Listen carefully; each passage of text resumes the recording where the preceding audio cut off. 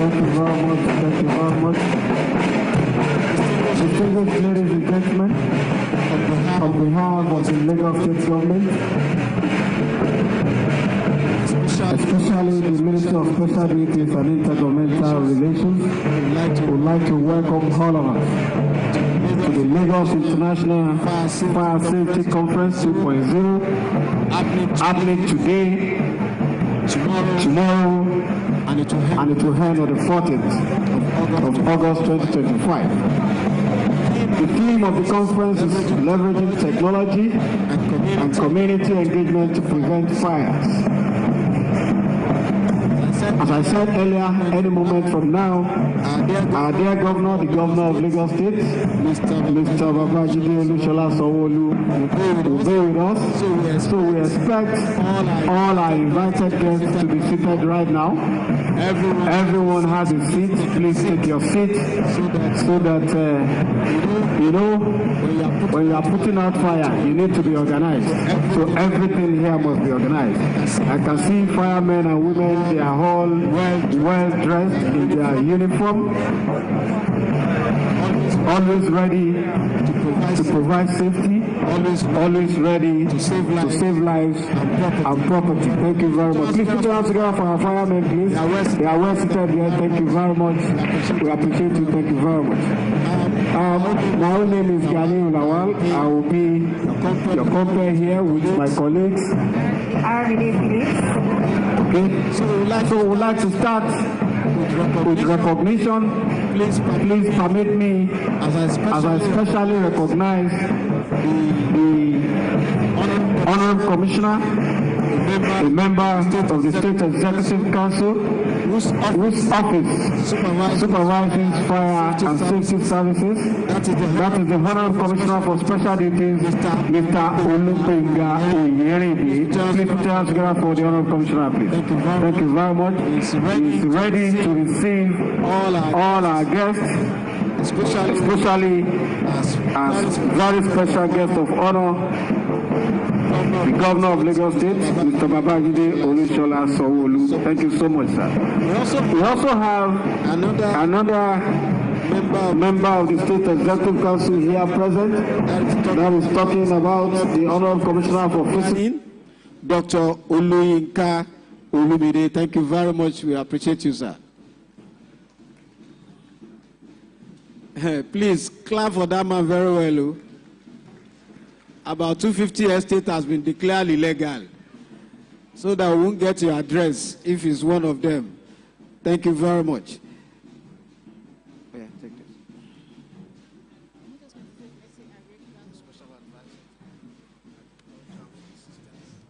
We'll also like to give a warm welcome to the Special Advisor Agric on Agriculture and Food Systems, Dr. Oluwarotimi Fashola. Thank you very much, sir.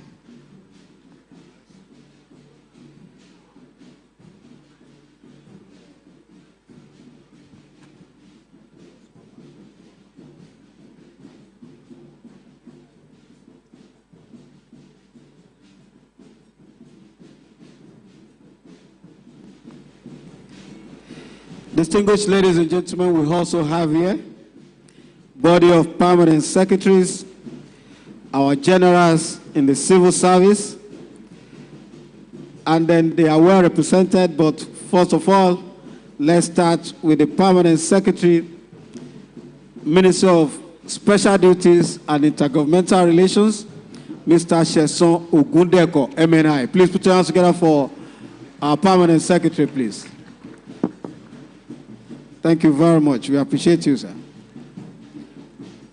And also, we have here the permanent secretary, Women Affairs and Poverty Alleviation, Mrs. Ajibike Onibanjo. I think we have more women here. She's the permanent secretary, Ministry of Women Affairs and Poverty Alleviation. If you are a woman, if you are born by a woman, and then you are he for she, you need to recognize her very well. Thank you very much.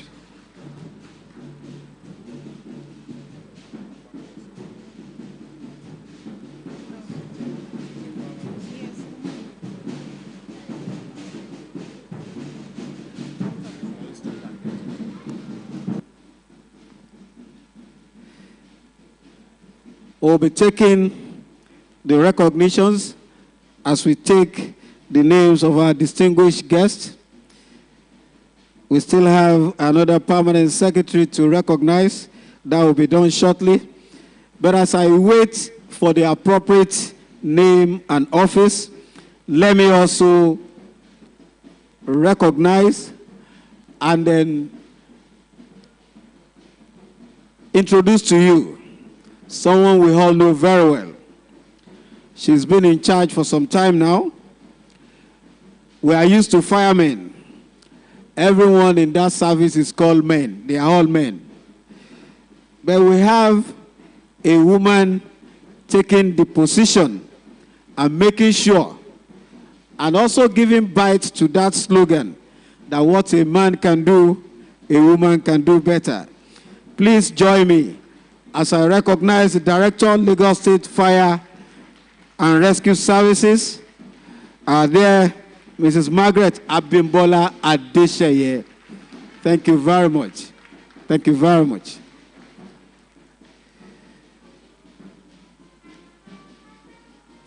Sometimes we are always biased, but that bias is well grounded. When you see a woman in uniform and she carries herself with so much gait and she puts in everything you can call professionalism attached to that uniform, you cannot but respect her. Please put it together once again for Margaret Abimbola Adesheye. Thank you very much. We appreciate you, ma'am. So, our distinguished guests, as we recognize all of you, one after the other, let me just put out this message that we'll take safety moment and then fireman prayer while we are waiting for Mr. Governor. And as soon as Mr. Governor comes in, we'll take the national anthem. Our band will provide the lead for the national anthem, the first stanza. Then, of course, we'll take performance by Lagos State Cultural Troupe. And then they call it first production, spoken word. Then we'll take the welcome address of the Honorable Commissioner for Special Duties, Mr. Olugbenga Oyeride. And after that, we'll be taking Goodwill messages. Then we'll have a presentation by the director. Then we do special recognition, award, and all that. Then we'll usher in Mr. Governor for his keynote address. As we do all this, please, we expect all our guests to be seated by now so that we can take in Mr. Governor as soon as he comes in.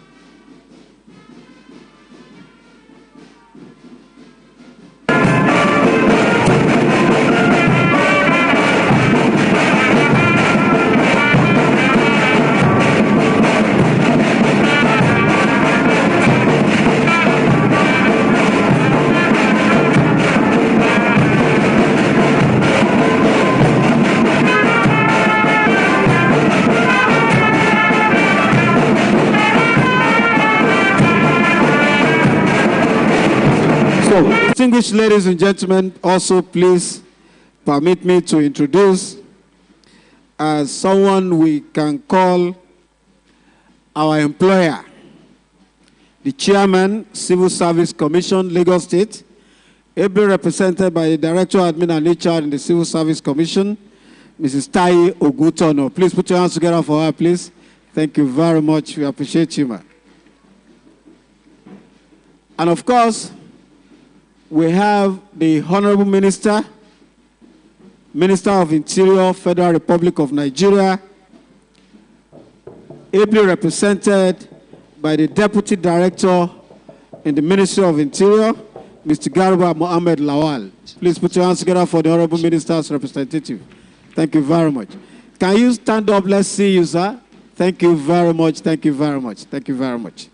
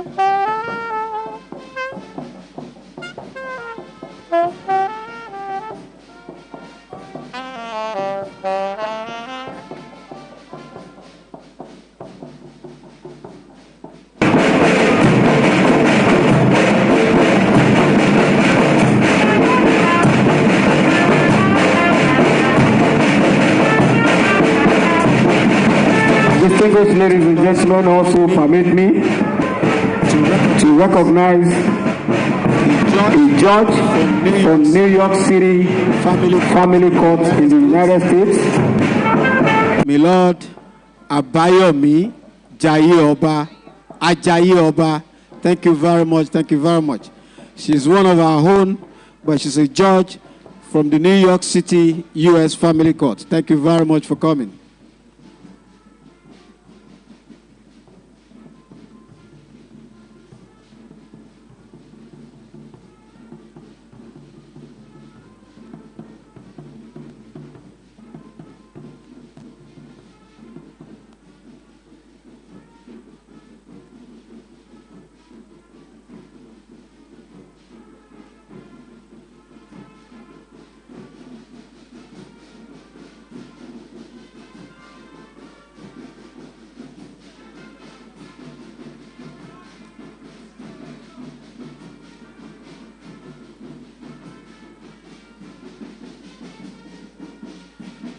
Welcome the Special Advisor to Mr. Governor on Parasita Monitoring, Honorable Ibrahim Obanikoro. Thank you very much for coming. We appreciate you. Thank you very much, sir.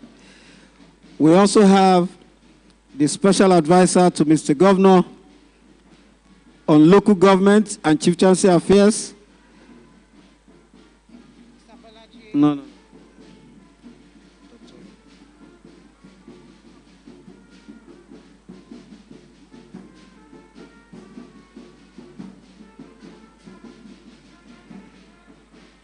Dr. Nuruddin Yakini Agbaji, the Special Advisor to Mr. Governor on Local Government, Chieftaincy Affairs and Rural Development. Thank you very much, sir. Thank you very much.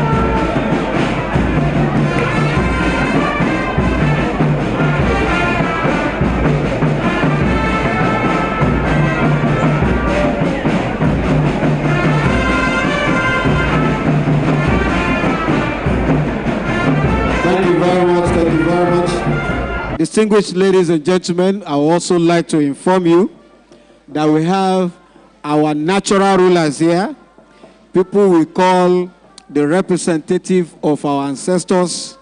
They are the owners of the land wherever they preside. So we have His Royal Majesty Oba Abdul Latif Adams, Oba Ikate Surulere, Eba Mesheka Biesifuon. Thank you very much. We also have His Royal Highness Oba Dr. Oladele Friday Kosoko JP, Oniworo of Iworo, ably represented by Chief Alaruwe of Iworo Awori Kingdom. Thank you very much for coming. We appreciate you. And just joining us is a representative of His Royal Majesty, the Oba of Lagos,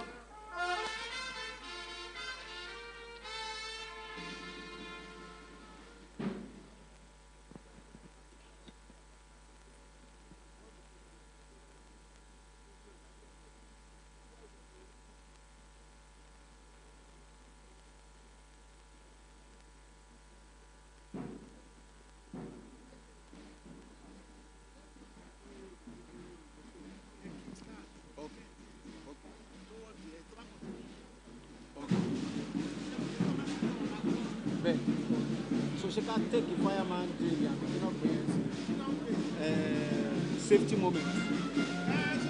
Okay. Thank you very much. Thank you very much. We will recognize and welcome the representative of His Royal Majesty, our dear father, Oba Rilwan Babatunde Akiolu. Eba mi ṣe kábíyèsí. Eba mi ṣe kábíyèsí fọ́ba. Thank you very much. He's ably represented by our dear white cap chiefs.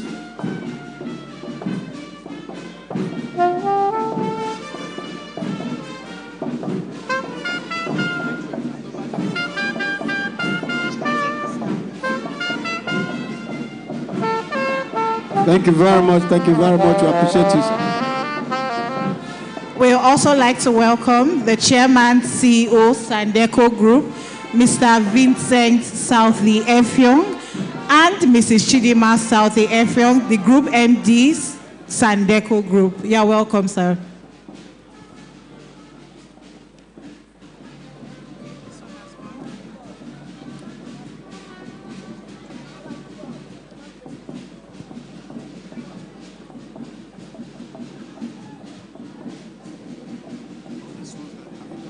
No, I've not done this.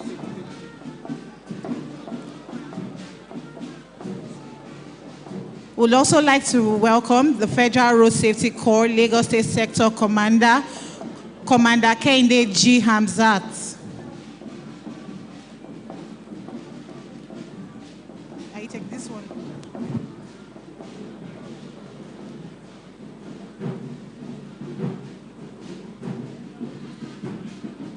Welcome our dear head of service, the head of service of Lagos State, the head of service of the second largest civil service in the whole of the Federation, apart from the Federal Civil Service. Please join us as we recognize our dear Mr. Bode Aguru, the head of service of Lagos State. Please, can I see your clap for him, please? I want to see it. Thank you very much. Thank you very much.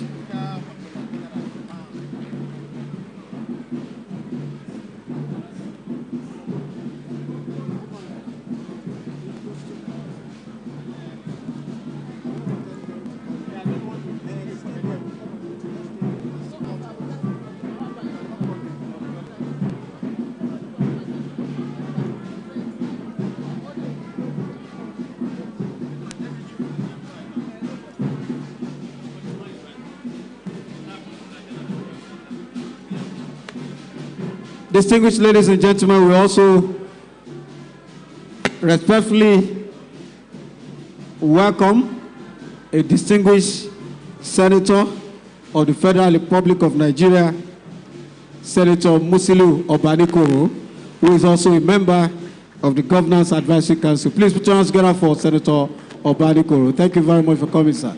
Thank you, sir.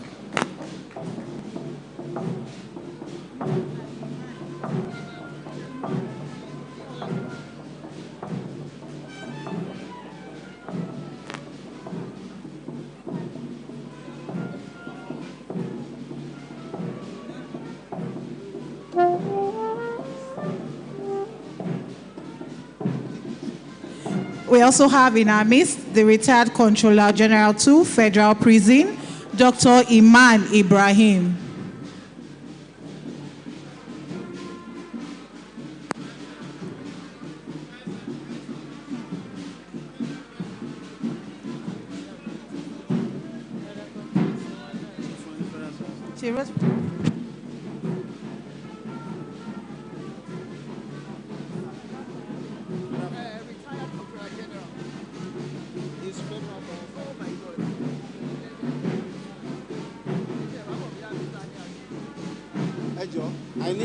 I need someone to stay here. Maybe I'm not sure.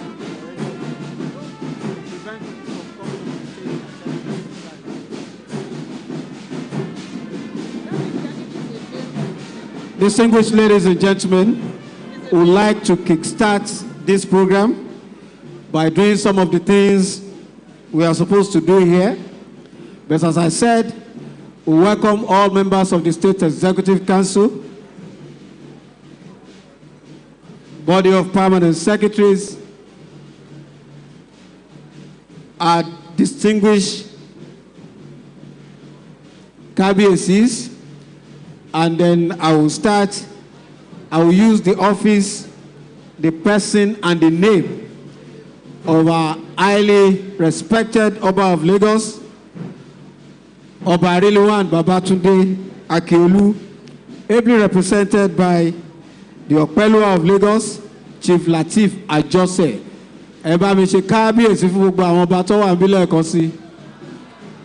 Thank you very much. Thank you very much. So, we would also like to say a big welcome to the Zonal Controller, Federal Fire Service, Surulere. Thank you very much for coming. We'd like to take safety moment. We'll take safety moment any moment from now so that we can start this program.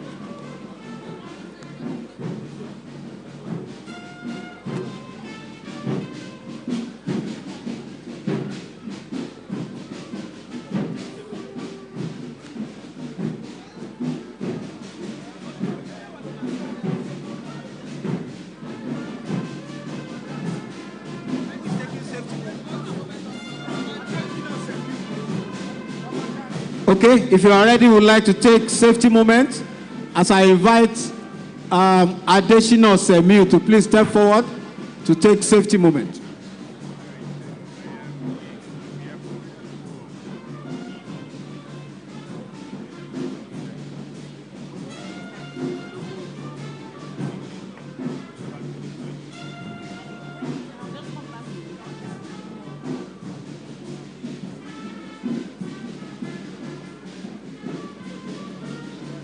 Okay, please join me as I invite the Commandant of the Technical Training Department of the Lagos State Fire and Rescue Services, Mr. Adesina, to lead us in the safety moment. Please put your hands together for him, please. Good morning, distinguished dignitaries here present. Let me observe the already established protocols. Good morning, ladies and gentlemen. It's a safety moment, and I want to use this medium to inform you that your safety is paramount to the Lagos State Fire and Rescue Service and the organizers of this Lagos Fire Safety Conference 2.0. You are most welcome once again. As I said, that we are most concerned about your safety. We have made necessary provisions and arrangements to ensure your safety from the beginning to the end of this program. Around you, we have fire extinguishers strategically located there in case of any fire emergency. And in case of any emergency, in addition to that entrance there, we have 3 other exits that are attached to it. One is here, and far end there, we have 2 others by the left. The fire truck is also outside to ensure that fire emergencies are not a problem here. Lastly, I want to tell you that if you want to make use of the restroom, you are expected to move to the right corner of the end of this hall. We have the gents and the ladies right there. When you go in there, the first door by your right is your restroom for gents, while the next one is for ladies. Thank you very much, and I want to welcome you to the Lagos International Fire Safety Conference 2.0 once again. God bless you.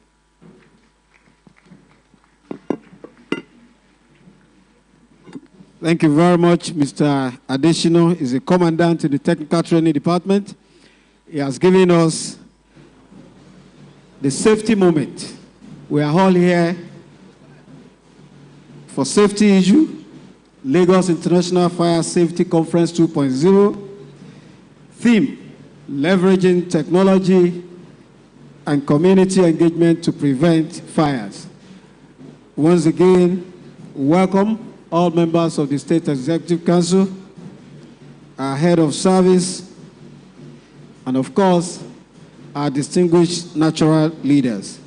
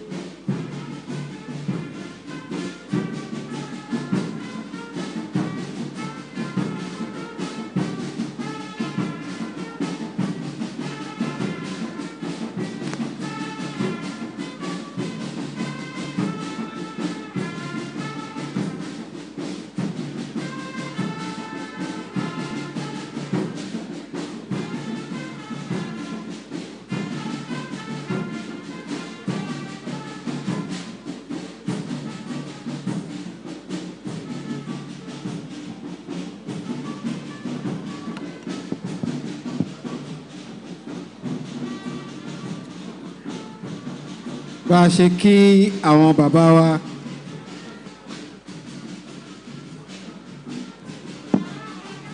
tí wọ́n ṣe aṣojú kábíyèsí ọba ti ìlú Èkó. Bákan náà la kí ọba Ìkàtẹ́ Sùúrùlérè àti àwọn bàbá wa ọba Ìwòrò. Kábíyèsí tún wọlé tọ̀ wá, àwọn náà ni alára ti ìlú Ìlara Lẹ́pẹ́, ọba Olúfọlárìn Olúkáyọ̀dé Ògúnsanwó. Ẹ bá mi ṣe kábíyèsí fáwọn náà. Kábíyèsí o, thank you very much. We appreciate you, sir.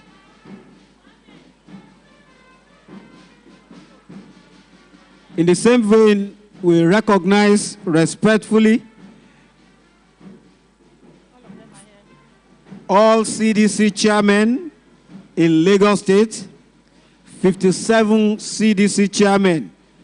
CDC is Community Development Council.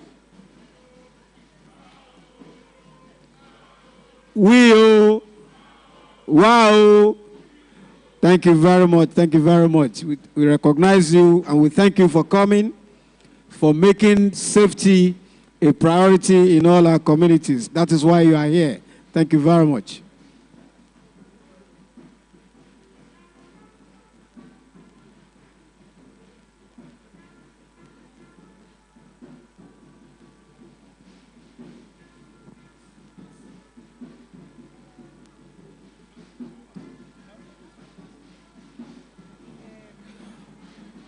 We also welcome and recognize the Deputy Chief of Staff to Mr. Governor, Mr. Sam Egube. Thank you very much, sir.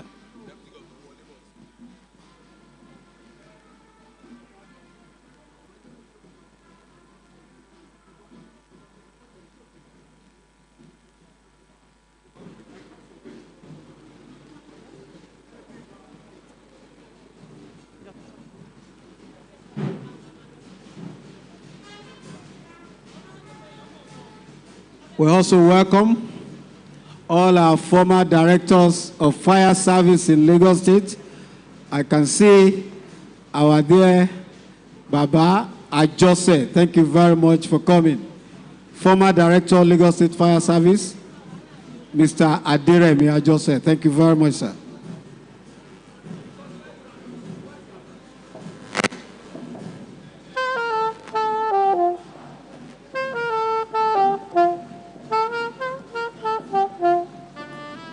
Distinguished ladies and gentlemen, shall we all please welcome our dear Deputy Governor of Lagos State, Dr. Kadri Obafemi Hamzat, as he makes his way into the hall.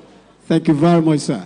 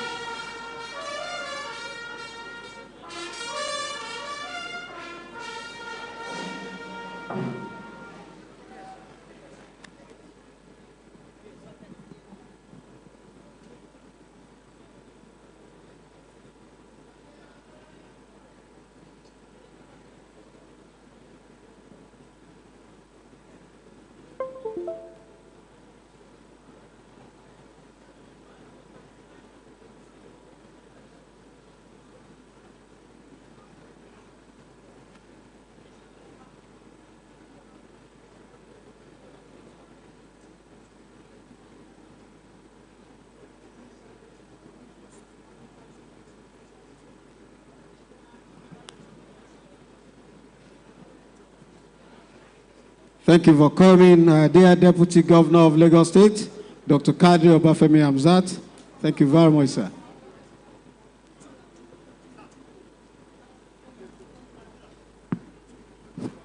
Can we please take our seats? Thank you, thank you.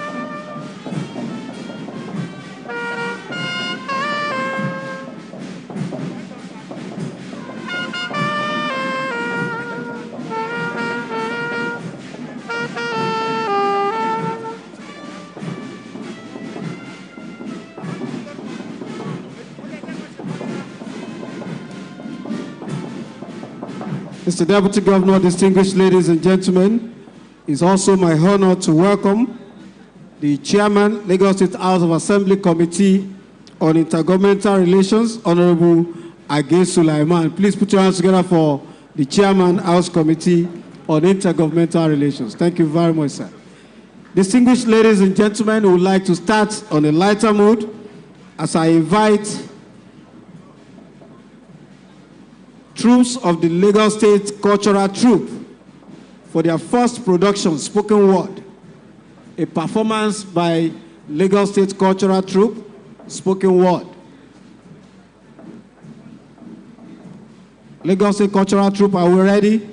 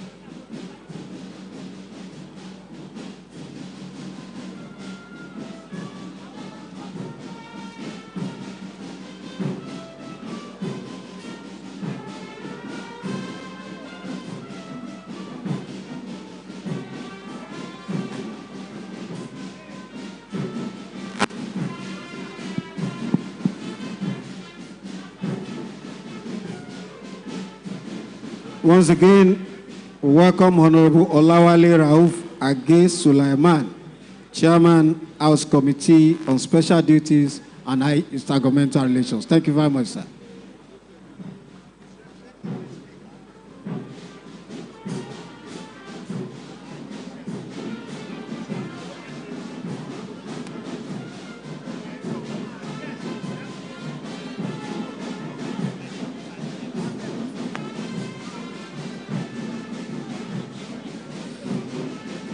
Thank you very much. I've also been informed that Honorable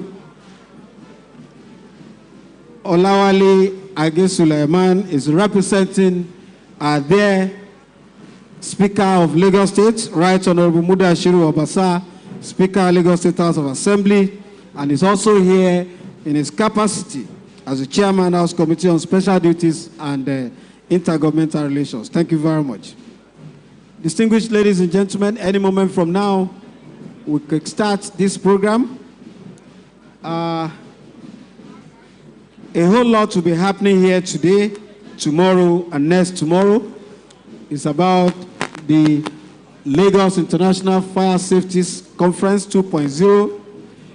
Anywhere you see 2.0, it means one was existing before. It means we've had the first one, and this is the second one. And I'm very sure the first one that was held, not this year, must have given us some dividends. We will have seen some benefits. We will have seen some values in holding this kind of conversation and putting together all safety experts, fire safety experts, community leaders, political leaders, highly respected traditional rulers, and of course, people who believe so much in fire and rescue service. So we are still waiting for Lagos State cultural troupe for them to whet our appetite this morning before we start the real business for which all of us are here.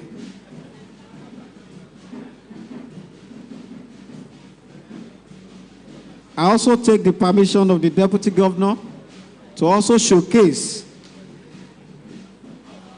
members, officers, and men of the Lagos State Fire Service seated over there.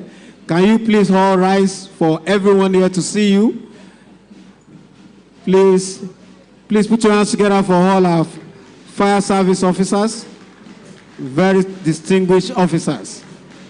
They have helped to put out fire in so many places, provide safety services to Lagosians, and also rescue men, rescue materials, and do their best in making sure that everything in Lagos is safe. Thank you very much. You may take your seat. Thank you very much.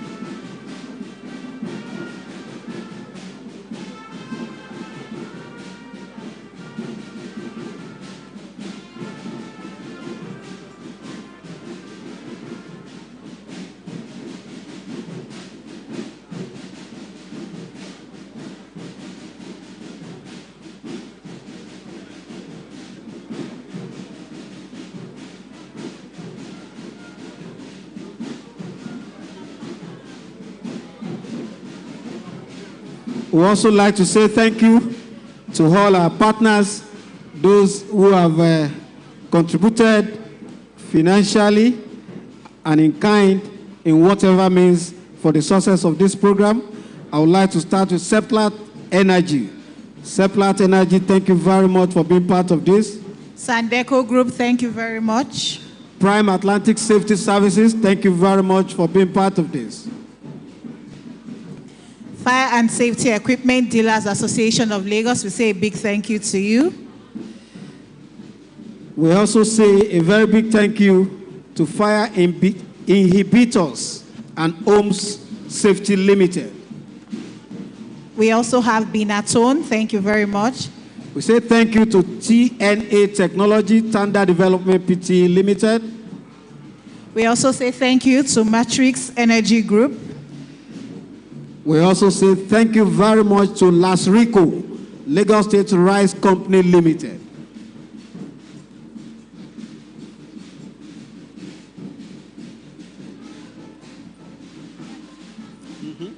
We also say a big thank you to Fire Destroyer Zero Fire. We say thank you to Zenith Bank. Thank you very much. Guardian Fire Shield, GFS, thank you very much.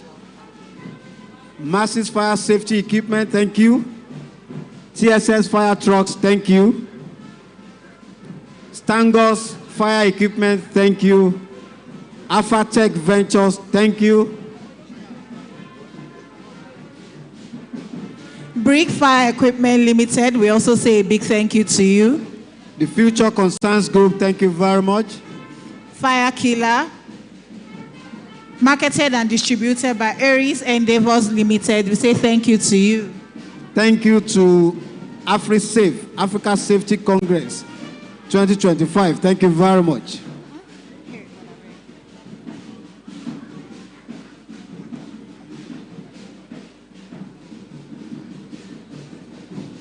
We say thank you to Lasaco Assurance PLC. Thank you very much. We also say thank you to Cartonic.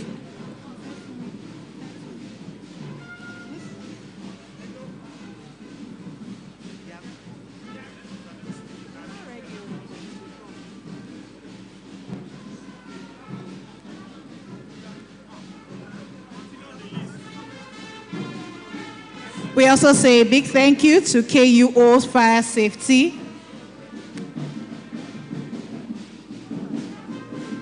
Workplace and Fire Safety. Thank you very much, Safety Yellow, for all these advertisers and those who have supported Lagos State Government in putting together Lagos International Fire Safety Conference. Thank you very much. We appreciate you. We're waiting for the Lagos State troop, the Lagos State cultural troop, getting set.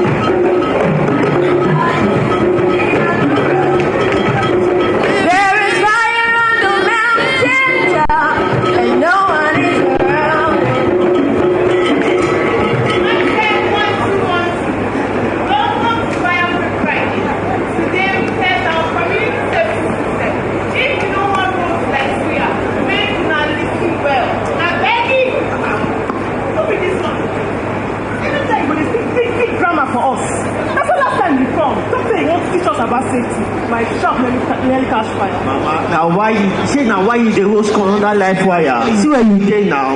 Mama, I beg, upgrade to 21st century. Which kind of 21st century they talk? Wait, now we don't give me food. Leave food. Food go come later. Your safety is first. See, let me tell you something. You see this antenna? It scans for smoke, gas, and air heat. And once it senses danger, boom! You go send alert to the nearest fire station. And your grandma can receive alert on an old Nokia phone. Just SMS. Exactly.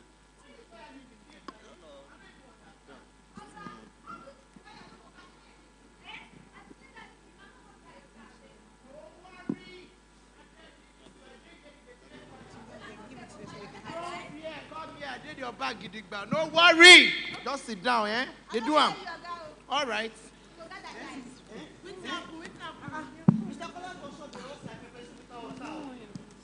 I talk and say one day these people go burn us for this. They will still carry fire. Waiting happen. Asal. Gas leakage. Electric spark. See your shop now ticking bomb. No worry. I shower you they do like this. You see this thing, cha no be today, just they do them. I sabi this thing pass your phone where they carry. No worry.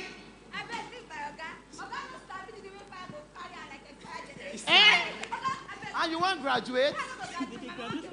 Okay now.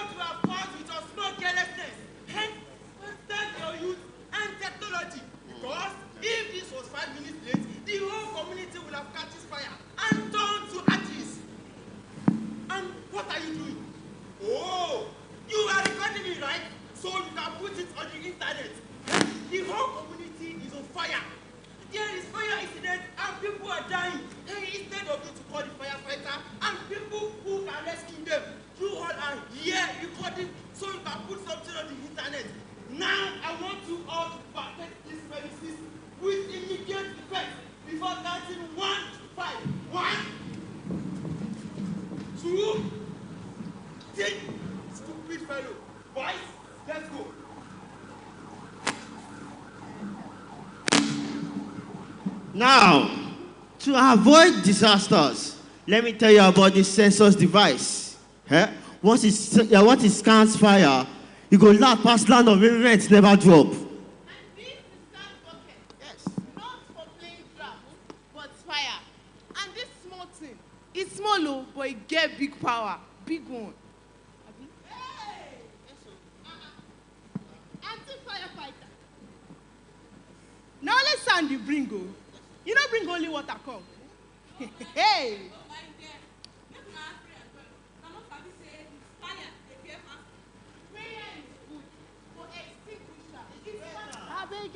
In this community, fire has a new enemy. Not just water, not just firefighter, but technology and people bring safety. Safe mind, safe home. Safe minds, safe homes.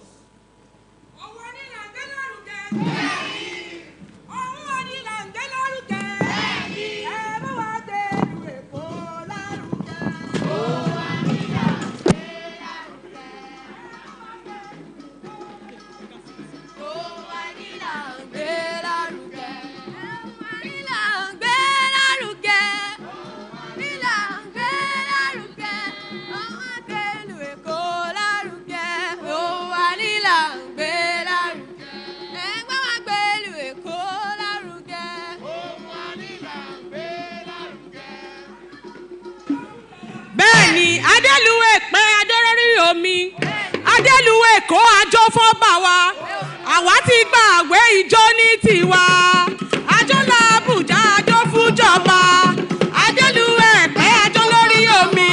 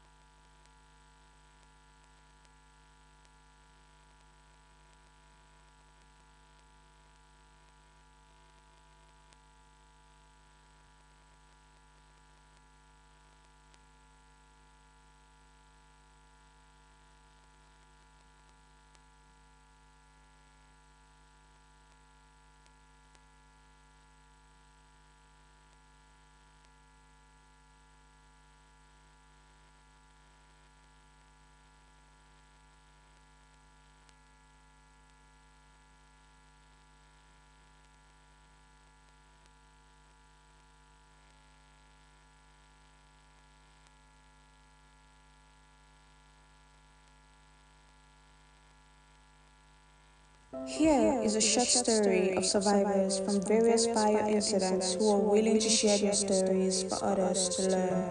My name is Faole Oreoluwanimi. Okay, so that morning I checked the gas outside like I usually do, but then I noticed that it was on from the night before. That should have been my first red flag, but then I kept going anyways. Then Hello. I turned on. Thank you very much, troops of the Lagos State Cultural Troop. Distinguished ladies and gentlemen, we would like you to please, let's watch this via victim presentation for us to know, to have an idea and a perspective of what fire safety is all about. Can you please increase the volume, please? Here is a short story of survivors from various fire incidents who are willing to share their stories for others to learn. My name is Faole Oreoluwanimi. Okay, so that morning I checked the gas outside like I usually do, but then I noticed that it was on from the night before. That should have been my first red flag, but then I kept going anyways. Then I turned on the hob on the left side, and as I was about to turn on the hob on the other side, that was when the explosion happened. And then we later found out that it was because someone had turned on the hob for the oven, which is why I couldn't smell the gas, because it was inside the oven. So by the time I tried to switch on the next hob, that was when the explosion happened.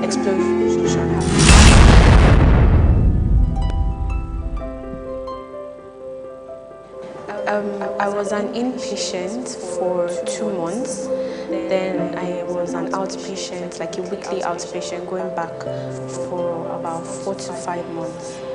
But I still have like regular visits to the hospital now and then.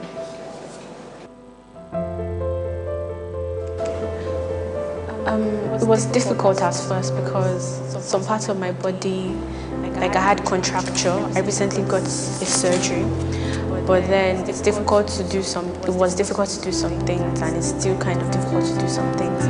But like little by little, I'm learning, and with physiotherapy, I'm able to get back to the things I used to do. And I might still be a little bit scared to be in the kitchen alone, but then I'm still learning to go back to the way things were. I would say that you can never be too careful, because like you checking and making sure that some certain knobs are switched off, it can save your life.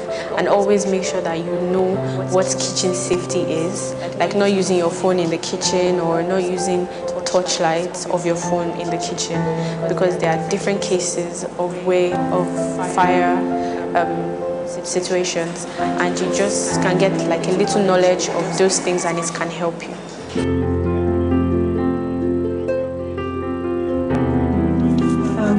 Also, people tend to keep the gas tank and gas cooker right beside each other.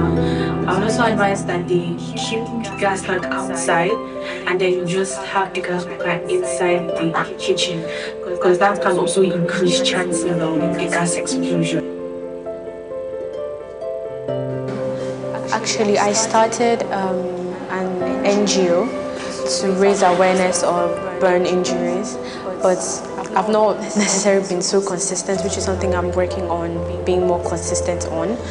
But then I want to at least help people understand the different ways that burn injuries can occur, so that we can help reduce the occurrence. And anyone that asks me, I am always eager to share with them about my experience.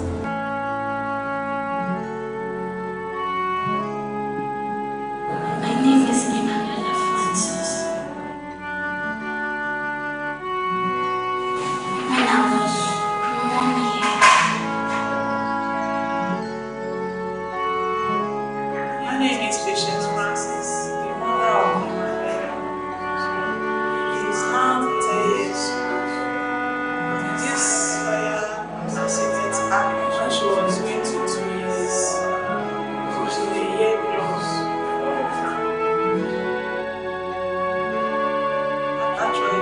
my husband was in the shop. I went to work. When she was sleeping, the husband to take her just because of mosquito. So my son was around 8 years then. So when my son take her, he's beside me, he on car road. I don't know what it will happen, whether he will not brace it very well. The car will be down. So the house catch fire. So before people now discover that our house was burning, when they now called my husband, he ran into the room. Even the fire affected my husband also. They now break her assets. Already the fire affected her. So they now rush her to the hospital. So we went, after they discharged her in the hospital, they told me that there was no surgery for her. The surgery is going to take, that is 3 times before everything will be okay. We try and paid for one. So because the 2 eyes was closed, she cannot be able to make use of it. So when one of them was disturbing her seriously, so I have to try and pay money for the first one so that they can be able to open it. So when they do it here at Goodwill hospital, so they did the surgery for her, and we were there more than a month before they discharged her. So when we came back, even some of our money was still there. They told us that we should come back after 1 month, before my husband and I died. So I went to the village. We were there, we spent more than a year before we came back to Lagos. So since then, even there I was having shock. Since then, things just dey rough. Also, we cannot be able to meet all and continue with the story. They should be careful how they clean time, like cooking and all kinds of things. Now we advise people they should stop using candle. They should not be using candle. And when it is something like that, they should call for help. It is believed that their experiences have shown us what fire can do, that this can happen to anyone, anywhere, but can be mitigated through a collective effort of everyone.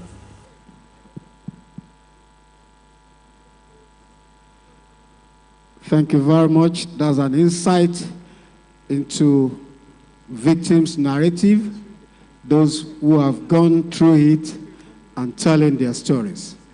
Once again, we want to thank the Lagos State Fire and Rescue Services for keeping us safe and making sure that stories like this are not too many.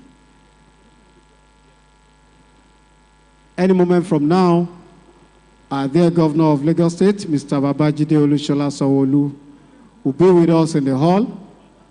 And as soon as he steps in, we'll take the national anthem, and then all other aspects of the program will commence. The fire service personnel are coming onto the stage to get ready for the national anthem as soon as Mr. Governor comes in.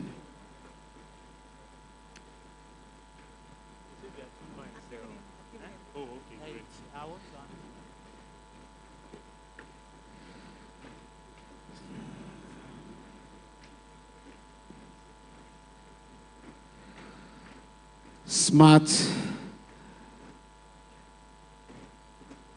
very strong, attentive. They have all the qualities of professionals. We hardly see them in this white and blue except for ceremonial purposes. You can see the three guys behind. They are in their full PPE.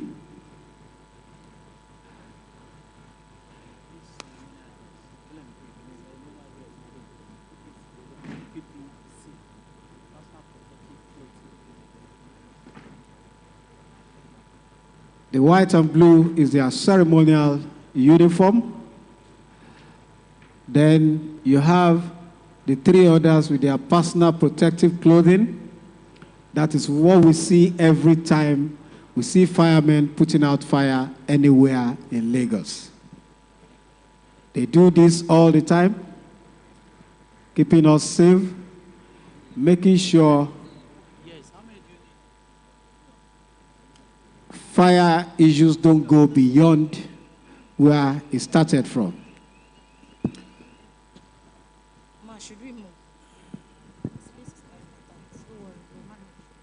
Everyone in the hall, except the firemen, we are all afraid of fire. But they are not afraid of fire. They stand between you and fire when it is necessary.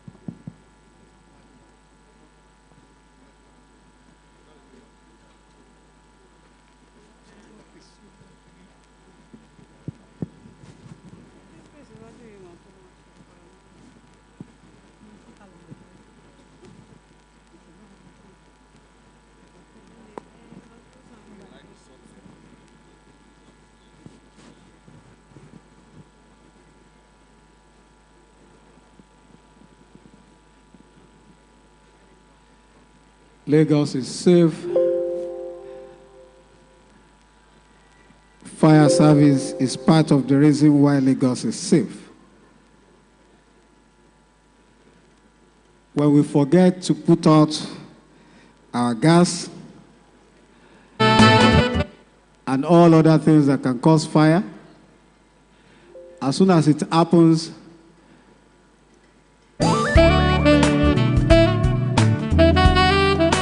and you are able to reach 767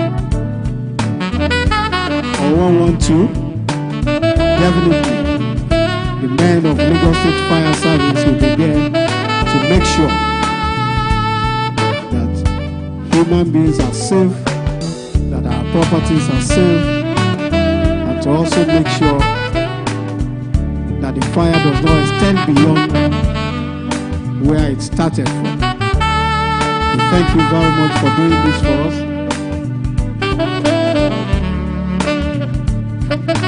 I also like to inform our guests that this is an international conference.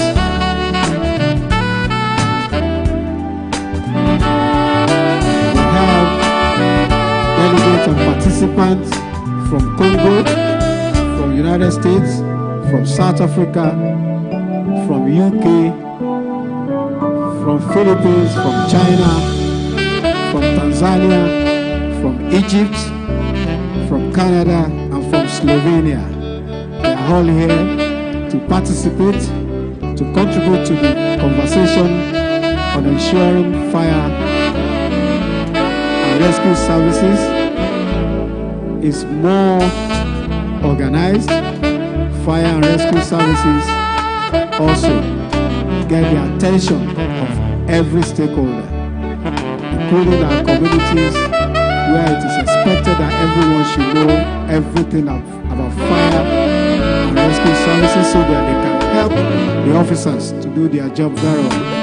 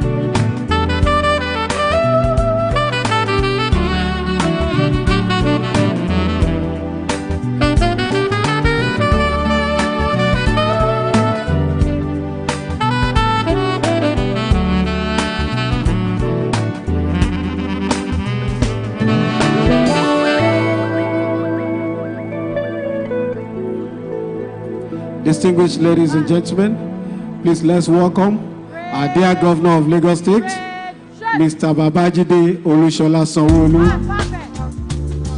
to the Lagos International Fire Safety Conference 2.0 happening here at BALMORAL Convention Center.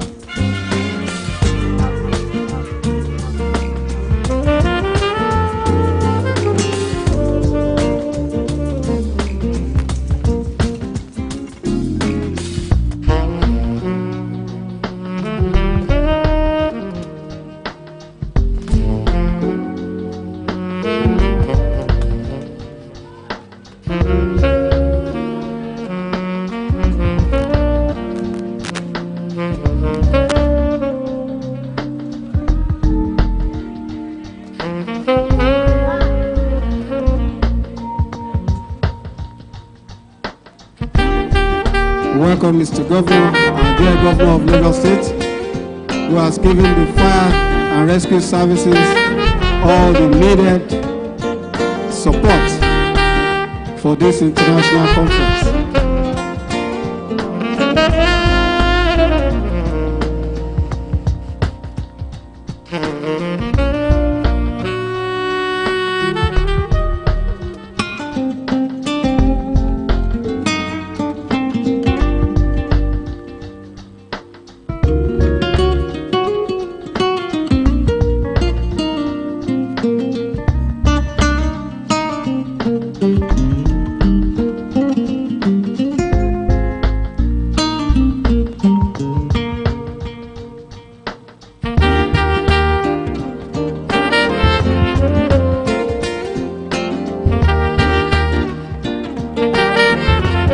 Thank you very much, Mr. Governor.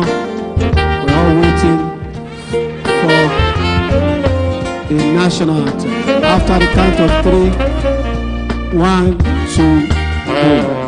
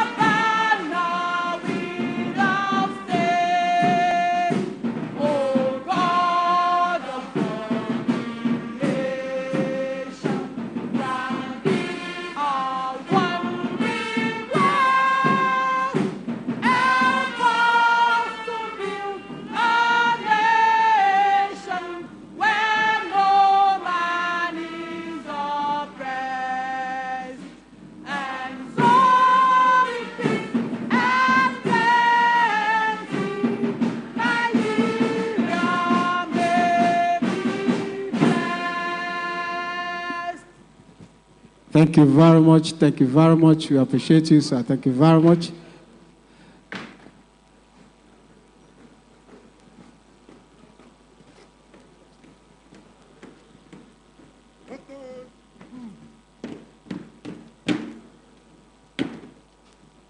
Fireman's prayer. When I am called to duty, God, whenever flames may rage, give me the strength to save some lives, whatever be its age. Help me embrace a little child before it is too late, or save an older person from the horror of that fate. Enable me to be alert, to hear the wicked shout, and quickly and efficiently to put the fire out. I want to feel my calling and give the best in me, to guard my every neighbor and protect his property. And if, according to my faith, I am to lose my life, please bless with your protecting hand the special people in my life.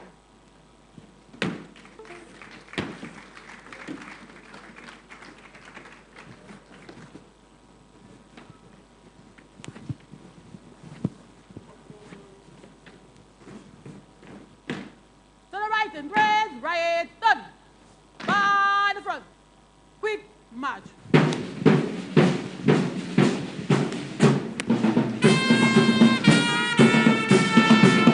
Mr. Governor, Mr. Deputy Governor, the representative of the Speaker,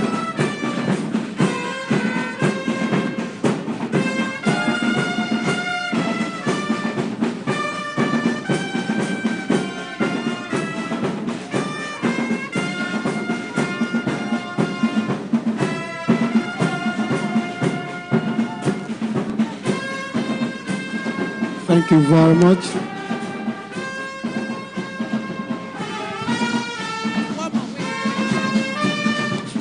Thank you very much. Thank you very much. Thank you very much. Thank you very much. Let's put our hands together for the Lagos State Fire and Rescue Services. Thank you very much. Welcome, Mr. Governor, our dear Governor of Lagos State, the man who put out all fire, the man who helped us through God to provide every safety we need in Lagos State, the one who guides us, and the one who helps make sure that Lagos thrives. Please put your hands together for our dear Governor of Lagos State, Mr. Babajide Olushola Sanwo-Olu. Thank you very much. We appreciate you, sir. Thank you so much. Mr. Governor, distinguished ladies and gentlemen, we are starting today the Lagos State International Fire Safety Conference. It's an international conference that has so much of international flavor, not only in terms of planning. We also have delegates from several parts of the world. We have participants from China, US, UK, Philippines, Tanzania, Egypt, Canada, Slovenia, and other countries. Thank you all for being part of this. Thank you so much. Mr. Governor, sir, for us to put all this in perspective and also give our guests the reason why we are all here, let me invite the Commissioner for Special Duties, Mr. Olubenga Oyeride, to please deliver his welcome address. The Honorable Commissioner, sir. Please let's appreciate the Honorable Commissioner for Special Duties.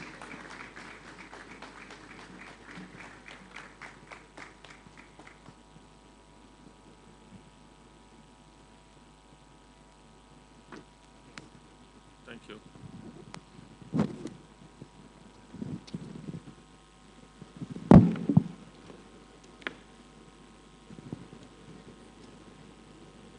Good morning, everyone.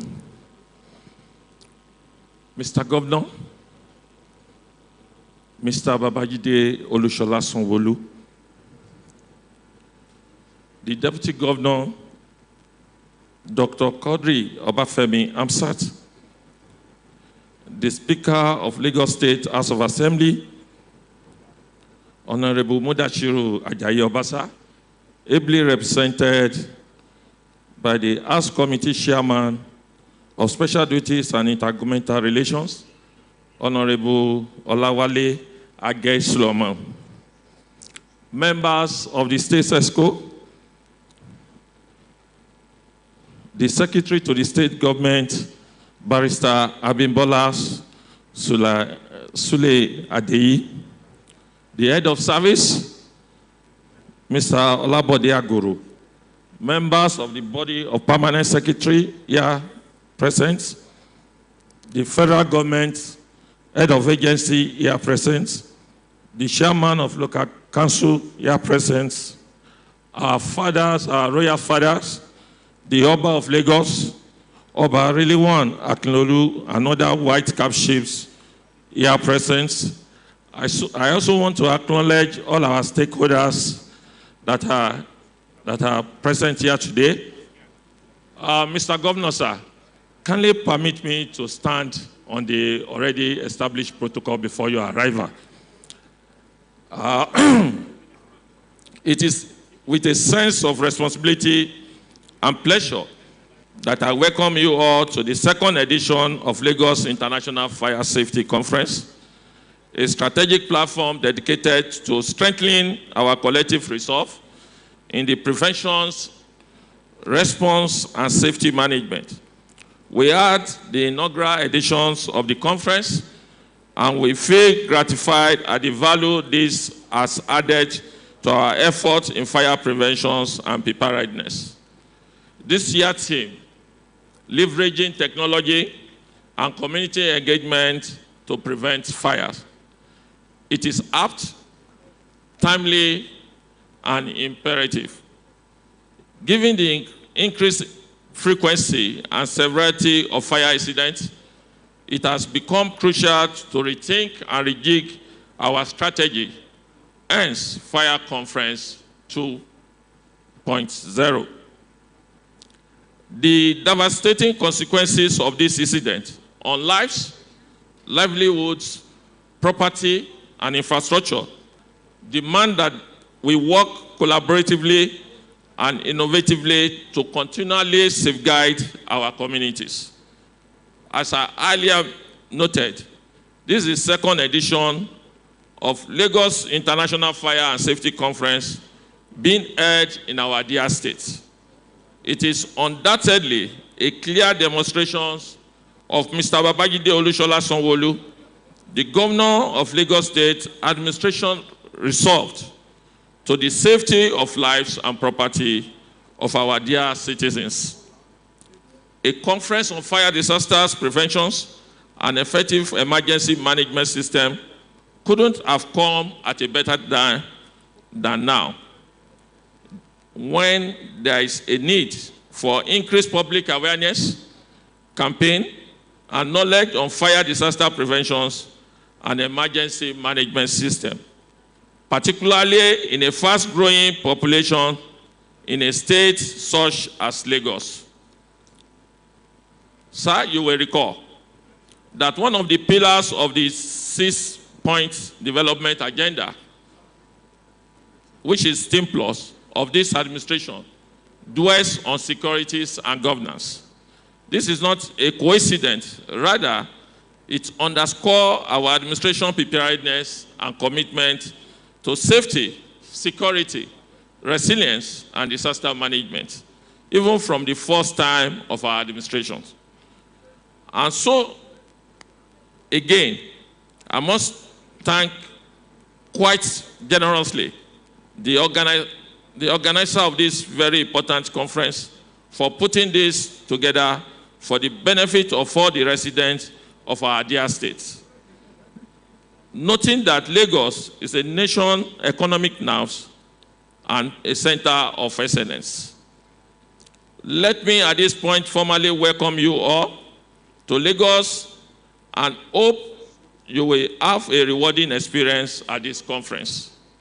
Let me assure you that our administration, through the Ministry of Special Duties and Intergovernmental Relations, under which the Lagos State Fire and Rescue Service operates, remain unwavering, but committed to maintaining a fire-free Lagos, or at least reducing to the barest minimum the incident of fire in the state through activities such as this event, continuous public education, advocacy, and consistent public fire drill demonstrations, amongst others.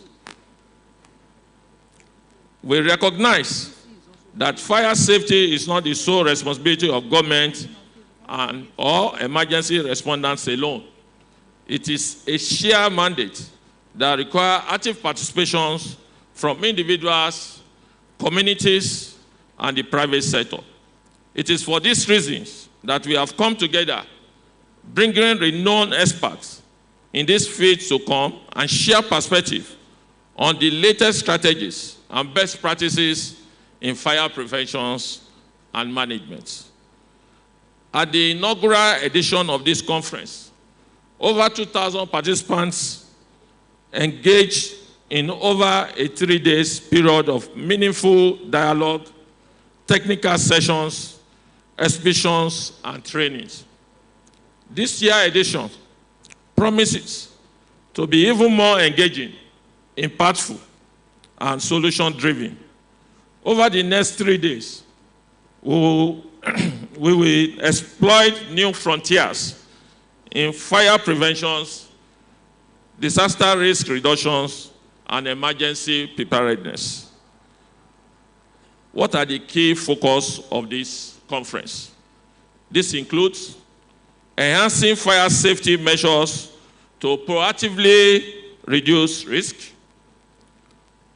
promoting continuous public awareness and education on fire and disaster management, showcasing cutting-edge technology, innovations, and safety products. Lastly, creating platform for meaningful community engagements and participations. To our esteemed stakeholders, both physical and virtual, I encourage you to fully participate, unlearn outdated practices, learn new approaches, and relearn essential principles. Let us collaborate, share insights, and build on each other's expertise for greater good of Lagos. I must take this opportunity to express our profound appreciation to Mr. Governor, Mr. Babajide Olusola Sanwo-Olu, for his visionary leadership and steadfast commitment to building a safer and more resilient Lagos. To the men and women of Lagos State Fire and Rescue Service, your unwavering dedication to the protection of lives and property across the state has not gone unnoticed. We commend your courage, professionalism, and sacrifice. Above all, we thank you for your service to our partners. We appreciate your commitment and thank you again for your enthusiasm and dedications.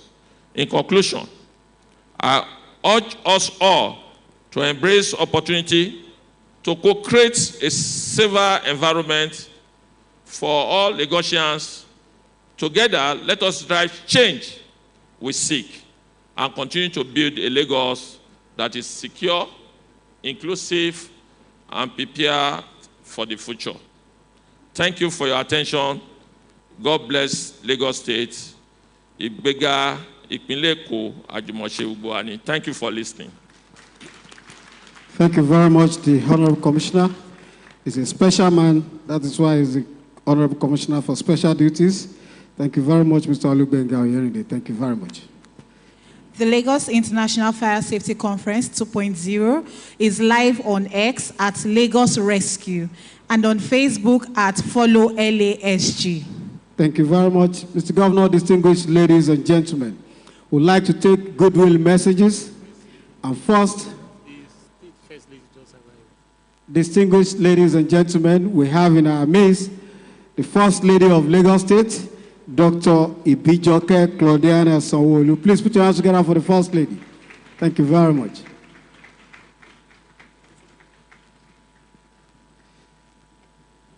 Thank you very much, ma.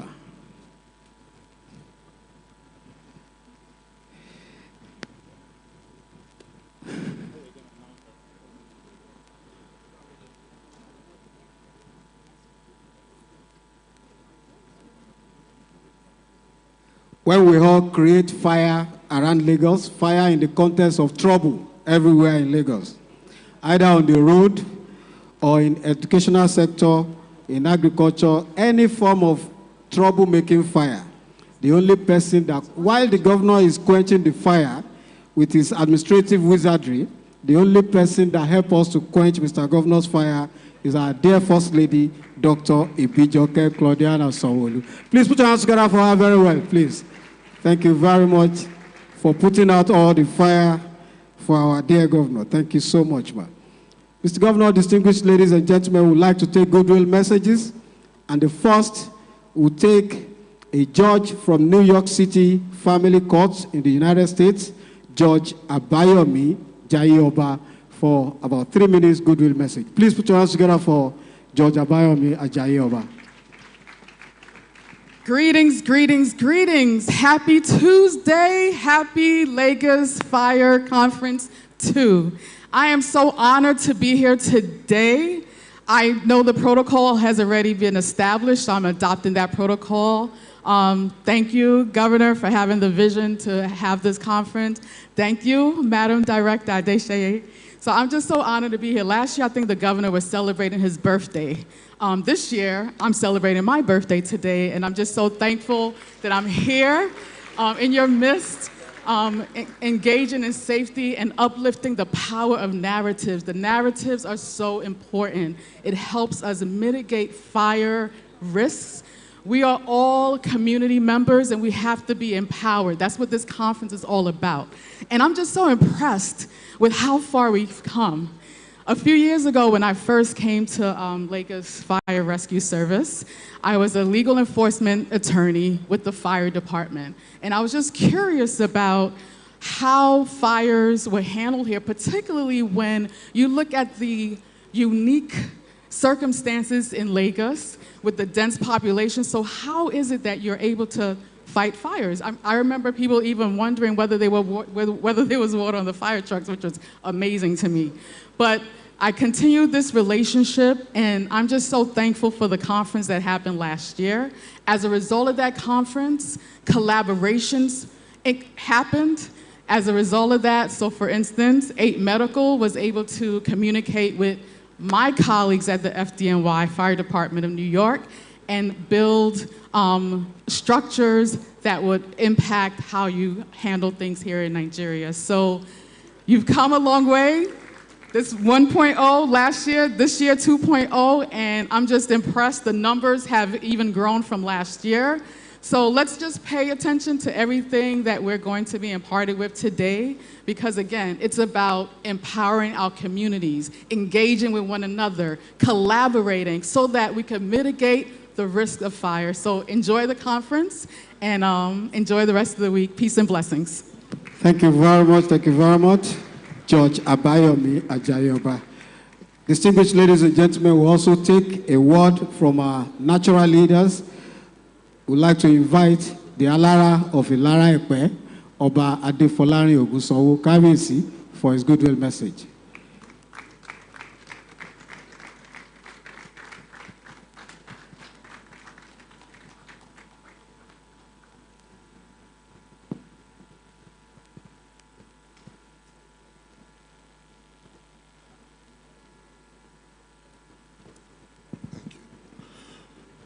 Your Excellency, Mr. Governor, the Deputy Governor, I will use the Honorable Commissioner for Special Duties to greet every other member of the executive that is here. Good morning, everyone. It gives me great pleasure to be here today to witness the second series of the Lagos International Fire Conference. We are very, very happy with what the Lagos State Fire Service has been doing. They have been very hardworking, they have been resilient, and they have been focused, dedicated, and committed to ensuring that there is no fire disaster in Lagos. Figures shows that, the statistics which I saw today shows that about 57 billion was lost in terms of fire incidents last year, and about 117 billion was saved. That shows that the Fire Service of Lagos State, under the able leadership of the Honorable Commissioner for Special Duties, has been contributing immensely to the GDP of a mega city like Lagos. And that shows that they have done creditably well. We can imagine if we have lost assets and properties worth close to about 150 billion. We pray that the Almighty God will continue to protect our state, our mega city status will not be diminished by fire incidents. And we want to talk to our people as well. Akínyìn o, gbogbo ẹ̀yin ọ̀wọ̀ wa ní ìpínlẹ̀ Èkó, ẹ jọ̀wọ́, a fẹ́ kí ẹ bá wa máa fi ọwọ́ sowọ́pọ̀ pẹ̀lú ìjọ tó ń bójútó ààbò pé kí ìṣẹ̀lẹ̀ jàǹbá iná kó má ṣẹlẹ̀ nípínlẹ̀ Èkó. Mo gba ẹnu gbogbo àwọn kábíyèsí tó wà nípínlẹ̀ Èkó sọ̀rọ̀ lónìí pé ẹ jẹ́ ká fọwọ́sowọ́pọ̀ pẹ̀lú ìjọ náà nípa pé wọ́n ní tí iná bá ń jó lẹ́gbẹ̀ẹ́ ilé èèyàn wa tó wà lẹ́gbẹ̀ẹ́ wa tá a bá tètè bá wọn dìde sí kó má jẹ́ náà yẹn náà ló máa wá pa wá gan fúnra wọn Ọlọ́run ní jẹ́ àríro ẹ̀. Nítorí ìdí èyí ìjọba gan wọ́n ti ṣe àwọn ètò bíi àwọn nọ́mbà tí ẹ lè pè 112 àti 767 nígbà tí ìdágìrì àbí tí wàhálà iná àbí jàǹbá bá fẹ́ ṣẹlẹ̀. Ẹ jọ̀wọ́ ẹ bá wa save àwọn nọ́mbà yìí sórí fóònù yín fún emergency tó kò ní jẹ́ pé ìgbà yẹn lẹ máa wá ẹ jọ̀ọ́ ẹ bá wa nọ́mbà wo ni ká pè ẹ má ṣe bẹ́ẹ̀ o. À ń gbẹnu gómìnà wa sọ̀rọ̀ ẹ jẹ́ kí teams agenda wọn ẹ jẹ́ kó ṣiṣẹ́ kí jàǹbá iná kó má kó gbogbo nǹkan tí wọ́n ń gbìyànjú tó ń làkàkà láti ṣe fún wa ẹ má jẹ́ kí jàǹbá iná kí ó ṣẹlẹ̀ ẹ jọ̀wọ́ ẹ bá wa fọwọ́sowọ́pọ̀ pẹ̀lú àjọ ẹ̀ torí ìjọba wọ́n ti pèsè gbogbo nǹkan tó máa mú irú nǹkan bẹ́ẹ̀ yẹn láti máa wáyé wọ́n ti ṣe wọ́n ti pèsè ọkọ̀ wọ́n pèsè nǹkan tó fi máa gbé omi àtàwọn ẹ̀rọ ìgbàlódé tó máa fi ṣe gbogbo ẹ̀ lọ ti ṣe o. They have leveraged on technology to ensure that there is a reduction in fire incidents. And we are praying that the Almighty God will keep our state safe, will keep our country safe. So I want to thank you for supporting the agency. We are here to support you and will continue to work with you to ensure a safer Lagos. Thank you and God bless you. Thank you very much, Kabiyesi. Mr. Governor, distinguished ladies and gentlemen, I would like to invite the Head of Service of Lagos State, Mr. Bode Agoro, to give his warm welcome.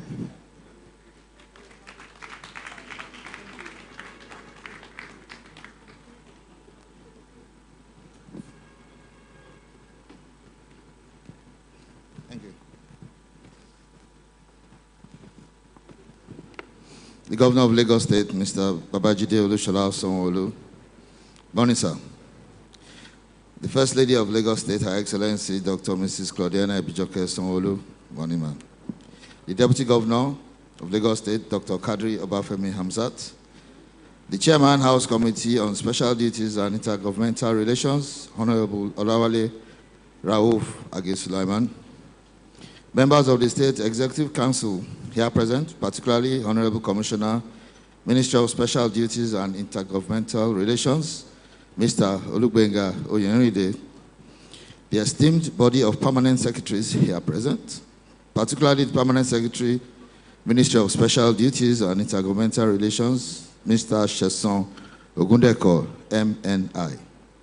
Top government functionaries here present, ministerial agencies here present, particularly the Director, Fire and Rescue Service, Mrs. Margaret Abimbola Adeshaye.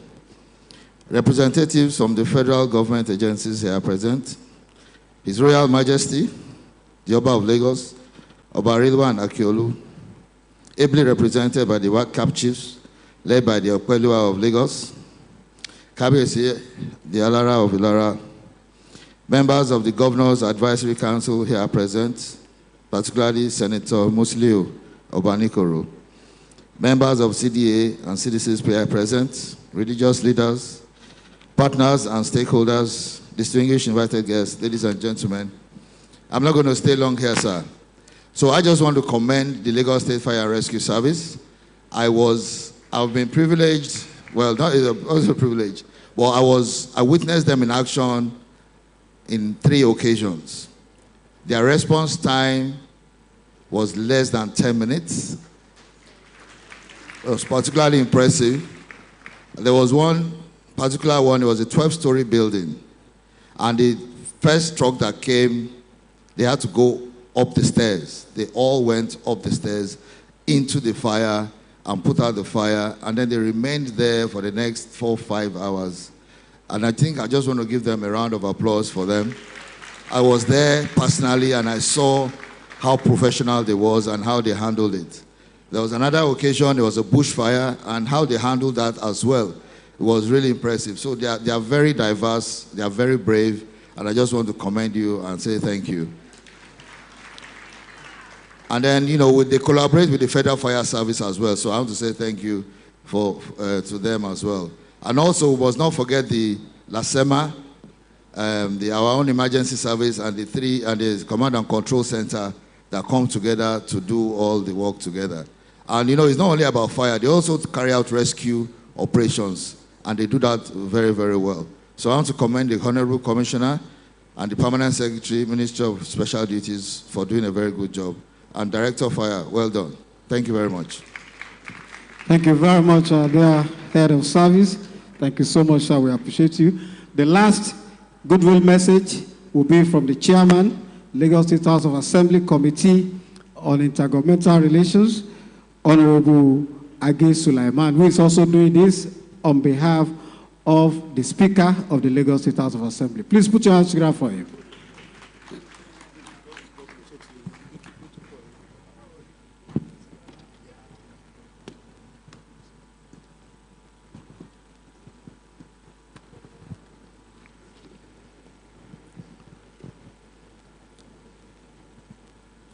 His Excellency, the Governor of Lagos State, and Her Excellency, the wife of the Governor of Lagos State, His Excellency, the Deputy Governor of Lagos State, and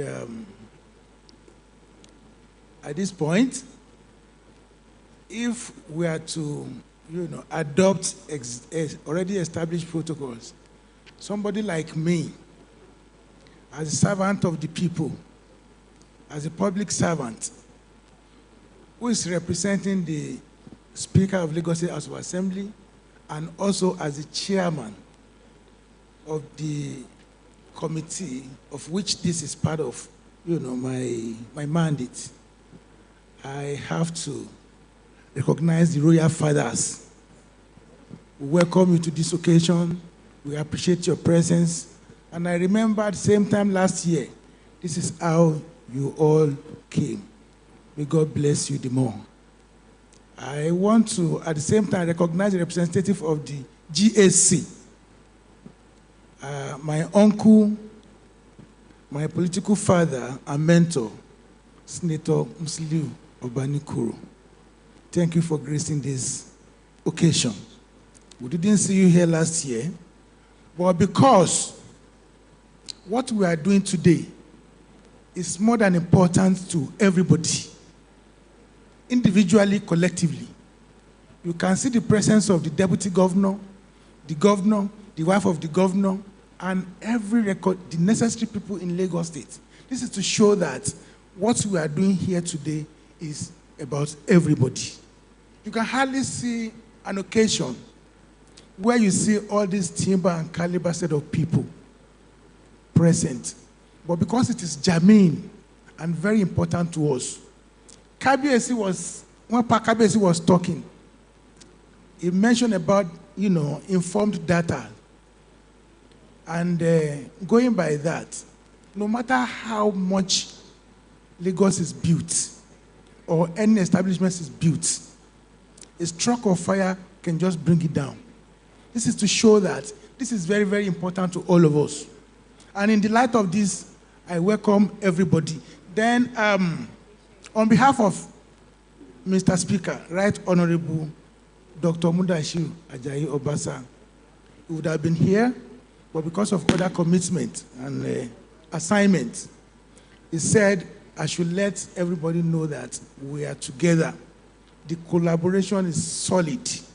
We are ever ready to support the government because no branch of government is an island. And looking at it from the legislation parts, we are ever ready to deliver, to give to the society the input from the society.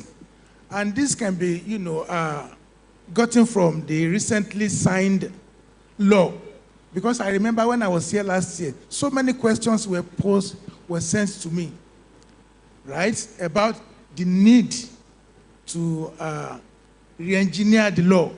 But I promised, as if I knew, that this particular moment, this year fire safety conference, is going to be bet along with the signing of the law and the operation of the law.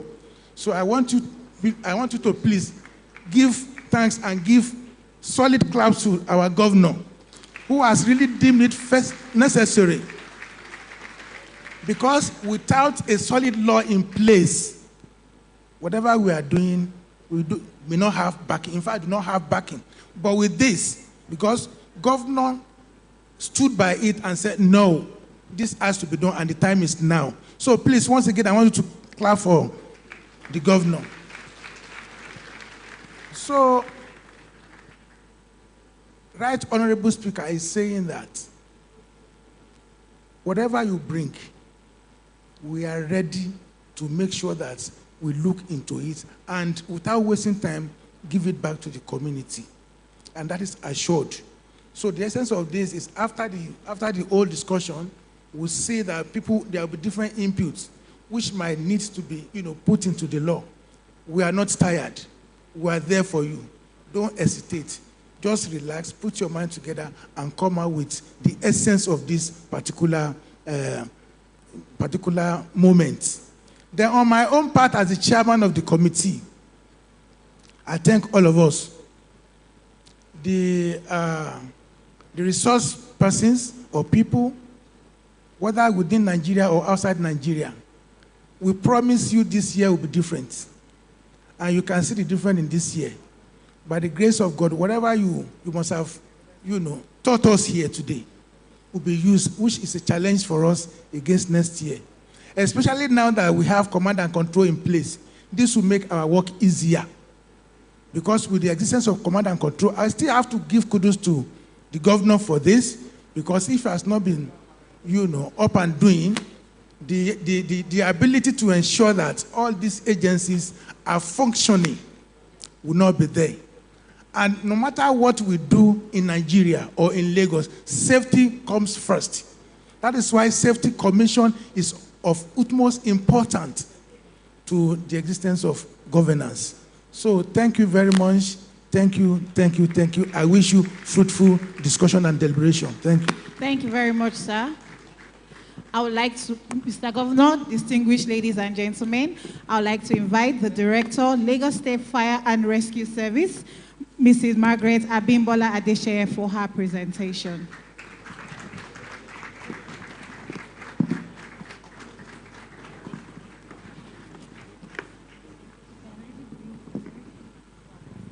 The Governor of Lagos State, Mr. Babajide Olushola Sanwo-Olu.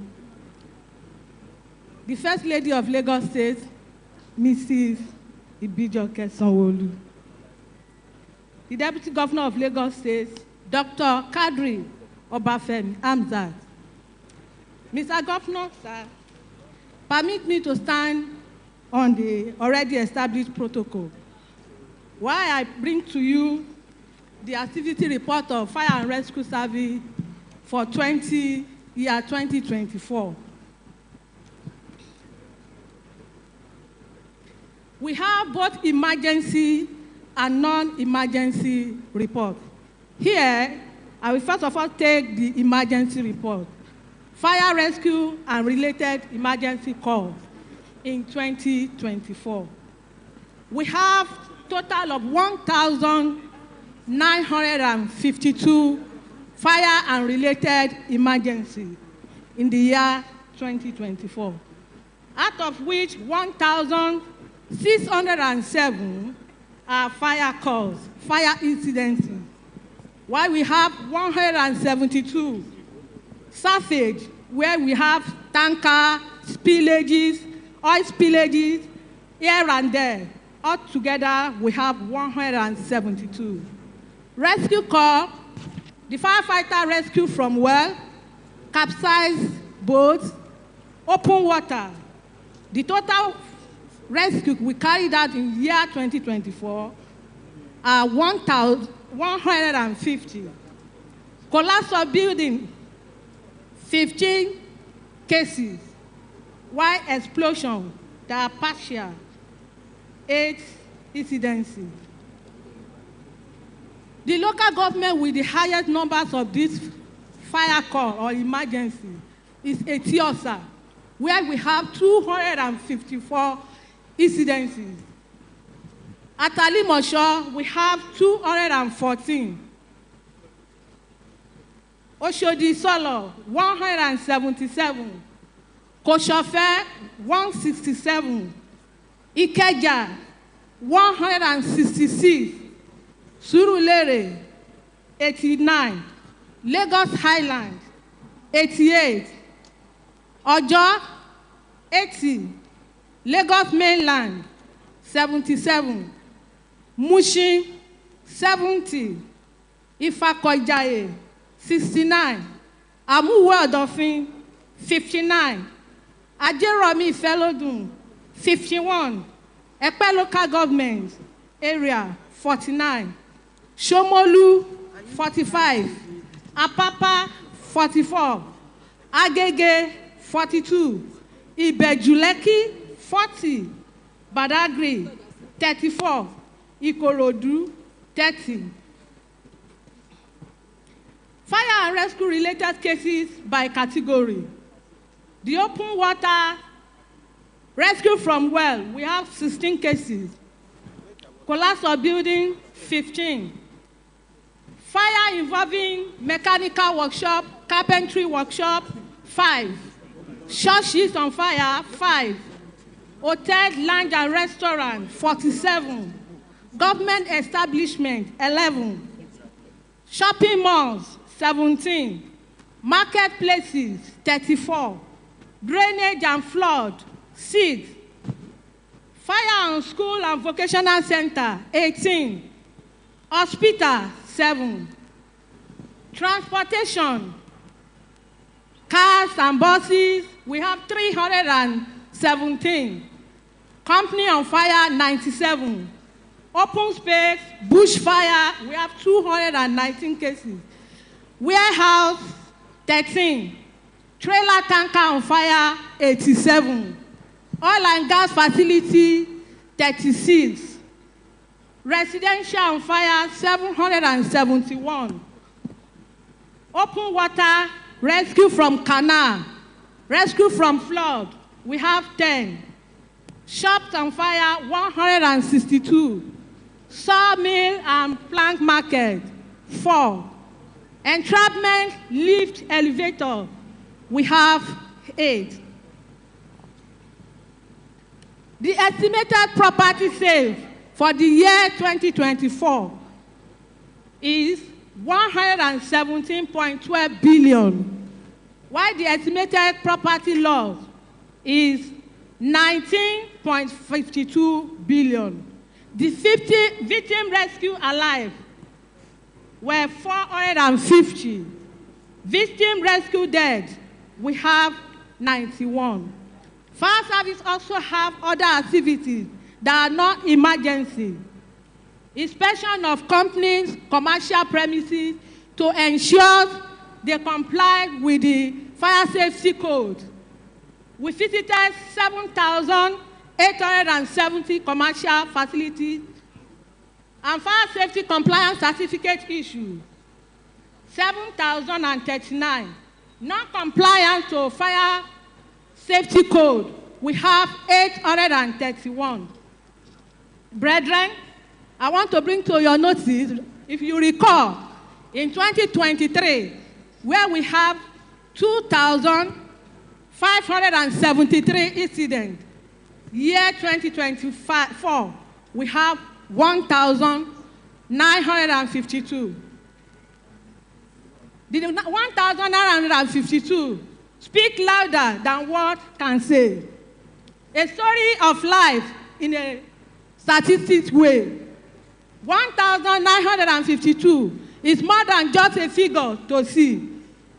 It is a life, a story, a reality. Let's look beyond the numbers and see the faces of those affected and the struggle they face. For in the statistics, we find a true reveal of life impacted. and Future Council. Statistic is more than just a number to know. It is a life, a story, a human to show.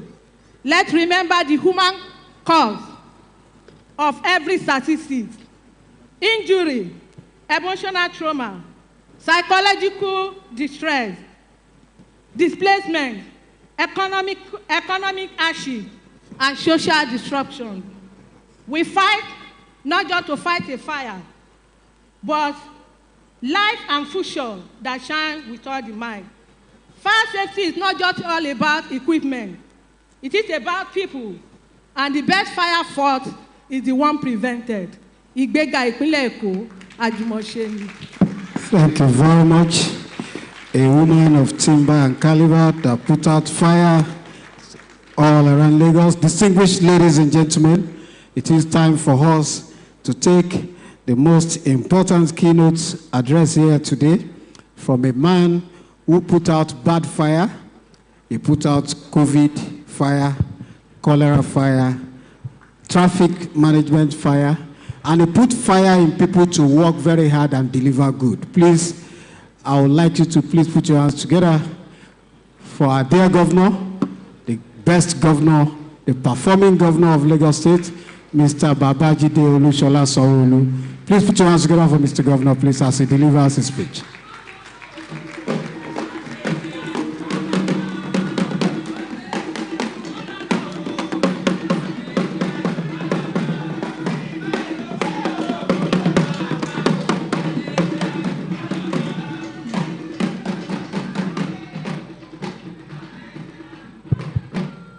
Thank you. Thank you very much. Please be seated.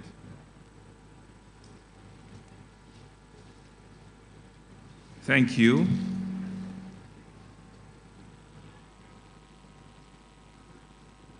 I think the protocol has been well set out this morning, and I think you will pardon me if I don't get to go around, because as we're here, there's also another event that is also international, and so we have to multitask ourselves. To acknowledge once again Madam First Lady of Lagos State, who also happens to, they said she's a fire in me or something. She's a fire rescuer or something. I heard that this morning. Dr. Claudiana Ibijoke Sanwo-Olu, thank you very much. Mr. Deputy, through you, we acknowledge all the cabinet members and everyone. Thank you all very much. Representative of Mr. Speaker, all of our traditional institutions, thank you very much. To all of our guests that have traveled wide and far, thank you very, very, very much for coming to Lagos. To all of our heads of agencies that are here, thank you very much.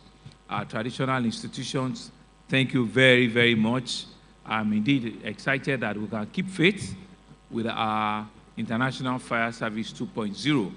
It was like a joke when we started last year, but we're happy that the ministry and the Lagos State Fire Service have kept faith with a tradition, and I'm hoping that all of the learning and the lessons coming out from this 2.0 will strengthen and will help us to also develop, in further international conferences. And so it's a privilege to welcome all of you again, once again, to the Lagos International Fire Safety Conference 2.0, which is an event that is built on the remarkable foundation which we laid last year at the Fire Conference 1.0. This conference, in our view, will certainly become a united front in our shared mission to protect life, to protect property, and the very heartbeat of our economy, which is the state, from devastating impact of fire. I want to use this occasion to welcome all of our international guests to Lagos State, to the center of aquatic splendor, to the commercial economic nerve center of our country, to the heartbeat of our country, and to the biggest black populated city in the entire world. I think Lagos deserves another round of applause. And it's important for us to remind ourselves, and in 2023, our fire and rescue service bravely responded to over 2,500 distress calls. Last year, we responded to a number that is slightly lower than that. And we can see from the reports of the Director of Fire Service, we've seen a significant drop from 2,500 in 2023 to 1,964 in 2024. So what it means is that it's either our advocacy is working, people are becoming a lot more cautious, people are becoming a lot more alive to their responsibility, and the communication and engagement that we are hoping and we're seeking to have with them is working. It's not like, the city is any smaller, businesses are growing bigger, activities are happening more, but the level of communication and the level of engagement that we're having means that, the effort of the government and the effort of the private sector, all of us working together, is beginning to see the effect of a drop, about 20% drop in even the call out that we saw between 2023 and now 2024. Our belief is that by the end of 2025, we'll even have a better response time and a better, a reduced call-up, from what we see and our ability to respond. So, Madam Director, thank you very much. And we have noticed that since then, we have been able to drop the incidents, like I said. This certainly proves something very powerful for us. We know that we've been deploying relevant technology, we're using community engagement, that's why you have all of our traditional institutions also here. That's the kind of advocacy that we continue to push. And we're ensuring that our communities and our leaders, CDC, CDA, are here. They are taking the messages back to the nooks and crannies of our communities. You can see that the largest number, even in 1,900, is still with residential properties, which has over 700 incidents. And I'm sure my people from Etiosa, well, you can see your scorecard. You still have 280 people, but we'll continue to keep it. And after Etiosa is Alimosho, which is the largest local government that we have. So you can see that there's something very, very clear about those statistics, but we're happy that we're continuing to respond and to respond well. Like the Honorable Commissioner had said, the theme for this year's conference is to leveraging technology and community engagement to prevent fire. Technology is one of the things that everybody talks about now.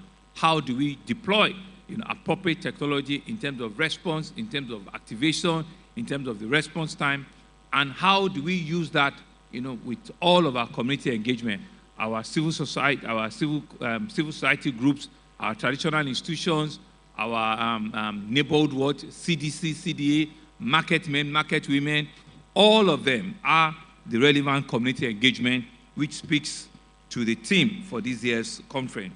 And it's about using two powerful tools together, smart technology and active community participation.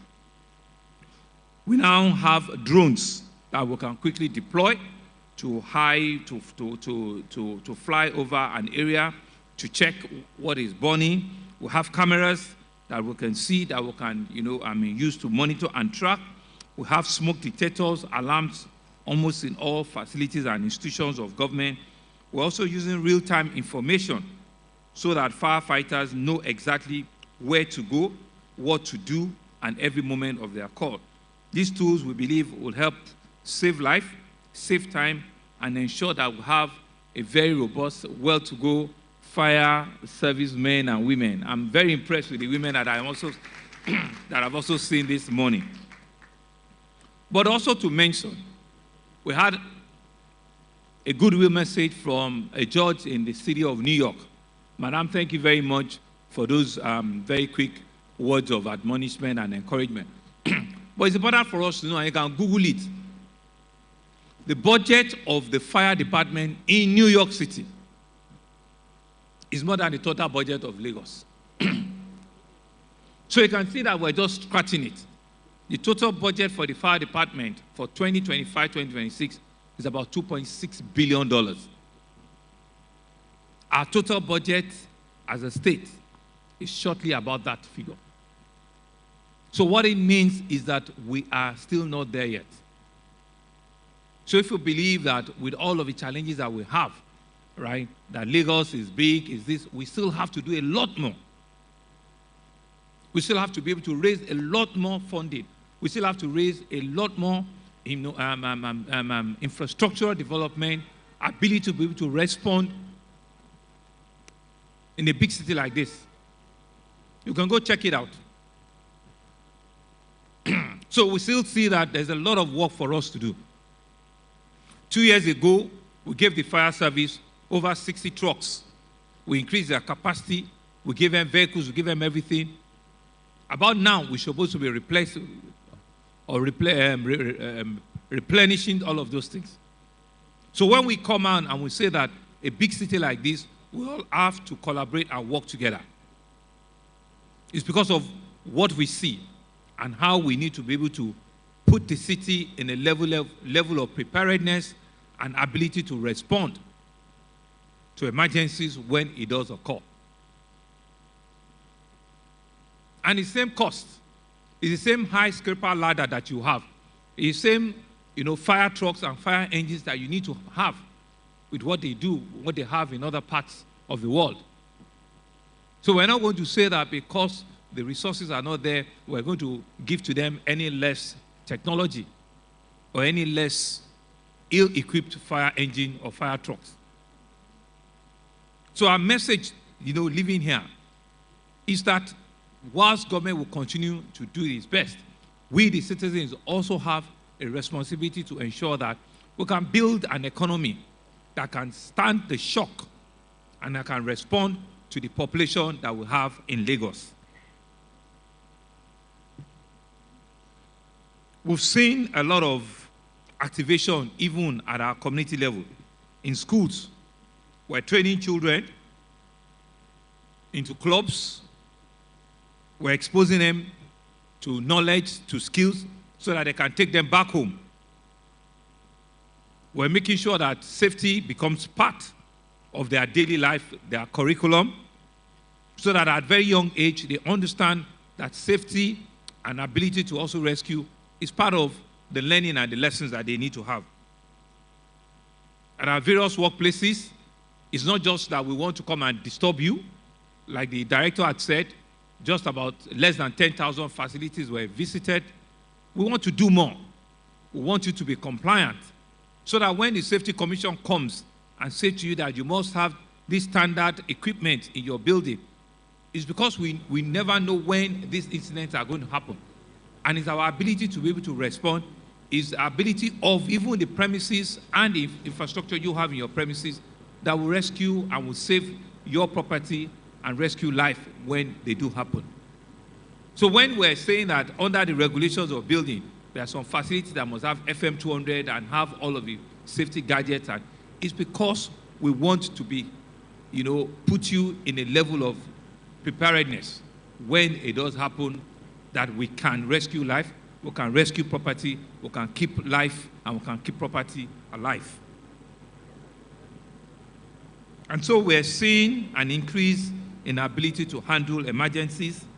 In our markets, we've said it over and over again, during the dry season is always when we see incidents of market fire, and because of the harsh environmental issues, the weather at that time is always very dry, it's very stiff, and it's very combustible.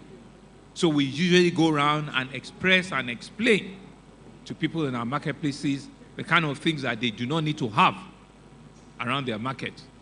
Because you can be very protected, your neighbor also have to ensure that they keep the safety and the safety standards of the markets, alive.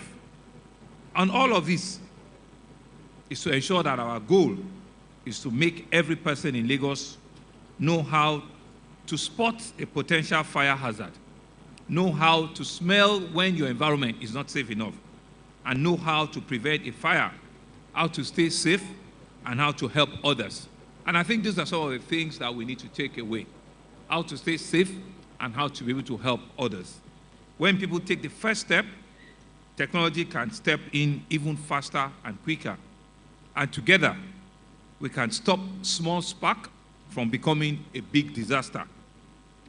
This is why we're creating a more conducive atmosphere for a synergy amongst all we stakeholders to strengthen our incident command system and to improve our emergency response capability. And I dare say that, once again, we're retooling and we're refurbishing our command and control center. We're bringing the highest level of technology into the center to have the capacity to pick calls, to respond to calls, and be able to dispatch the necessary, skills and infrastructure to any nook and cranny of the state. And like we said, emergencies is not only fire. It's the ability for LASMA to respond, it's the ability for Safety Commission to respond, it's the ability for the Nigerian Police Service to respond, it's the ability of the Neighborhood Watch to respond. All of them are inside the Control and Command Center. It's the ability for LASEMA, which is our Lagos State Emergency Management Agency. Where is the man? Pupa Charlie and Niger Charlie. Abi? All is Charlie. For them to be able to respond. Please, let's give all of them a big round of applause. All of our first responders. You never know, until an incident happens. I get the calls, I know that at 5 a.m. in the morning, at 11 p.m. in the night, there'll be a spillage somewhere, and LASMA has to be there, the fire service has to be there, LASEMA has to be there, Neighborhood Watch has to be there, and they walk right around the clock to ensure that we keep this city and this state continuously well and safe. And so that center where they all sit, which is the Command and Control Center, we're saying that we're going to give you a first-class, befitting, well-renovated Control and Command Center. That's the DG over there, and will ensure that Lagos continue to be able to play its own part as other bigger cities in the world. We're exploring current trends and innovation and ensuring that our fire protection, modern fighting equipment are procured. We're focusing on structured preventive measures and stronger legislation. Thank you very much, Honorable Agnes Sulaiman. We also need all of the legislation to be able to have an active and a well-responsive legislation. We also reiterate to all stakeholders the importance of fire detection, protection, and suppression system, along with conventional firefighting equipment to enable timely control at the earliest possible time. People truly believe in our capacity to respond on 767 or 112. The head of service also mentioned there's several people that when those things happen, like the KBC also said, you have a number to call, and because we're still building even additional fire stations, how many are we in construction now? About 4 or 5? 4. This government has, how many have we done in the last 6 years? We've done 25 new fire stations. Because these are some of the services we need to be able to put out there. And there are 4 under construction. We want to be able to have, fire stations, that is maximum 10, 15 minutes to any part of the city. And like the head of service said, we're doing less than 10 minutes response time. We want to, Madam New York, we want to be able to do a 5-7 minutes response time. That's the kind of a service level we want to take away. Within 5 to 7 minutes, bearing Lagos traffic, we want to be able to respond, and be able to, to reach any of those things, within those timelines. 10, 15 minutes we're doing now, but want to even do that timing shorter, faster. Because that is what a big city like this is, our ability to respond, our ability to absorb shocks. That's what makes our Lagos, your Lagos, the center of excellence that we all talked about. And through the Safety on the Move initiative, we're also exploring solutions of incident, tanker and fire, on our roads. And we'll be very, very hard with the Ministry of Transportation, with LASMA, to ensure that, all of these are, fire incidents on the road are things, that we need to put an end to. So let us, as we engage ourselves for the next 2 days, let us have a collective resolve that every lesson learned here will be applied at our homes, at our workplaces, and within our communities. Prevention over reaction is most important, and that we'll continue to innovate, we'll continue to collaborate, we'll continue to educate until the surge of fire disaster is drastically removed, is drastically reduced in Lagos and in all of our environment. As a government, we're committed. We're hoping that we can have this level of collaboration with the private sector, with all of our citizens, with all of our stakeholders, to ensure that we live in a community that is safe, that is secure, and that the incidents of fire, will be reduced completely. And when if it does happen, we have a fire service that will respond on time and ensure that properties and life are rescued. I want to, on behalf of the Lagos State Fire Service, thank the director and all the men and the staff. I want to commend the Ministry of Special Duties and Intergovernmental Affairs. I want to commend all of the various first responders, LASEMA, LASMA, LOMA, Safety Agency, all of you. I know you all work collaboratively. LASAMBOS, Ministry of Health sometime. Thank you very, very much. Federal agencies as well. We want to thank you, the Federal Fire Service. We want to thank, the FRMSC. Thank you very much. This is for all of us. Our citizens really does not know the difference. What they want is that they want to be served. They want people to respond when there's a need, and that they want their life and their property to be safe at all times. And that's why we're here, and we're here in government. Kabiyesi, thank you very much. Take these messages back home for our citizens, and let us continue to live in a safe and peaceful environment. It is therefore my honor and a privilege to declare open the Lagos State Fire International Conference 2.0 for your benefit, and hoping that the outcome of this year's conference will help us take the conversation of a safer, more peaceful Lagos on our agenda. Thank you very much, and thank you for listening. Mr. Governor, sir. Mr. Governor, sir, we'd like to have photograph. Mr. Deputy Governor, the First Lady of Lagos State, the Honorable Commissioner, the Chairman House Committee, the Permanent Secretary, Director Fire Service, as well as the Head of Service, to join Mr. Governor for a group photograph.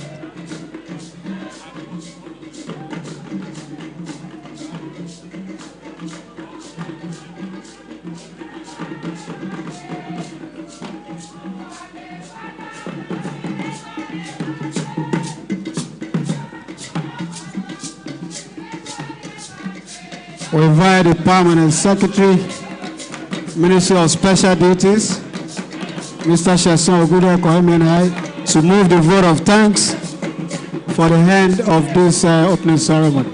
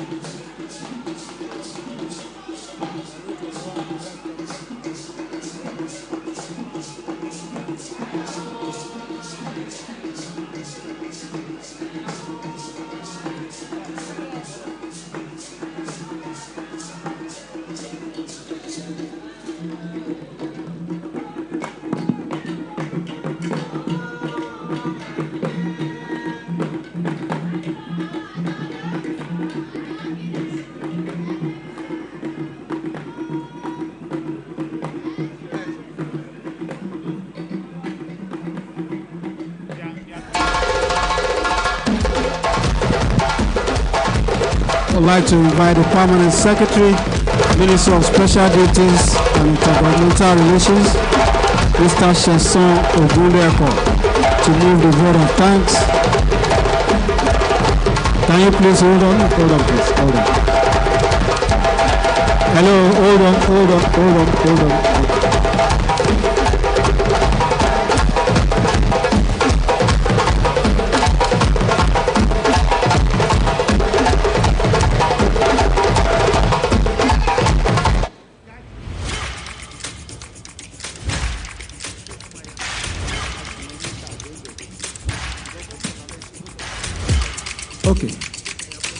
Okay, you can continue, while we take photographs.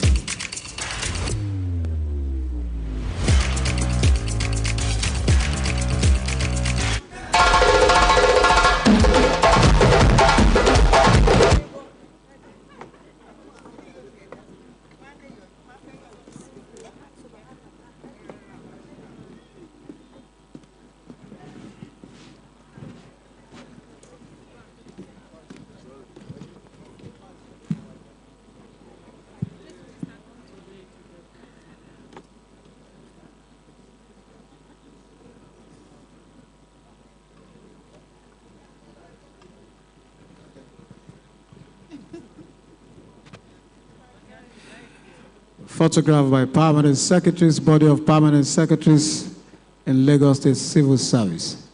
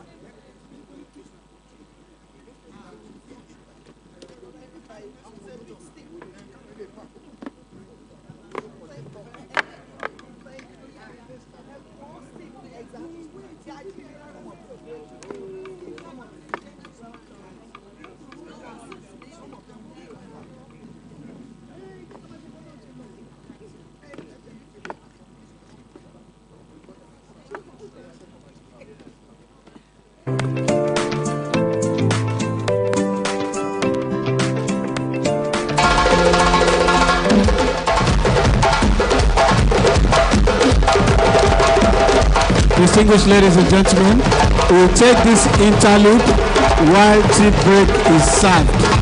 Then we'll continue the program after that. We'll take the interlude while the tea break is served.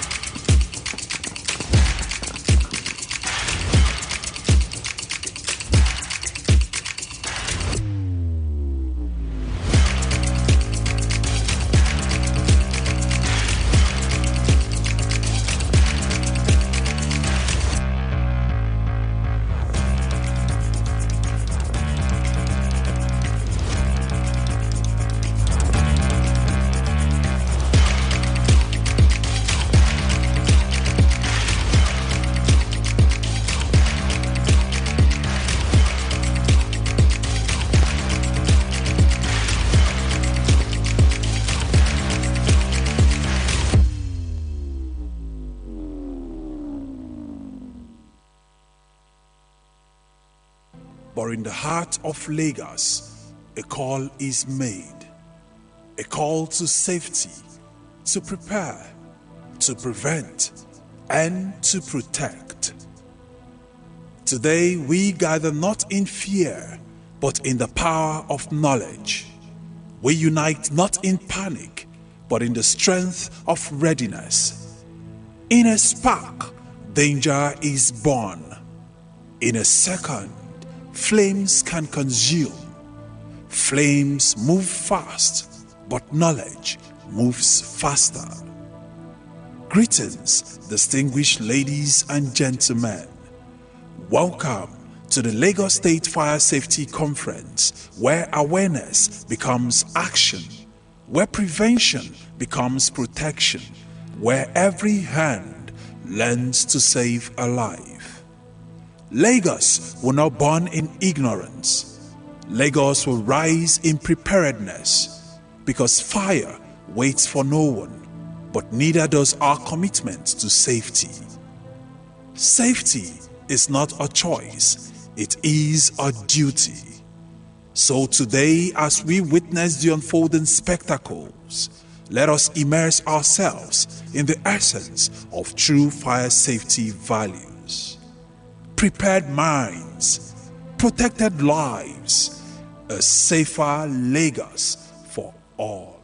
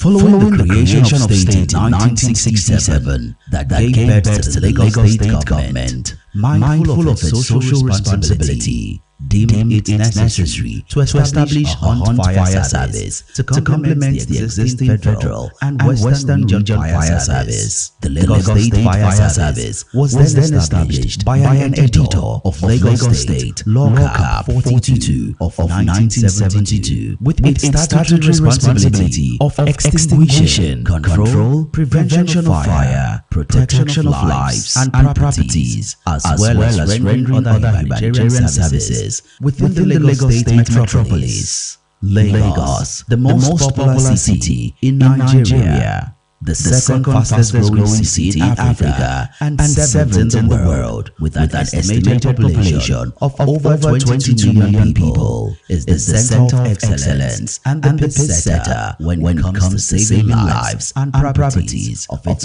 residents and protecting the environment. The commercial hub attracts investment, which increases the standard of living and guarantees public order and safety. With a rich history that spans over years, from rudimentary method to advanced technologies. Hence,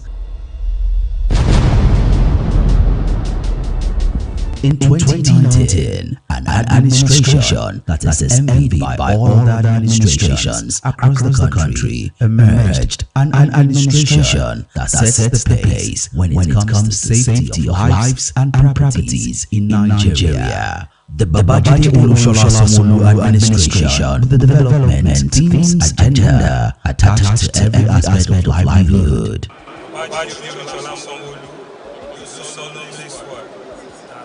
Governor of Lagos State, I will discharge my duties faithfully and in accordance with the Constitution of the Federal Republic of Nigeria and eradicating the skepticism around the leadership of the Lagos State Fire Service. As Mr. Musiba Razaki disengaged from public service on July 2nd, 2019, Mr. Governor took a vibrant decision that turned around the history of the Lagos State Fire Service by appointing Mrs. Adesheye Margaret Abimbola as the acting director of the Lagos State Fire Service, making her the first female in Lagos and the second in Nigeria to hold such position in the State Fire Service. She assumed office on July 2nd, 2019, after the statutory disengagement of Mr. Musiba Razaki from public service while prioritizing the lives and safety of Lagosians. Governor Sanwo-Olu approved the autonomy and upgraded the Lagos State Fire Service to an agency with the new nomenclature of Lagos State Fire and Rescue Service. Rescue was added in the name, owing to the fact that rescue operations are carried out before firefighting operations.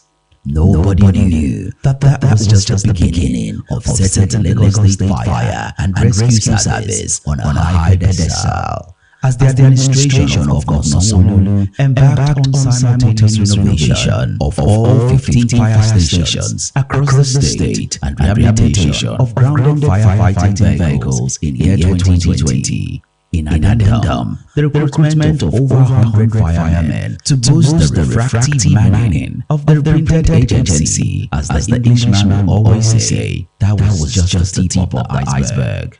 In 2021, Governor Sanwo-Olu gave the approval for the construction of 3 new fire stations, which were at Adegbile, Ebute-Olofin, and Lekki Phase 1, respectively. He then took a step further by approving the total reconstruction and upgrading of the agency's headquarters to a state-of-the-art agency headquarters at Alausa Ikeja. In 2022, Governor Sanwo-Olu's led administration procured a whopping 62 feet of firefighting vehicles as equipment. He also approved the dispensation to recruit 435 firefighters, which has been the highest number of personnel recruited in history, as posited by visiting U.S. fighters. Just glaring that Mr. Governor really prioritized the safety of lives and property of Lagosians. as all were handed over at a week-long commissioning and personnel parade in October 2022. Mrs. Adesheye, with the support of the government, did not just focus on the structural advancement of the agency, but also looked into the welfare and human capacity development. This was evident in the upward review of a hazard allowance, payment of shift allowance, and the organization of specialized local and ongoing construction of 3 additional fire stations: Ijeje, Ikorodu, Owoloshoki, Koshofe, Ijebu, Egba, Satellite Town, construction of an ultra-modern workshop at headquarters of the Lagos State Fire and Rescue Service, bearing for commissioning. The projection for a better future for the agency includes the following expansion of fire stations to cover all 20 local government areas and 37 local council development, digitalization of the information management system of the Fire and Rescue Service to detect fire at incipient stage and send signal to the agency for prompt response and monitor emergency real-time, exploring the use of artificial intelligence in preparedness and response to fire and related hazards.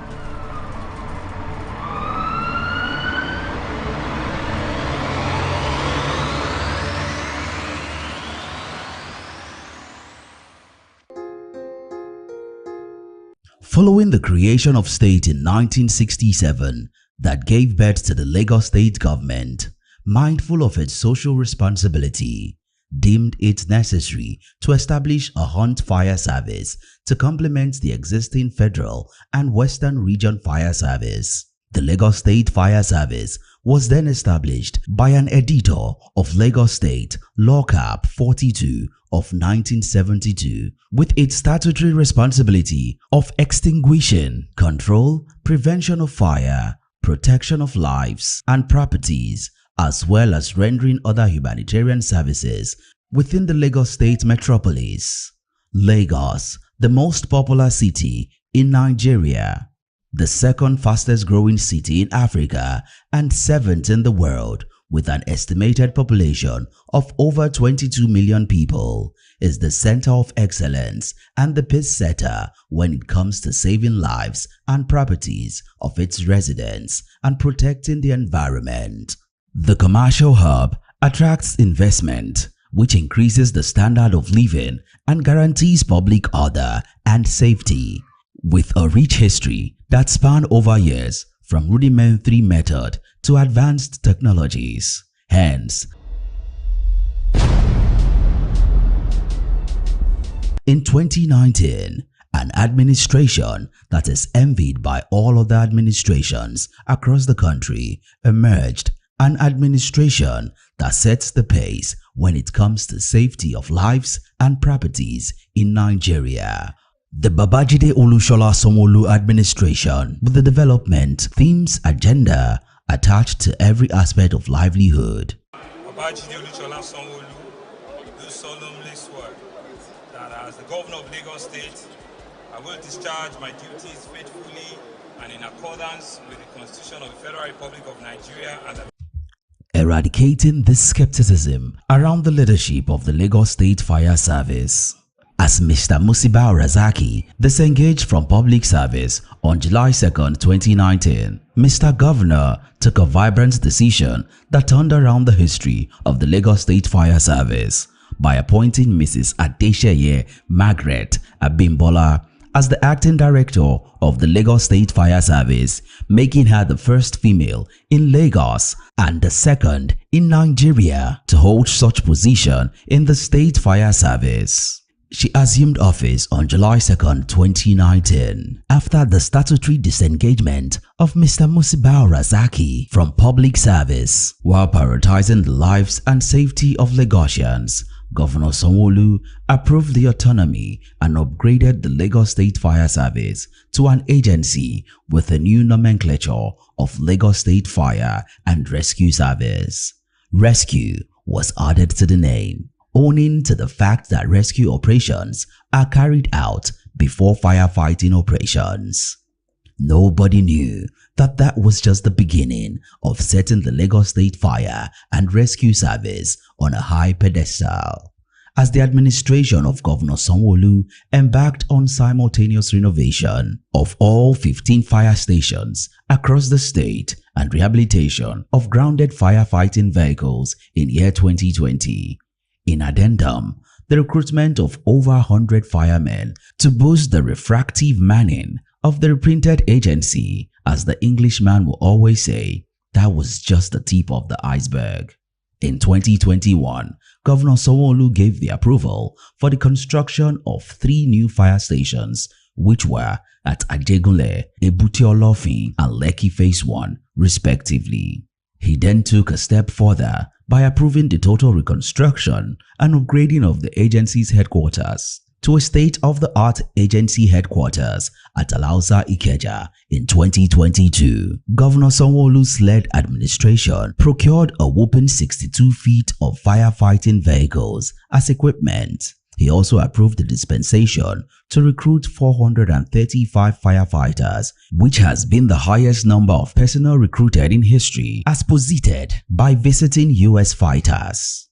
Just glaring that Mr. Governor really privatized the safety of lives and property of Lagosians, as all were handed over at a week-long commissioning and personnel parade in October 2022. Mrs. Adesheye, with the support of the government, did not just focus on infrastructural advancement of the agency, but also looked into the welfare and human capacity development. This was evident in the upward review of a hazard allowance, payment of shift allowance, and the organization of specialized local and ongoing construction of 3 additional fire stations: Ijede, Ikorodu, Owoloshoki, Koshofe, Ijegun Egba, Satellite Town, construction of an ultra-modern workshop at headquarters of the Lagos State Fire and Rescue Service, bearing for commissioning. The projection for a better future for the agency includes the following expansion of fire stations to cover all 20 local government areas and 37 local council development, digitalization of the information management system of the Fire and Rescue Service to detect fire at incipient stage and send signal to the agency for prompt response, and monitor emergency real-time, exploring the use of artificial intelligence in preparedness and response to fire and related hazards.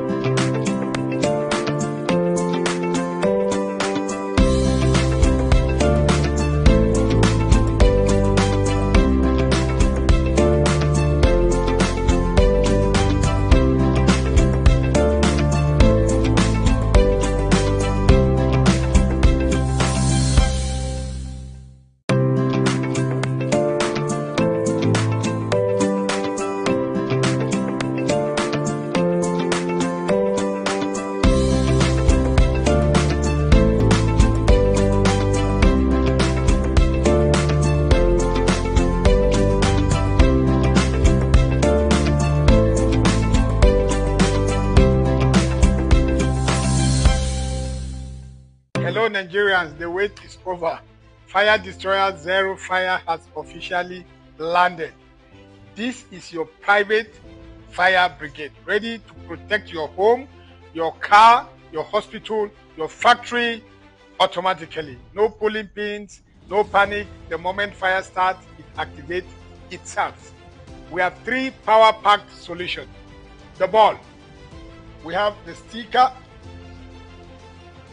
and we have the disc, each designed to save lives, protect properties, and give you peace of mind. We are proud to say Nigeria now has a fire solution that the world already trusts. You want to see it in action? You want to own one? You want to become a distributor? Call us today or visit firedestroyer.ng. Fire Destroyer, I keep saying this, when fire starts, we are already working.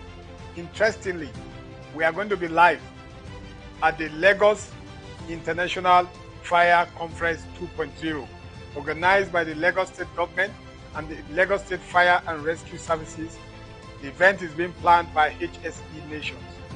I can tell you, our main producer, the one that produced this product, will be there live all the way from Europe to tell you how Fire Destroyer can be your partner.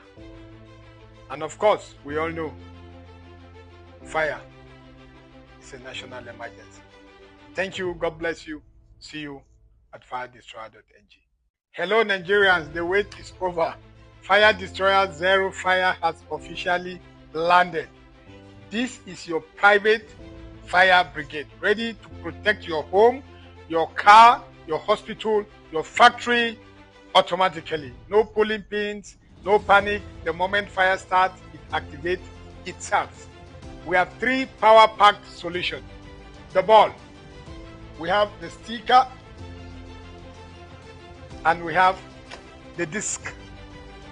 Each designed to save lives, protect properties, and give you peace of mind. We are proud to say Nigeria now has a fire solution that the world already trusts. You want to see it in action? You want to own one? You want to become a distributor? Call us today or visit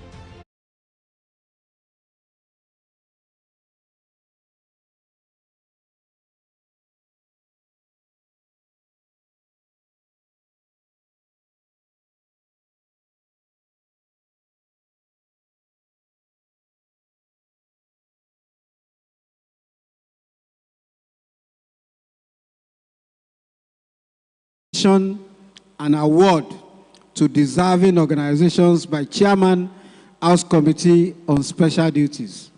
So where are the awards, please? Let's have the award on the stage.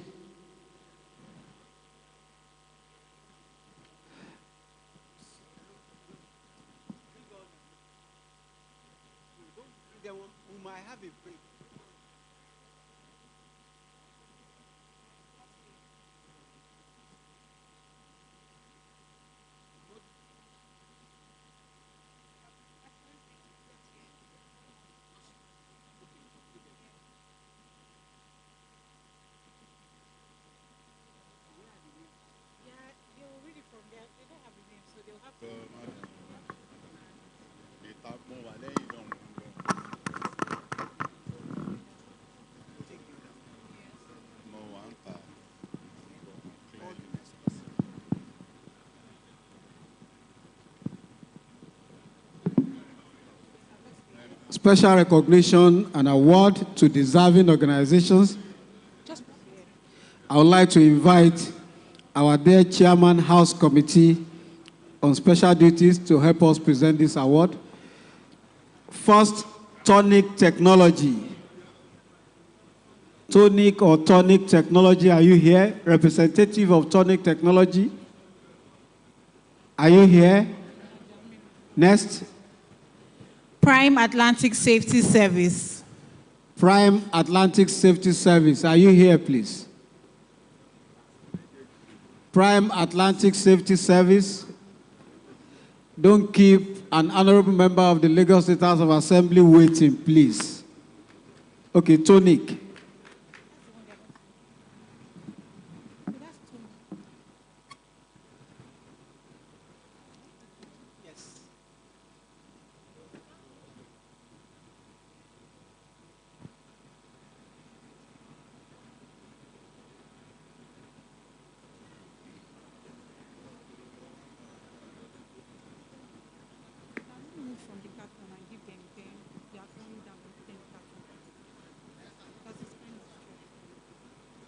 Yes.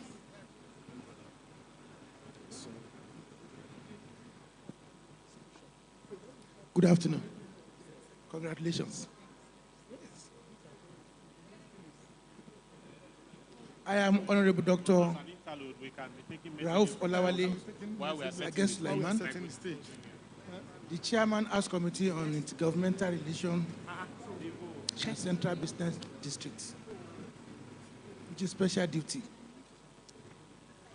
This is an award of appreciation presented to Tonic Technologies Limited as outstanding partners of the LIFSC at the Lagos International Fire Safety Conference 2.0, held at the BALMORAL Convention Center, today, August 12th.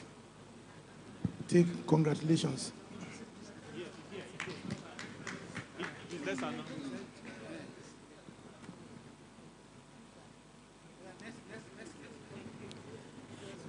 Engineer Jamil Badmos.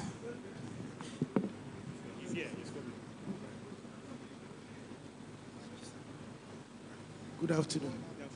Congratulations. Yeah. This is an award of appreciation as well, presented to Prime Atlantic Safety Service as outstanding partners of LIFSC at the Lagos International Fire Safety Conference 2.0, held at BALMORAL Convention Center, today, August 12th. Yes. Congratulations. Thank you, sir. Good. Future concern. Okay, come in. Thank you. Future concern. Thank you.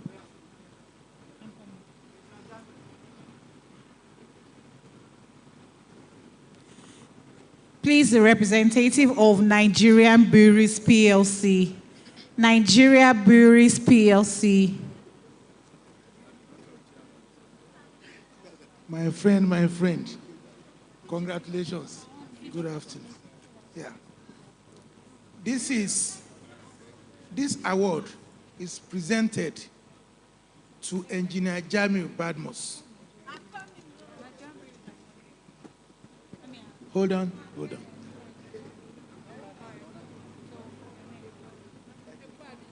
Congratulations. That's another congratulations anyway. All right, here we go. This award is presented to Engineer Jamil Badmos as the most supportive individual of the Lagos State Fire and Rescue Service at the Lagos International Fire Safety Conference 1.0. 1.0, okay. Okay, we didn't come that time. Oh, wow, congratulations. But he came. Thank you.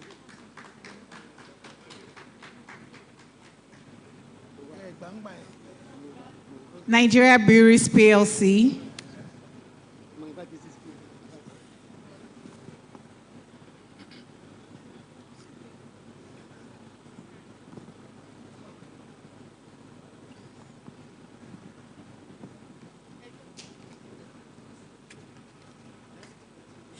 Future Concerns Nigeria Limited. Congratulations. Yeah.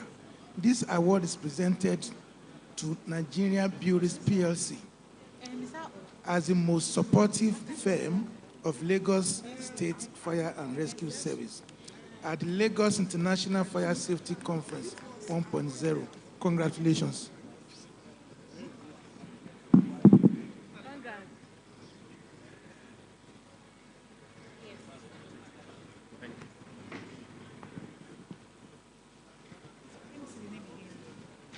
Future Concerns Nigeria Limited.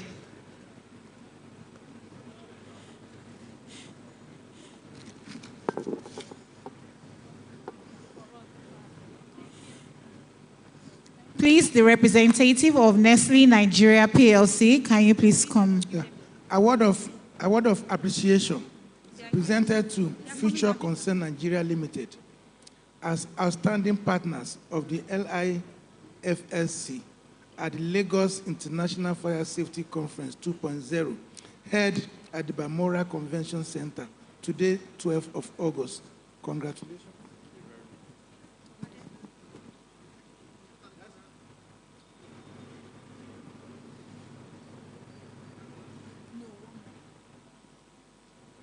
Nestle Nigeria PLC. Please, the representative of Eco Hotel and Suites, please come out. Good afternoon. How are you? This award is presented to Nestle Nigeria PLC as the most safety compliant firm at the Lagos International Fire Safety Conference 1.0. Congratulations.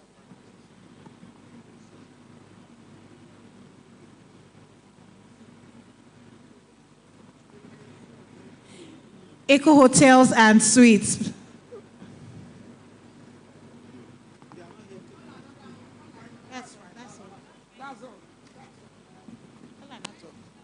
So that's how far we can go today. Congratulations to all the beneficiaries. Please put your hands together for the Chairman House Committee on Special Duties and Intergovernmental Relations. Thank you so much, sir. We appreciate you. That's how far we can go on the award. Now we'll be going for panel of discussion. There will be a panel on community engagement for fire prevention. A panel on community engagement for fire prevention.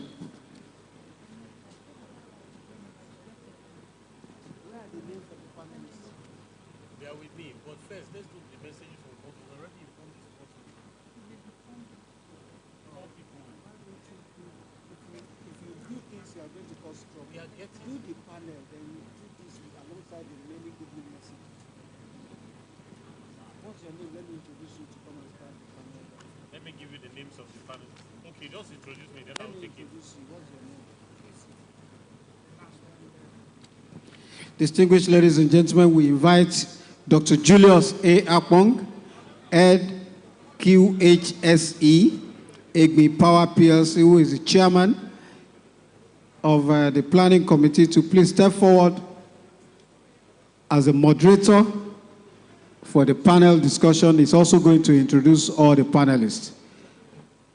Please put your hands together for Dr. Julius A. Akpong.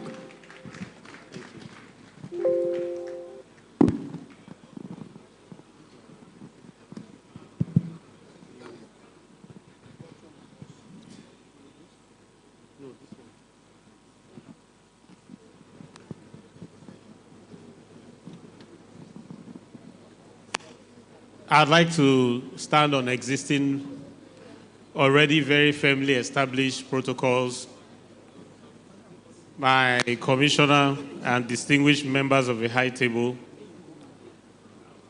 Let me start by thanking you once again for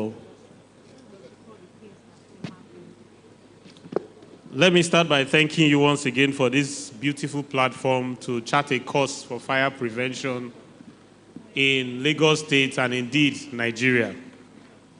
It's important to note that when Lagos State starts, the rest of Nigeria prepares to follow. So what we are doing here today is way beyond Lagos State. We are changing the narrative for fire prevention in Nigeria. I would not waste time. I'll go straight to introduce members of the panel for this afternoon. Let me start by saying that this panel is going to major on community engagement for fire prevention. And they are very erudite, consummate professionals already queued up to make this presentation a very fantastic learning session. To do that, I'd like to start by introducing the very first panelist, the strongman of emergency management in Lagos, an erudite professional in his own right, a lecturer, a very passionate emergency responder, as you will all confirm when I invite him forward. No other person but the Permanent Secretary, Lagos State Emergency Management Agency, Dr. Olufemi Oke-Osayintolu. Please, a round of applause for him as he comes to this. Ushers, please, I'd like you to be here to help bring these dignitaries to the panel. This is a fantastic moment, and I'd like us to relish it. He is to be closely followed by a gentleman who has also contributed his quota to fire prevention in Lagos. He has served as a one-time director of the Lagos State Fire and Rescue Service in the state. And during his time, too, has contributed tremendously to the success of fire prevention in Lagos. This is no other person, ladies and gentlemen, than Prince Aderemi Ajose, retired director, Lagos State Fire and Rescue Service. Ushers, please, if you don't mind, please help me bring him to the high table. Sir, please, you can do with some help. Okay, thank you very much. Thank you very much. Please, a round of applause for him as he takes the podium. He is to be closely followed by an advocate of safety, a very, very passionate lady.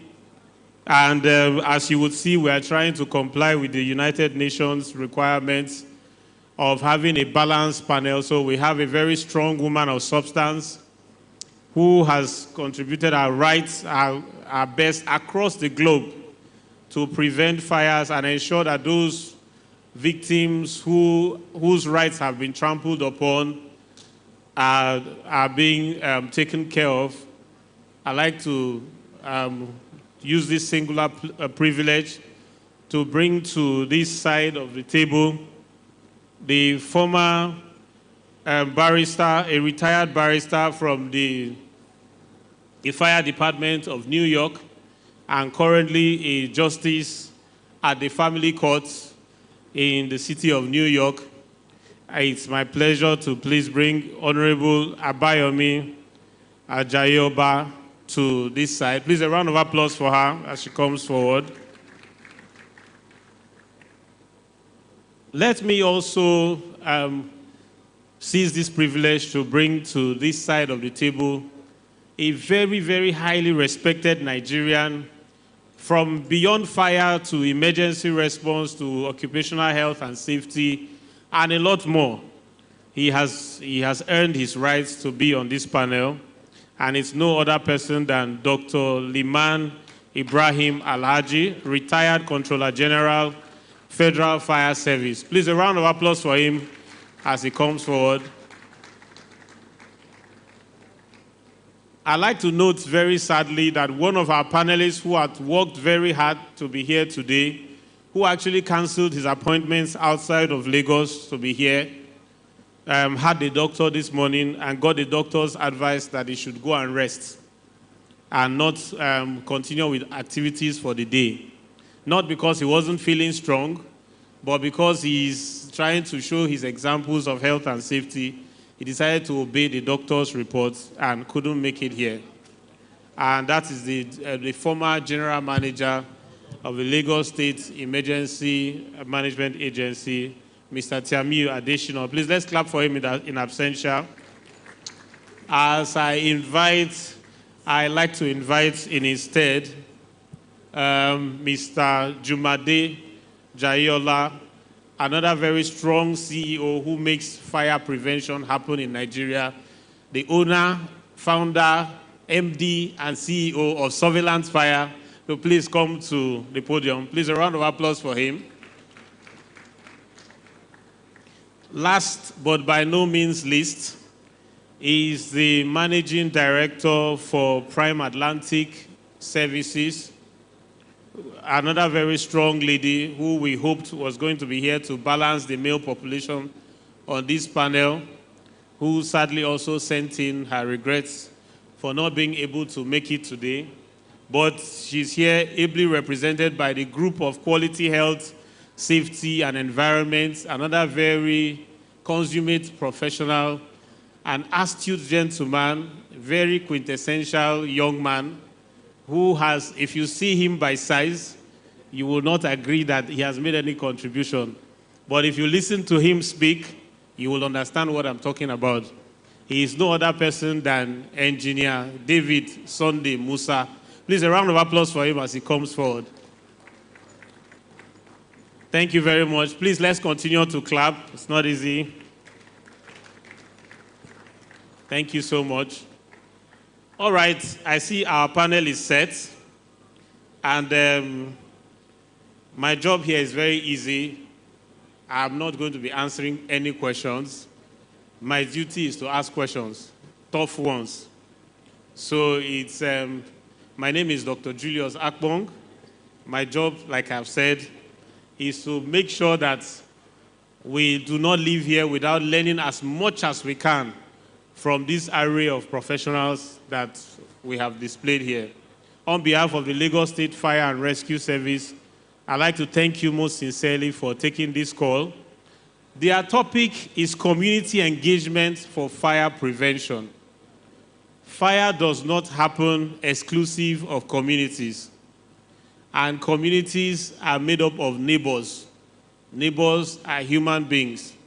But because the human being is such a complex animal, we require continuous guidance to help our interactions when these things happen. And it is to help that interaction that we have assembled this very rich array of professionals. So I'll go straight. Maybe I should start from, they said the only learned people in the world are lawyers. True or false? Hello, everybody. I hope we are together. Hello, everybody. Is it true that the only learned people in the world are lawyers?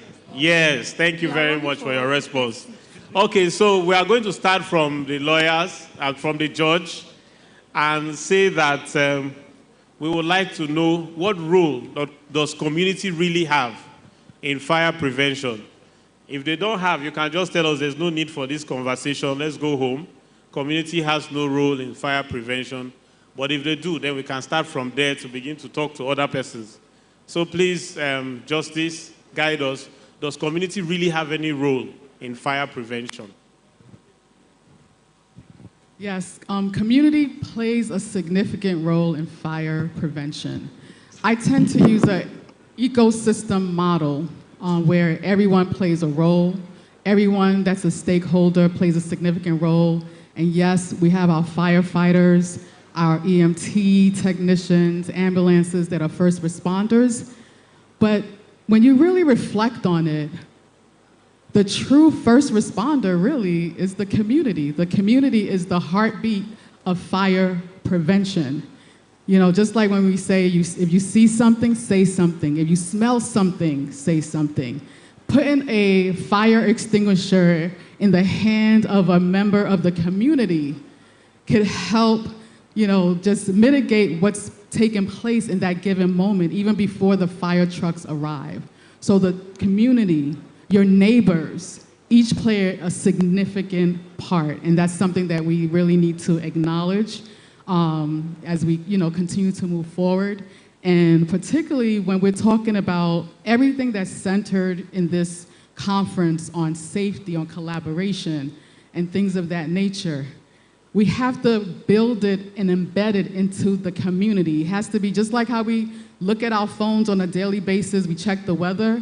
So the community also needs to be grounded in what's entailed with fire safety, the kind of things that they could do to mitigate risk. We've heard about candles and things like that.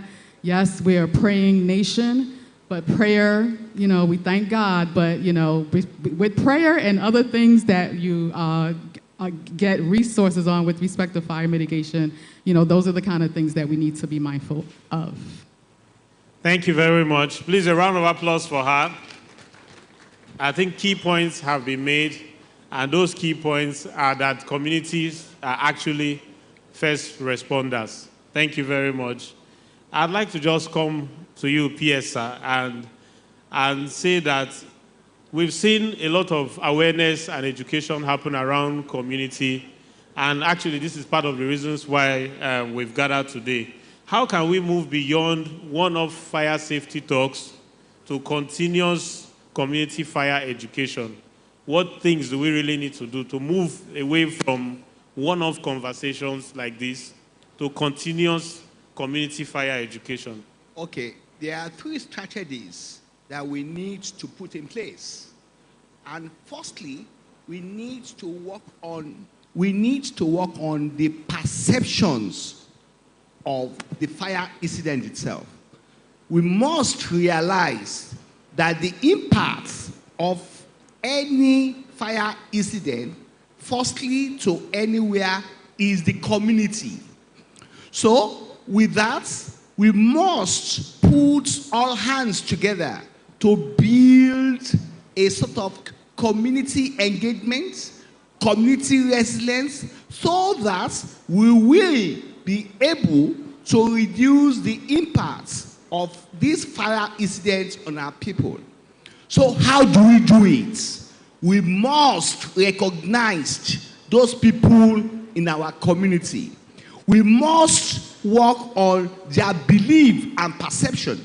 But belief and perception is very, very important in fire, building fire resilience. And you will let me go back in the olden days. In the olden days, when fire incident occurred and a lot of people died, Ani in Yoruba term, Ani Amuwa Oloruni. So they don't need to prepare. But when you look at the 21st century, how to reduce the impacts of fire, we must change the perceptions. When you change the perception and belief, education now comes in. People now acknowledging the facts on what they need to do. And that's where the preparedness comes in. And when there's effective and efficient preparedness, you will discover that the response itself and the rehabilitative, reconstructive aspect of the disaster management will be smooth in all this. So, distinguished ladies and gentlemen, I will appeal that while we are talking about community engagement, we need to work on belief, the perceptions, education in terms of what we need to do. This improve our able to ensure that fire response is not one-off, is a way of planning, preparing, and changing our perception to be good. Thank you. Thank you very much. Please, a round of applause for him, please. He has pointed something very, very important. Belief and participation, belief and perception. Very, very important. A lot of us here believe that so much of what's going on is a product of people's belief and perception. So that will take us to our next question, which I'm privileged to apportion to my boss, a very respected fire gentleman in Lagos. Sir, please, with your experience, how can we change the belief and perception of especially vulnerable groups like market women, serious people like school children, who see it as sports to do a lot of trial and error that always leads, or most times leads to fires, vulcanizers, carpenters, electricians, this set of people, how do we change their belief and perception, especially as it has to do with preventing fires within the areas where they live? Thank you, sir. Yeah, thank you very much, Mr. Moderator. Leveraging community engagement, it means involving the neighbor. And how can we have the buy-in of the carpenters, etc., etc.? We just need to ensure that we go beyond one-off and ensure that we train them. We bring the training to them and we bring it to their level as well. Because no matter how versatile fire service is, we cannot be everywhere. The neighbor are the first line defense for us to do our job effectively. In view of that, we need to ensure we take the training to them at their level. We ensure that we continue to do that. In doing that, if there's a fire anywhere, they are the first people that we notice. And in doing that as well, you can do what we call a fire warding within themselves.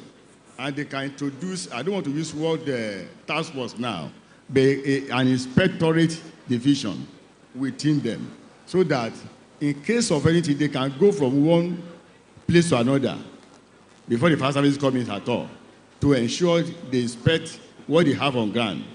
Because fire prevention is art of preventing fire, and it's the best system so far. As a result of that, we need to go far to train them from time to time. And possibly, we may create a kind of a segment for them that the fire service will work with them from time to time, giving lecture to them, advocacy continuously. That will reduce the cause of fire in our society. Thank you. Thank you very much, sir. Please, a round of applause for him, please. Thank you so much, sir. He has identified the importance of CBOs, community-based organizations, youth groups, volunteers, and how important they can be to preventing fires. I'd just like to proceed from here to my friend, Engineer David, and ask something very serious about local collaborations and partnerships. How can we leverage these community-based organizations to actually achieve, what initiatives can we bring up to help leverage CBOs, community-based groups, to actually achieve fire prevention? Thank you so very much, and good afternoon, ladies and gentlemen. We all know what fire can be. Fire can be friends, if respected, and it can be a foe if it is not respected. Let me say this, that fire is indiscriminate in destruction. It won't say Julius's property, I will not get there if it starts. It won't say my property will not be affected. So when fire starts, it destroys everything. It doesn't leave anything behind. The armed robbers, the thieves will come and possibly leave something behind, but fire doesn't. Now, while growing up, my big uncle here, Dr. Lima, will probably understand what I'm saying. My people are farmers.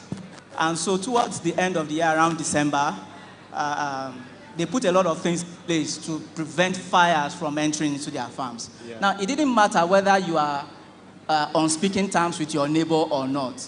You just all have to put measures in place to ensure that fire doesn't enter your farm, else it is going to that farm and going to your own. And so that collaboration is essential. The training, engagement of neighbors, of all stakeholders is also very essential. And besides, we are very learned in Nigeria.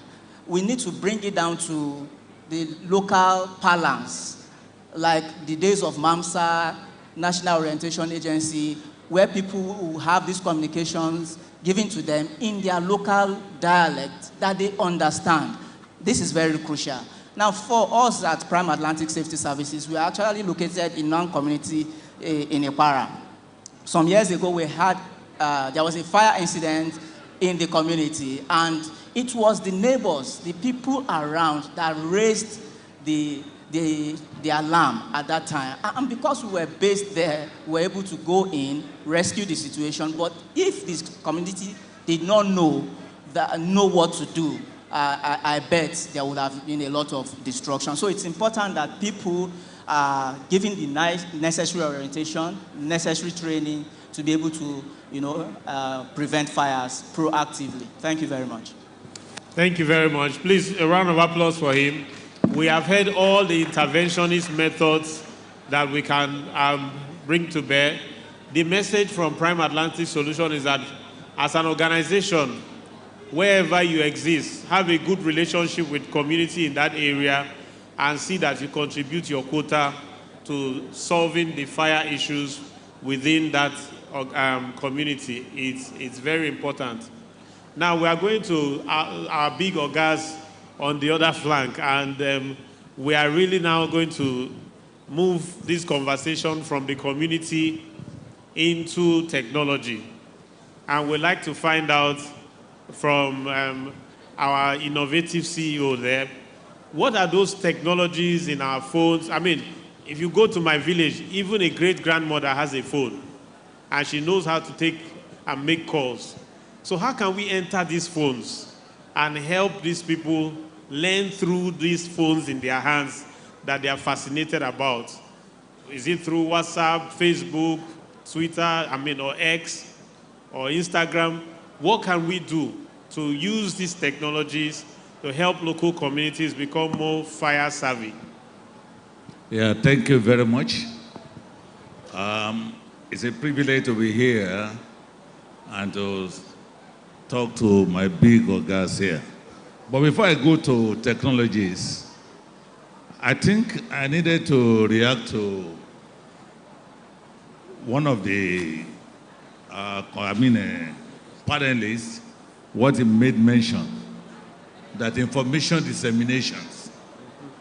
I will tell you something which we need to look at very critically. When it comes to information dissemination regarding safety, I think the best approach is schools. You know, all these students, we started a program about 2 years ago as part of our CSR, where we go about to give free talk to students on fire prevention. Do you know the amazement thing there is that these students will go back home and talk to their parents. The parents that are busy, that don't even have time for prevention. These students, we even sit them down and give them the tips that were given to them. And from there, we now notice that there have been a lot of improvement in safety regarding homes fire.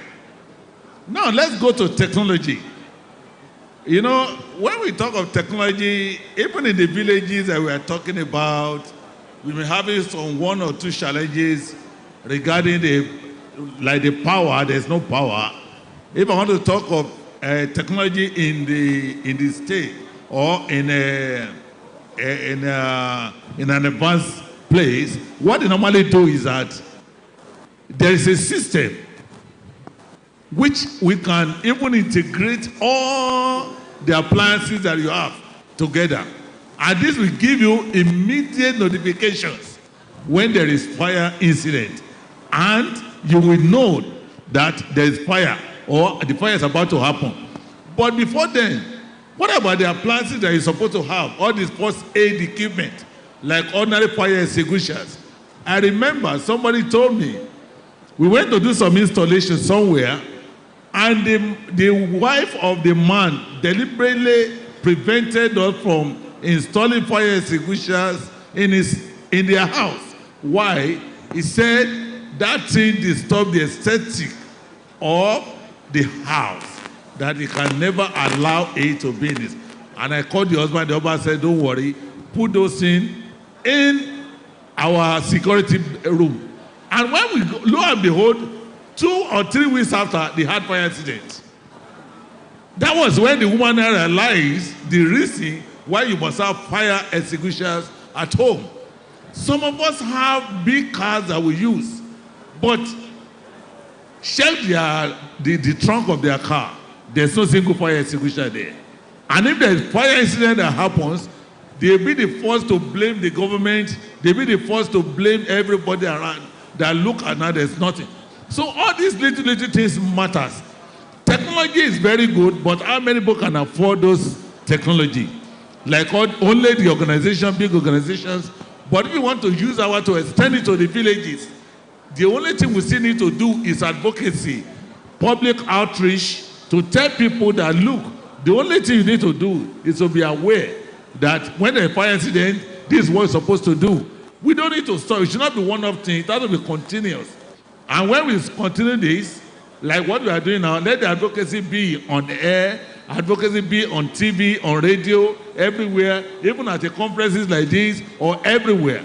Let there be advocacy everywhere. And that's what will help us in this community fire prevention. And I believe with what we are doing now, it's going to go a long way and even changing the perception, like Dr. Saitolu said, because of the perception of the people, and they believe that they need to be aware that fire prevention is everybody's business. It's not the business of the firefighter alone or the business of the installers alone. Thank you very much. Thank you very much. Please, another round of applause for him. That was very wonderful. Thank you so much, sir. Okay. Distinguished ladies and gentlemen, I need to sound a sign of warning. And that warning is that it should be a key of note. Technology cannot replace human factor in emergency response. And while you are talking about technology, you must build the human factors because of three factors. For you to appreciate the technology, the human factors must be well oriented.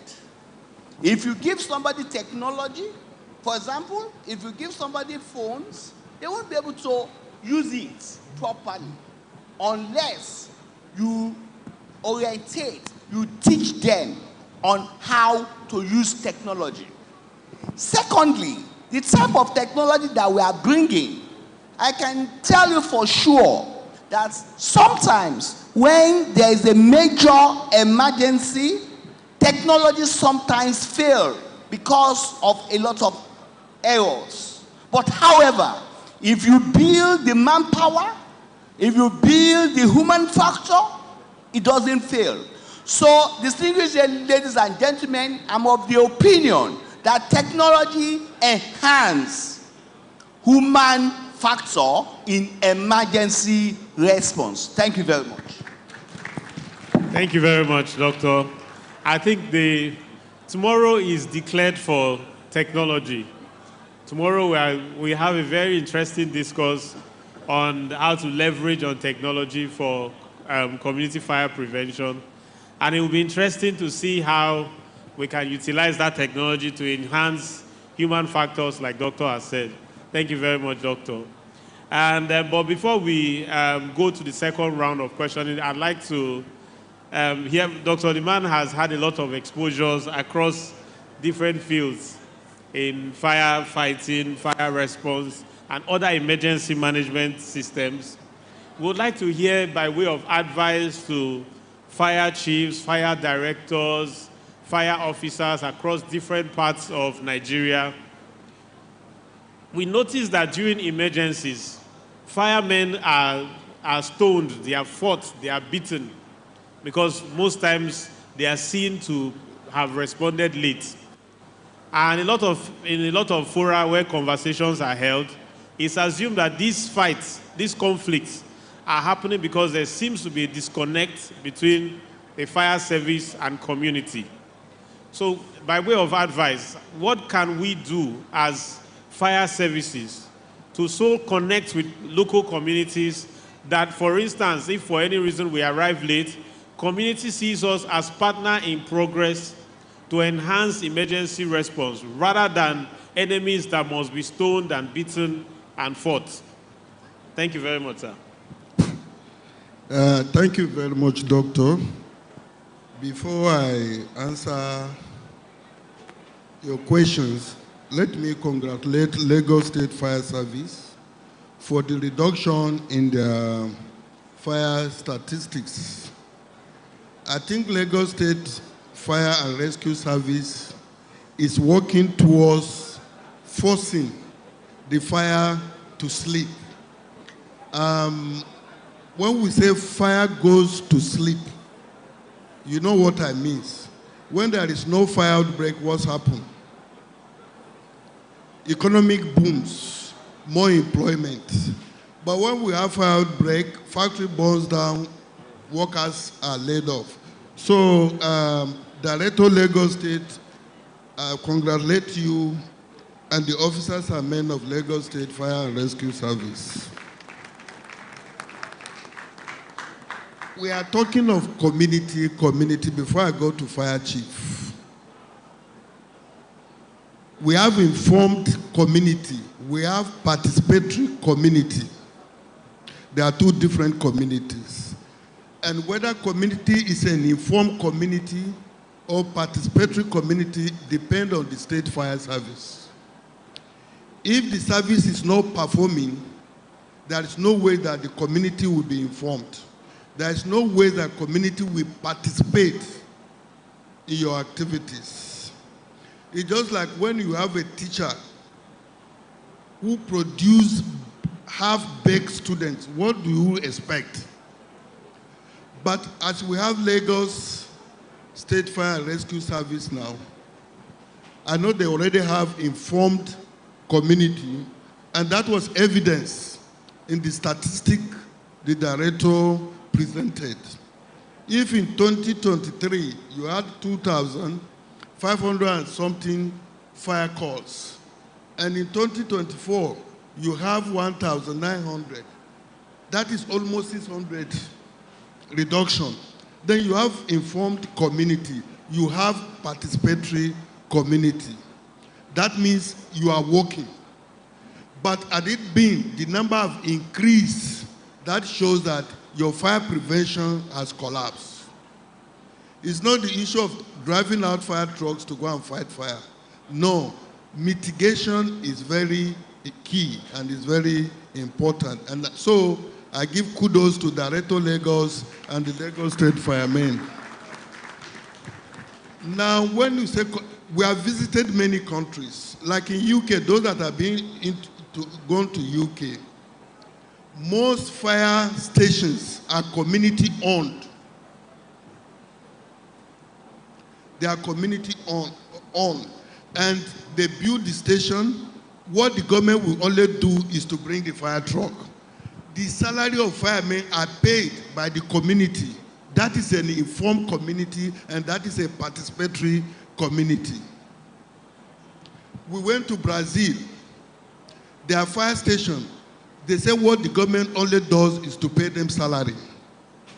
The community will build the fire station, buy the equipment, and inform the government. And government will now send the staff there and pay their salary.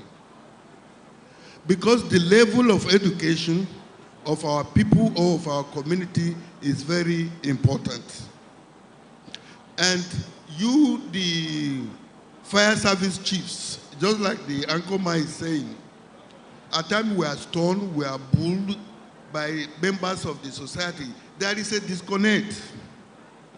In some developed countries, what they do, fire station located within community, once or twice, there should be what we call road map work around the community. Let them know you are available. You understand? You will close all the roads. It's only fire truck and firemen that will be on road that day, 2 hours, 3 hours. Then you engage in simulation exercise. You are not doing that because they have to know you. And when I say for a community to be informed, you have to identify the risk associated with each community. When you gave your statistics here, it varies from one local government to another local government. I can remember last year, they asked that why do we have that high number of fire outbreaks? I said the answer is simple. Bring your statistics. From where do you have that high rise number? They got it, and we work on it, and it has now reduced. So you must be able to identify. So that is informed community. Now, if you want community to participate, you must go down to the grassroots. Organize lectures for them. Workshop.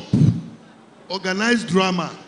Because some don't even know that fire service exists within their community. And if they don't know, how do you want them to participate? When I was in the office, I will not mention the state, we went to a state, the state governor said he didn't know that that fire service is state-owned. He said he thought it's federal-owned from His Excellency. You understand what I'm saying? So the participation of community, the engagement of community, depends on the state fire service.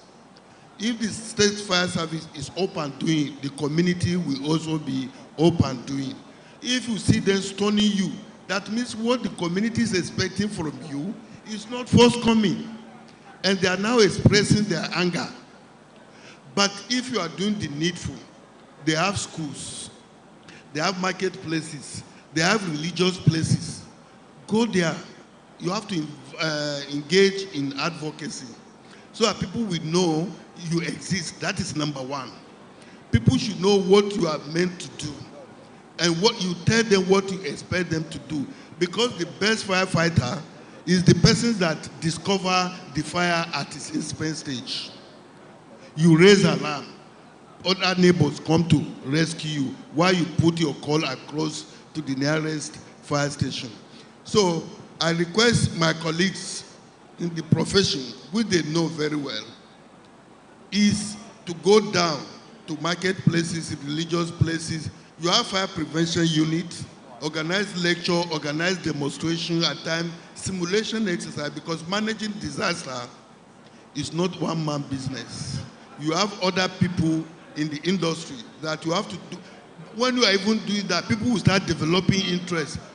When it reaches 2 months, 3 months, they don't see you, they will say, okay, what is happening? But if you are not talking to them, then they will take the laws into their hand. Thank you very much. Wow. Wow. Wow. Thank you so much, sir. I believe this has been school for all classes of people, from the firemen, fire chiefs, fire officers, to HSE officers, to community dwellers, landlords, tenants, and everybody. He has not justified the right to stone firemen. Please get it clearly. He started by saying that in some part of the world, fire stations are actually owned by communities, and the government only just has to pay. So community also has a role to play. So the rest of us should also be looking at it from our own role, which we must dispense with. And then before we now come to our fire officers and what they also must do. So as we begin to round off with this panel, I would like to go back to our justice and say we won't let you go back to the US without tapping from some of the things that are going on within the US. So while you tell us innovations on community level going on for fire prevention, maybe it's also because of our legal framework. Do you think there are legal frameworks or bylaws within communities that we need to have in place to enforce a free flow of information and relationship between community and fire offices? Please guide us in that area.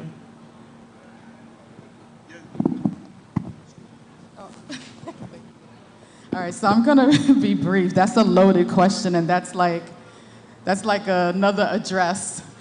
But one thing that I definitely want to uplift is, and you know, when my fellow panelists were talking, I said, okay, when we were talking about looking at the statistics, for instance, and also looking at the legal framework as well, you have to uplift the power of what's called, and I'm sure many of you have heard of it, a SWOT analysis. So with the SWOT analysis, we're looking at the strengths, we're looking at the weaknesses, we're looking at the opportunities, and we're looking at the threats. So I think engaging in that initially is equally as important as educating the community. One thing that is always prominent in fire prevention, fire safety, community affairs plays a significant role in engaging the community, in ensuring that the presence is felt, that there's awareness, conducting different drills. In the States, we have like what we call block parties, if you will. So the firefighters, they go to these community events, the public sees them, they find out about the role of firefighters, they're given free fire alarms and carbon monoxide alarms, and also put an extinguisher, like I said earlier, putting an extinguisher in someone's hand could save several lives, and ensuring that they are educated about what that means. In our society here, I know title is a large part of a lot of what we do. So if you're looking to also engage the community, I would implore you to think about a role for community members. Call them a fire ambassador. Give them a role. Give them, this is your charge. This is what we need you to do. You're one of our stakeholders. We need you to collaborate with us. These are ways that the community can be engaged, because you need to make sure that they're empowered. And as they're empowered, that will impact fire operations. And I know that, there's a significant amount of efforts and, things that Lagos Fire Safety and Rescue, because I have to definitely applaud all of the efforts, because like I said, I was very impressed with a lot of what was done. I mean, because when I came to the firehouse one day, I saw the drills that they were doing with children. So yes, the youth is a very important part of this. They're a significant part of all of this. So we have to make sure that we're engaging our youth so that they could carry the message. So when we're looking also at the legal framework, you have laws right now on the books. How do we give those laws teeth so that we can now engage in enforcement? And it goes back to a lot of what was said here in terms of making sure that the community is aware.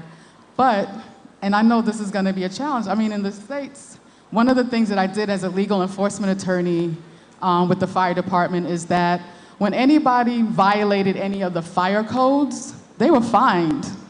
So if a fire truck comes to a premises and let's say, okay, their child burned food in the microwave, right? We don't consider that an imminent risk. There wasn't really any fire. There was a smoke condition, but the fire department with all the trucks coming there, they deemed that as a false alarm.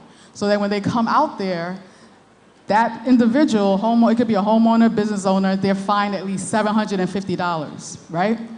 If the fire department comes back again and there's no imminent risk, that now becomes a repeat penalty of $1,500. But the other part of that is that we don't want to be punitive, right?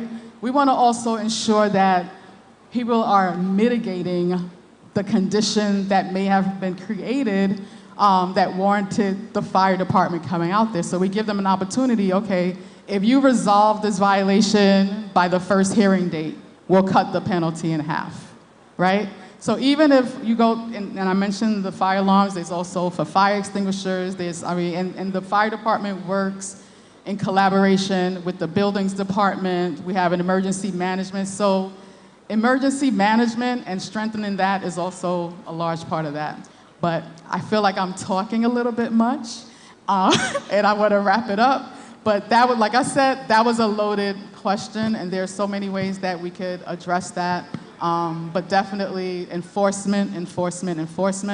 But you don't also want people to feel like, okay, my business is being harmed. So there's a way that you could work hand in hand with the community so that they're aware of that. But if you have laws without enforcement,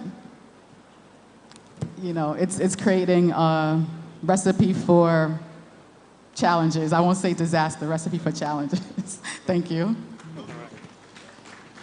Thank you very much. I think that at this point, I would just, all the panelists would just take 1 minute to give concluding thoughts. So if you had anything you wanted to still add something on, yes, we can just give our concluding thoughts. Yes, I forgot something from the question you earlier asked me. Yeah. When you are talking of response of firefighters, there are factors. One, when did you call the fire service? How did you call the fire service? When means, is it at the inspection stage, the moment you discover the fire, you put the call across to fire service? Because in most cases, it is passerbys that even draw the attention of firemen that there is fire outbreak elsewhere. How did you call us? Is it telephone call? Is it by running to the station? Is it by going to television? Then we saw a news flash. Each of these has advantage and disadvantage. If it is phone call, it's better. But if you are going to the nearest station, anything can happen to your vehicle on the road, and there'll be hold up. But if you call them, they will quickly come. Two, even if you have the best fire truck in the city and it's only one fire station, there is no way your response time will improve unless if there is fire within the vicinity where you are located. So if the more you have fire station, the more your time, or the better the time of response. Then also, when they say you come to fire ground, there is no water. No, the firemen talk to people. We have different capacity of our tanks. We have 2,000 liters. We have 3,000 liters, up to 10,000 liters. Now, at what floor are you fighting fire? Is it on the ground floor? If you dispatch a tanker of 2,000 liters and you want to fight fire on third floor, I bet you that water will not reach 5 minutes, it's over. Because you have to accelerate more to get the required pressure at that level. So what I would advise, if your fire truck tank is very small, then get a water tanker of 5,000 liters up to 10,000 liters as a backup. If you are doing that, I think the community members, the anger will reduce. But in the absence of you not talking to the community, they don't know all this information, and it's better they are enlightened. When they are enlightened, I'm sure that friction will reduce. And what I said again, road walk, once in every 3 months. All your truck come out with firemen, do parade in the community. They will envy you, they will know you are around, and people will come to you. But when you just sit down in your office, nobody knows that you are there 2 months, there is no fire break. And then you want community to participate. They'll say, my friend, go away. Yeah. But thank you very much. Thank you very much, sir. Okay, so yes, we can just finish from Engineer Jumade. Yeah. So thank you very much, 1 minute Doctor. parting shot, sir. Thank you, Doctor. Okay. Two major things I quickly want to talk about Okay. is the infrastructure development and then regulations. We are talking of infrastructure development, like Dr. Lima mentioned something now, the response time of our firefighters matters. You could see what Lagos State government has done in improving the number of fire stations they now have. But when you look at our hydrant system, the hydrant system that we have, you don't need big tankers to follow you. If the hydrant is working, because there's a hydrant, it's you to just use your suction hose and then plug it to the hydrant. You generate your water, you get your water. In the UK, that's what they use because the hydrant is everywhere and the water comes out. So you need to have that. The reason why they stone our firefighters who are seriously working is because people don't understand that this 10,000 liters, how many minutes will it take to exhaust it with about 5-bar machine? It will exhaust in less than 20 minutes. And you cannot be able to put out the fire with that short time. But if you have your hydrant working, you can just have more water. Then, secondly, is about regulations. Regulation simply means that we have a lot of buildings going on. If you look at the development in Lagos State presently, we have a lot of developers just building estates, building high-rise without firefighting system. So if the regulation is there, that if you don't put this thing there, your SS is closed down, they will do it. And we need to do that to ensure that the workload on the firefighters are minimized. So those are the things that we need to look at. Thank you very much. Thank you very much, sir. Thank you. Yes, PS, sir.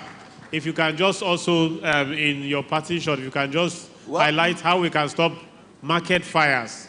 Well, my parting shot is firstly to give kudos to the top echelon of Ministry of Special,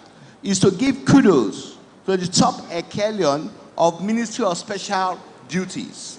To give kudos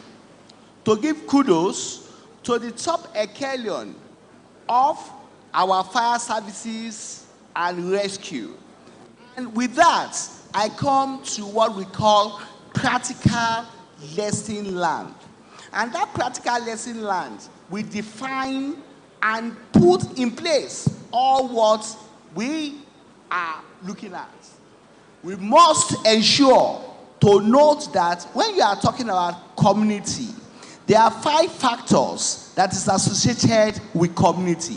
And all these guides the way we respond to emergency and even marketplaces. Number 1, belief. Our culture, our religion, local knowledge are very, very important. You must be able to allow the community to take ownership of emergency management. And how do you achieve this? Look at Lagos State example. When we are employing all these firefighters are employed in Lagos State that it covers all the local governments. The employment of firefighters was open to all the local government. You can see that when we are doing any activities, you can see the roles of KBACs or bars. It's about taking ownership. When the community has taken ownership of what you are doing in place, there won't be any problem. They know who to call when there's an emergency. You know the Iyaloja of Abule Egba. You know the Iyaloja of Okota. They have free access to you. You will discover that your response, your planning will not only be effective, it will be efficient. On a party note, look at what the fire services of Lagos State is doing. Try and emulate it, and I wish them all the best. Thank you. Thank you. Thank you very much, sir. All right, sir, please, your parting shots, as you, in your normal way, you can just give us a general summary and your parting shots, sir. Yeah, thank you very much. Once again, I'm glad to be here. And like the last speaker said, I want to appreciate the Honorable Commissioner for special duty. I was here last year. I saw the way you presented everything. Also, I want to appreciate the Honorable from the House of Assembly, who is the Chairman Committee. And I want a little bit partial to community engagement. Of a community engagement, all these, they are very important. What are the people that are doing the job? Are really doing well? Is very important. Sir, the 2 gentlemen sitting down, the commissioner and the honorable sir, I listened to you when you said, whatever they brought to your table, you are going to do it. Sir, the fire service job is a very risky job. Very, very risky job. And we need to encourage them. I was New York Fire Academy. I was in Newark, New Jersey. I addressed the state assembly of that state. Let me tell you, they are the 3rd highest paid government officer in the whole Newark, New Jersey. You can find out. Sir, the presentation of the agency was done by me about 2 years ago. And I still recall the paramilitary salary we are not enjoying in Lagos State is not the best. The government should go ahead. Now that you are doing this, sir, I want to implore you seriously, sir. Because Lagos State government, they are doing very well. That is the truth. They are doing very well. And I'm very glad because my successors are successful. I'm very glad. Sir, while bringing to this law, I want you to please consider the paramilitary salary that their counterpart at the federal level are enjoying. We must enjoy it in Lagos State. Sir, the lifespan of a fireman, if it's 100 years, if not for God, reduce 10 out of it. Because nobody is an expert of fire, except you are a practical fireman. And when a fireman goes to a fire, it consumes a lot of fumes. we don't have some facilities in Nigeria that we understand what I'm saying. When you go to scene of fire, by the time you come back, because I train abroad, I know what it means. There are doctors, I've said it before, we're supposed to have a mini clinic in the fire service, not going to the general one. We need all this to put in place. I want to implore the Honorable Commissioner and the Honorable, because I love your style, sir, because you're a man that loves safety, and your life will be safe as well. Sir, consider this very, very important. It's burning my heart, and I know it will in your time. Thank you very much. Thank you very much, sir. Thank you so much, sir. I would like to say that there's a lot of partiality in clapping in this room. Let's clap for everything they say from here, because everything they say actually makes sense. All right. Thank you very much. I remember earlier on I was begging us to clap, but now we are clapping spontaneously. Thank you very much. All right. So to Engineer David, companies are situated in communities.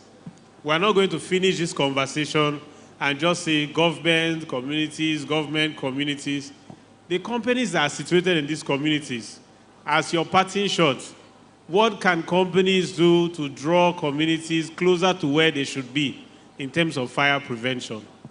Thank you very much. Okay, so thank you so very much for this session. The roles of all the stakeholders have been clearly spelled out. The government providing the support, the infrastructure, and all that. And the Lagos State government is actually doing very well.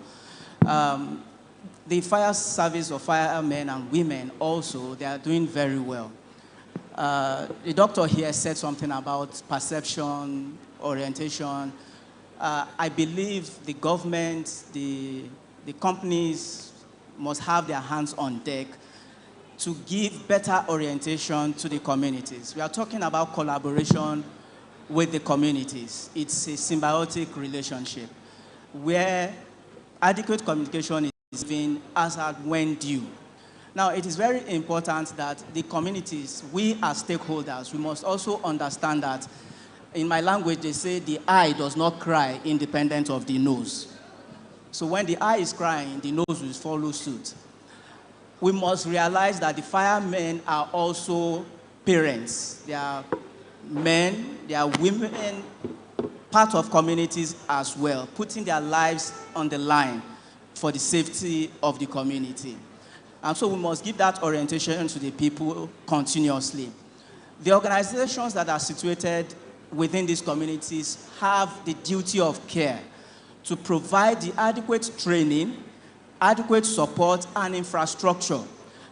The investment in these communities is an investment in the organization. It is not a lost cause. So if you are training the community to be able to intervene in fires, don't forget what I said. A fire starts, it is indiscriminate in its wake. It doesn't choose whether you are the company or you are the community. It swipes all across. So if you invest, if the organizations invest, like we do, you invest in the community, you are surely going to get the returns back to you. If there's a fire, they are going to be the first responders. They are going to be the first people to, call your attention to it, and thereby you are saving yourself and also saving the community and also saving costs eventually, because we know that every business is established to make profit, but then there will be no profit if you do not invest in the community. Thank you so very much. Thank you very much. Please, let's give them a round of applause. They've been a very fantastic panel. Thank you so much. We would just like to take 2 questions from the floor to the panels. Do we have any questions from anyone on the floor? Okay, I see someone down there. That's the first hand that came up. Oh, sorry. Okay. Okay. Sir, you will round up, sir.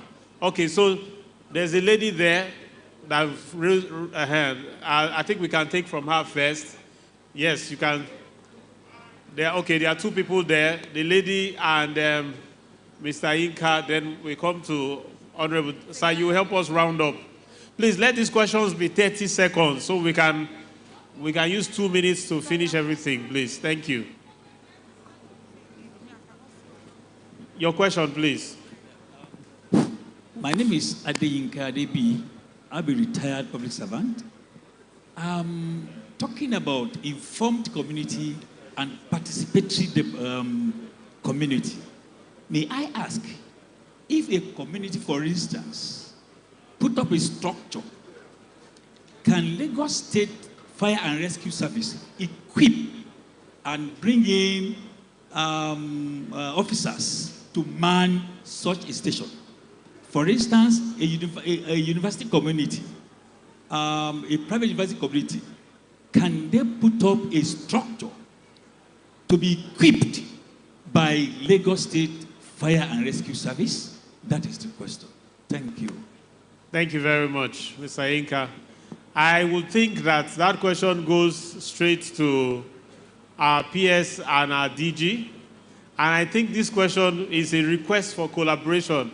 It sounds to me like a proposal you are writing from your office to the Lagos State Fire Service. So please submit it. Submit it at the office. Okay. All right. Sir, you can please respond. Please submit that proposal, and then I'm sure you will get responses. I think that is a very good effort. Yes. When I was in the office, we have many higher institution communities that build fire stations, and they handed it over to the federal. If you have enough equipment, provide equipment and the staff. And in most cases, the organization where they reside have some stipends that they give to firemen at the end of the year. I think the fire service should encourage such communities, you understand, yes, by accepting the construction of the fire station and equipping it if they have, and send their personnel there. And there are some that they will build the fire station, they will even buy the fire truck. All they need from you is for you to send your personnel to come and man it. Some, they will construct fire station, they will buy the equipment, they will employ their own staff for you to train, but they will request you that the head of that station should be a professional fireman. So I think that is what we talk about, participatory. And I think the community should be encouraged. Thank you very much. Thank you very much, sir. I'm sure that, like I said to you, he has given you a fantastic response, but please submit the proposal at the office. I'm sure our DG will respond to you when you get to the office. Thank you very much. The lady behind, please, let's quickly have your questions so we can round up. Good afternoon, all. My name is Anu Anibaba Mushon from the Ochushe Foundation. Now, recently, we ran a campaign called First Response for All, community-based. And part of the modules we taught people was fire safety, prevention, and evacuation. Like the panelists said, information without simulation is like half preparedness. What would it take for the state and the agencies to go into those communities? Because most of these places, a fire truck can't reach there in 10 minutes, and they don't have running water for hydrants to work. What would it take for the state to, you know, perhaps have fire safety champions in these communities? You know, how to handle the fire extinguishers, and they'll know where to go to grab the fire extinguishers. What would it take? Because it's easy for us to go there and canvass for voter registration and a lot of other things. But fire safety is important. Secondly, I came in here and we did a fire information, but usually situational awareness, everywhere I go, the first thing I look out for is the exit signs. I don't see any here. There should be an exit sign anywhere. If anything happened and we had to evacuate now, I'm simply going to follow the crowd, whether they're going the right way or not. So are there regulations for this? And how are they enforcing it? I've never been anywhere in Lagos State where I ran into a random fire drill happening. What are we doing about these things? And I must say, our chairs here are too tightly packed. I don't know about the other side, Chair, but... Thank you. All right, thank you very much. I need to just quickly respond to one of the items, which was that of emergency brief. From the beginning, we had a safety moment where we were highlighted, we were pointed to the different exits within this facility. Just in case we've forgotten, I'd just like to remind us that to your immediate right is our first emergency exit. Right out of here to your far right there is a convenience, and to your mid-left is an exit with clearly marked exit sign.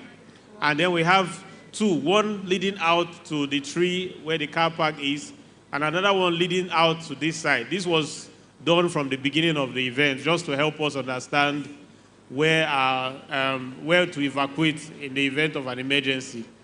We are not saying that to say that we are 100%. We take what you have given, but these things were said from the beginning of the event. Thank you very much. Okay, then we had another question. Okay, sir, so that Honorable can help us round up. Yes, please, where's the mic, please? So sorry. Which one? She asked about community participations at the community, where the simulations. Okay. Yes, but she was still asking that question.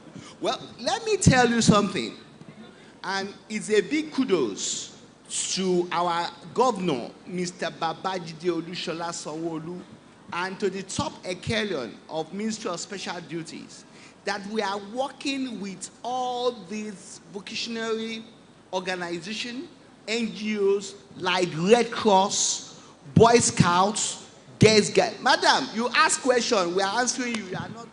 I want to give it to you. You are not listening. Okay, let me go back. You see, the most important thing is that in Lagos State, we are collaborating with NGOs like Red Cross, like Boy Scouts and Girl Guides. We have safety agency in all our local governments, in all our schools. And you can see, I think about 3 or 4 months, our commissioner was wearing the Red Cross uniform, including the Honorable Commissioner of Youth and Ministry. So the most important thing is that with this, we are catching them young, and they are going back to their homes to inform their parents what we are doing. And you can see that our fire services agency are going around the corners of Lagos State doing a lot of home simulation exercises. Not only home, they've moved from one ministry to another doing a lot of simulation exercises. So, madam, always give kudos and honors to who honors is due to. If you need more information about what we are doing, Google us. Thank you very much. Thank you very much, PS. Thank you. So I'd like to just go straight to you, sir. Please, the lady with the mic, can you please help us pass the mic to... All right. Thank you, sir. Good afternoon, all. Good afternoon, sir. My name is Garba Lawal Mohammed, Deputy Director from Ministry of Interior. Though my intervention is simple, we have not been given a task here to say anything, but I think I contribute. In terms of the legislation, I think the Constitution of the Federal Republic of Nigeria, which is the ground norm, is very clear. The fire is put under legislative schedule, not executive, meaning we have federal government, all the 3 tiers, as well as the community. So it's very flexible. We have federal fire service, we have state fire services, and we can have the counties like we have in UK, like people said. Then in terms of the enforcement, that is where the challenge is really. At the Federal Ministry of Interior and Federal Fire Service, the National Fire Data Repository Center has been concessioned 1 to 2 persons. We have NAFDAS, which is National Fire Data Analysis Systems. It's been concessioned to a private under the PPP. Then we have the National Fire Extinguisher Program, NFEC. That too has been concessioned. This is to ease the federal government of some of the responsibilities. So at the National Fire Extinguisher Control Program, it is meant to checkmate the use, production, and importation of fire extinguishers. That in some states have already keyed in. Like Benue State, we have trained fire extinguisher vendors in all the local government areas who now go back to their communities and service fire extinguishers. You see, the problem we normally have is failed fire extinguisher at the point of use. Many are really not functioning. So that is why the Ministry of Interior, in collaboration with its agency, the Federal Fire Service, has gone down as low as possible to ensure that our fire extinguishers work at the point of use. So we now have, I think we are going around to some other states to see that we have vendors trained from all the local government areas who will now go back and continue with that as a business. That will create job employment for your citizens as well as wealth generation. Thank you very much. So Federal Ministry of Interior, the Ministry of Interior is doing a lot, but since it's a federal, the three-tier collaboration, we are cascading down by God's grace to your level. Thank you. Thank you very much. Round of applause for him. As we hand over to Honorable Sir for conclusion on everything we've discussed on this panel, please. Thank you very much. I want to first and foremost thank all the discussants because I believe you are all resourceful personalities. And from what you have been able to tell us, it has shown that you are all experts in this particular field. And secondly, I want to give kudos to the retired permanent secretaries, directors, whether from the national, federal, or state. But you are not tired, and you will not be tired, because you cannot just retire and go back home. We need your wealth of experience to dwell in this occurrence. Yeah. To start with, I cannot say I will conclude this discussion, but I will be as brief as possible. You know what we do. We are the eyes, we are the ears, and we are the mouth of the people. So please permit me to say a few words in a few minutes. As regards to what the professional man and a civil and public servant from the Federal Fire Service or from the Ministry of Interior, he has actually spoken about legislation that has to do with fire safety. Of course, it is an area that is not limited to federal government. It is not in an exclusive list. It is concurrent, which means all the tiers of government, have role to play. They can all legislate on this particular matter. And like I said before, that in Lagos State House of Assembly, we collaborate with the entire government functionary. Because if laws are not made, there is nothing you can do, because whatever you do, you must fall on something. You must have a backing of something.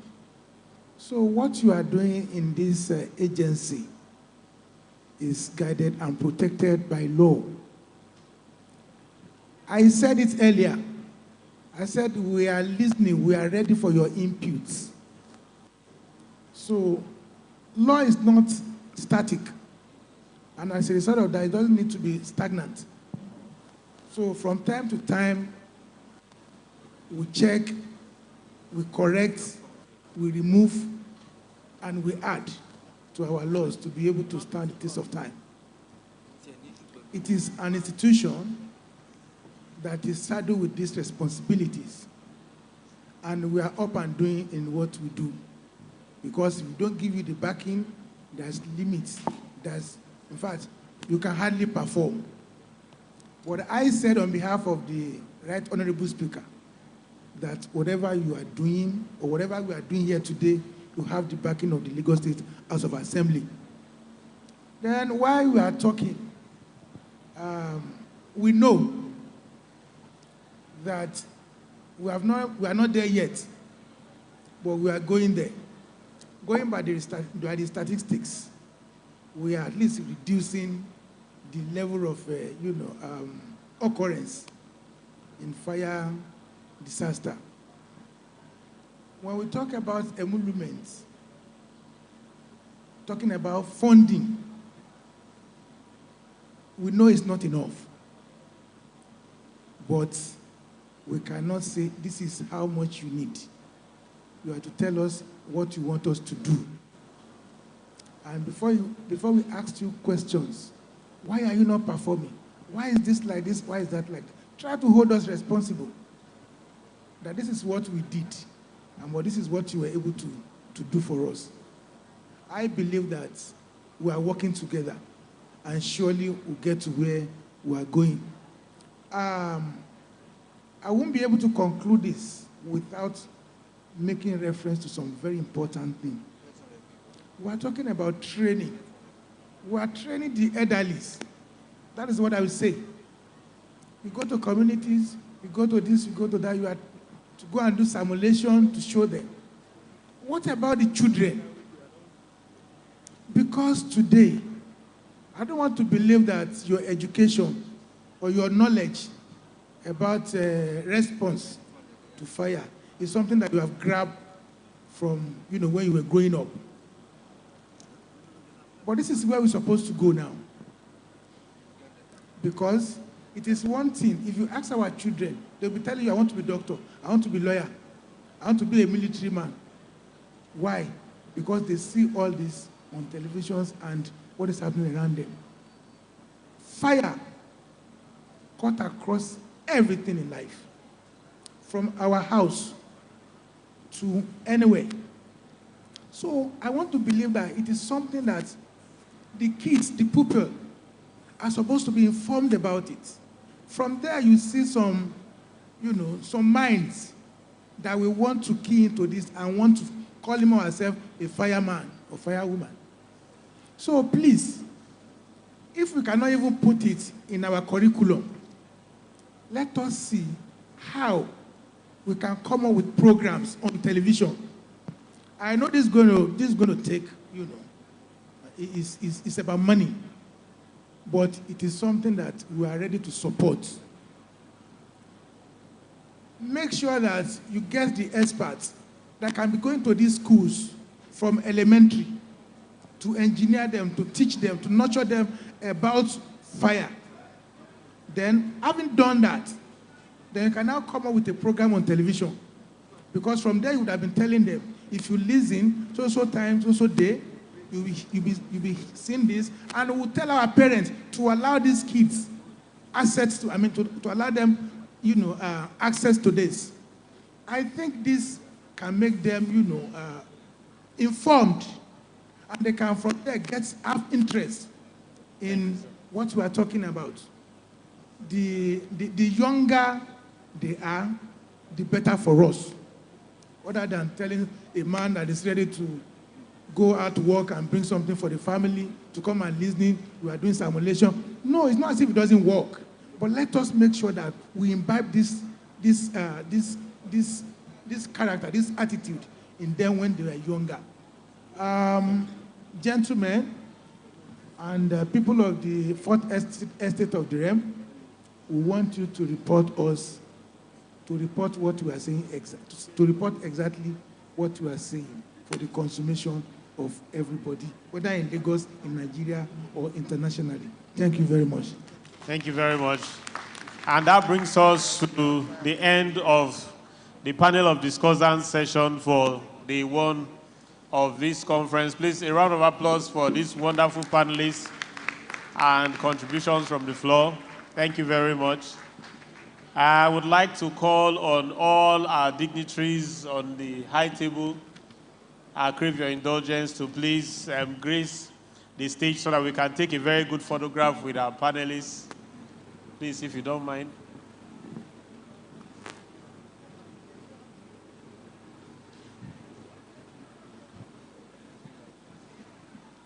All right, thank you very much. Before the photograph session, the MC has some information to pass across to us. Thank you very much, distinguished ladies and gentlemen. Please, I would like to invite the Honorable Commissioner, Ministry of Special Duties and Intergovernmental Relations, Mr. Olugbenga Oyerinde, to please come upstairs and give them their awards, sir.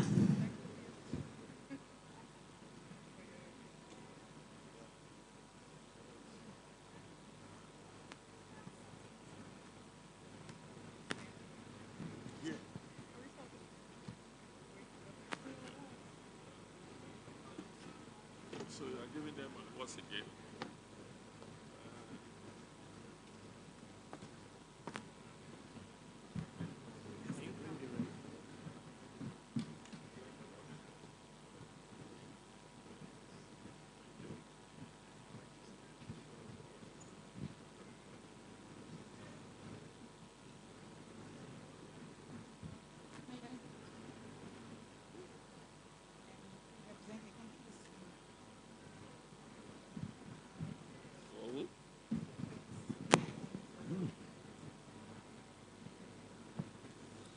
Okay, on behalf of Ministry of Special Duties and Intergovernmental Relations, most in particular the Lagos State Fire and Rescue Services, I have the honor to present to you today Prince Aderemi Ajose for participating in a panel of discussants on the community engagement for fire preventions at the Lagos International Fire Safety Conference 2.0 held at BALMORAL Convention Center, August 12 to 14, 2025. Yeah, I present to you, sir. Congratulations.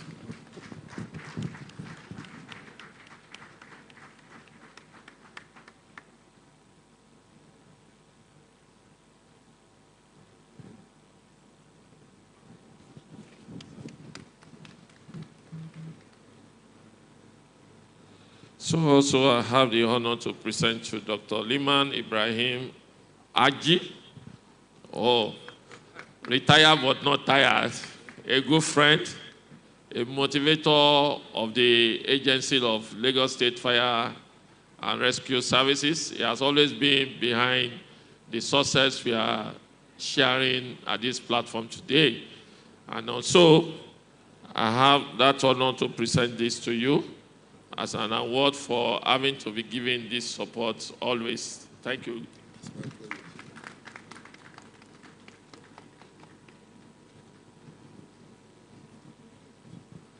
It's a pleasure, sir.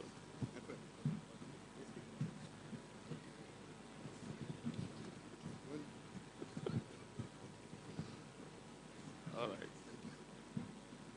Oh.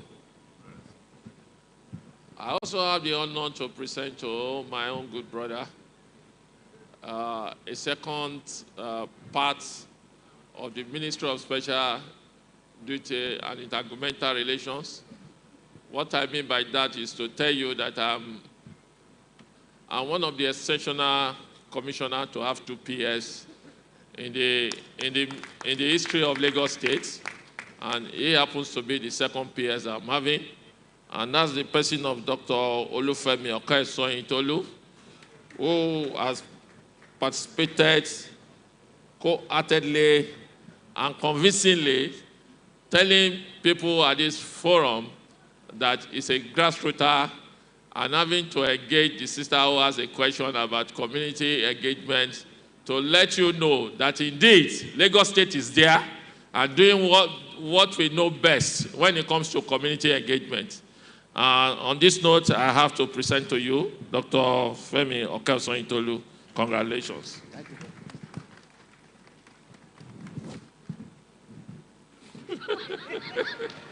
That's him for you. Appreciate him. Appreciate him.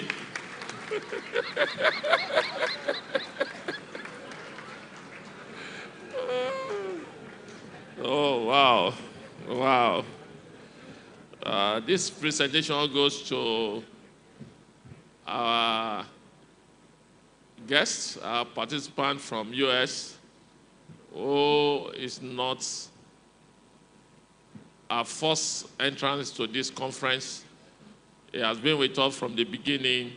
At the start of this conference, the first one that we did last year, she was here. And so also she's here today. And I have the honor to present to you Honorable Mrs. Abayomi Ajaye Oba. That's great, wonderful, wonderful. So thank you for what you do for us always. It's a pleasure.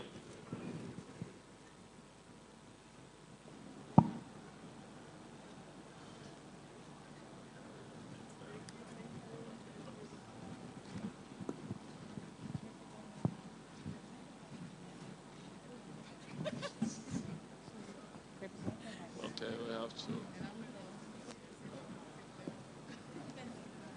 Represented by Engineer David.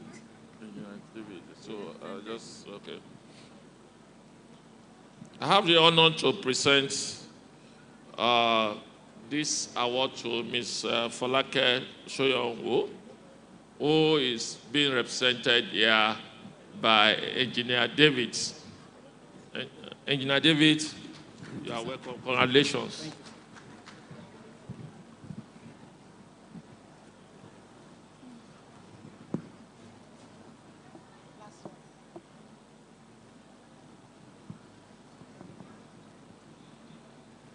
Okay. This is Dr. Julius Apano. No. Okay, let me.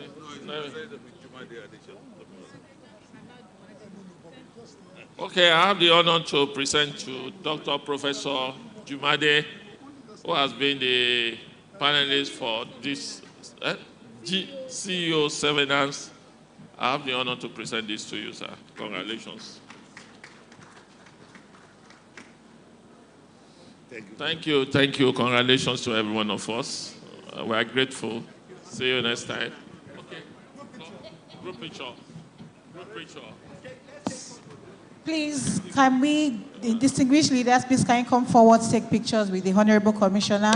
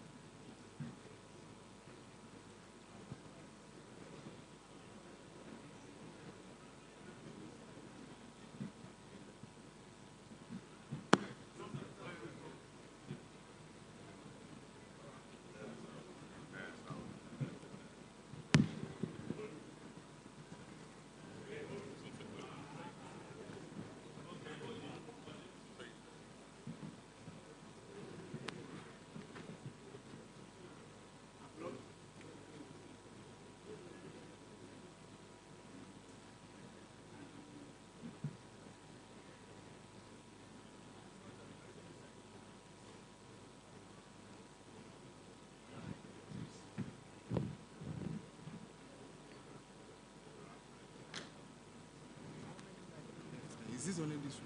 I mean, there's...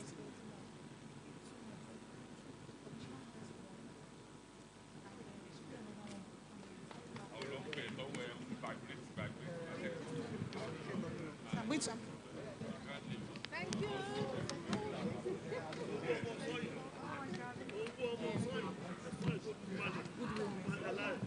Yeah, that's Paul. He's still patiently waiting. Thank you very much.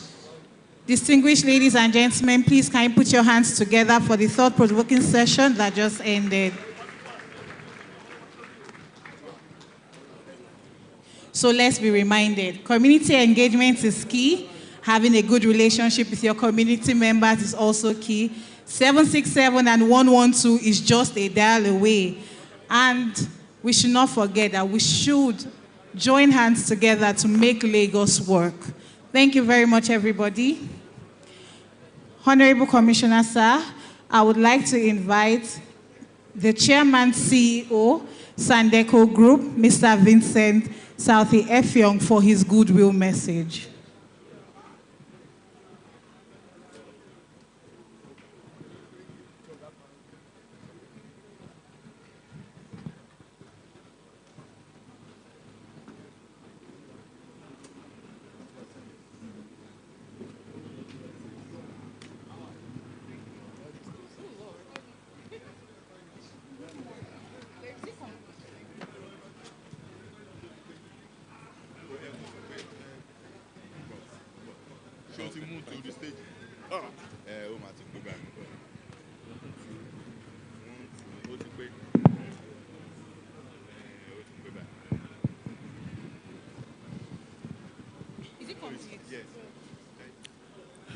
Distinguished guests, ladies and gentlemen, on behalf of the Sandeco Group, I'm delighted to have been a part of this occasion of the Lagos International Fire and Safety Conference 2.0, which has commenced today and will be on till the 14th, Thursday.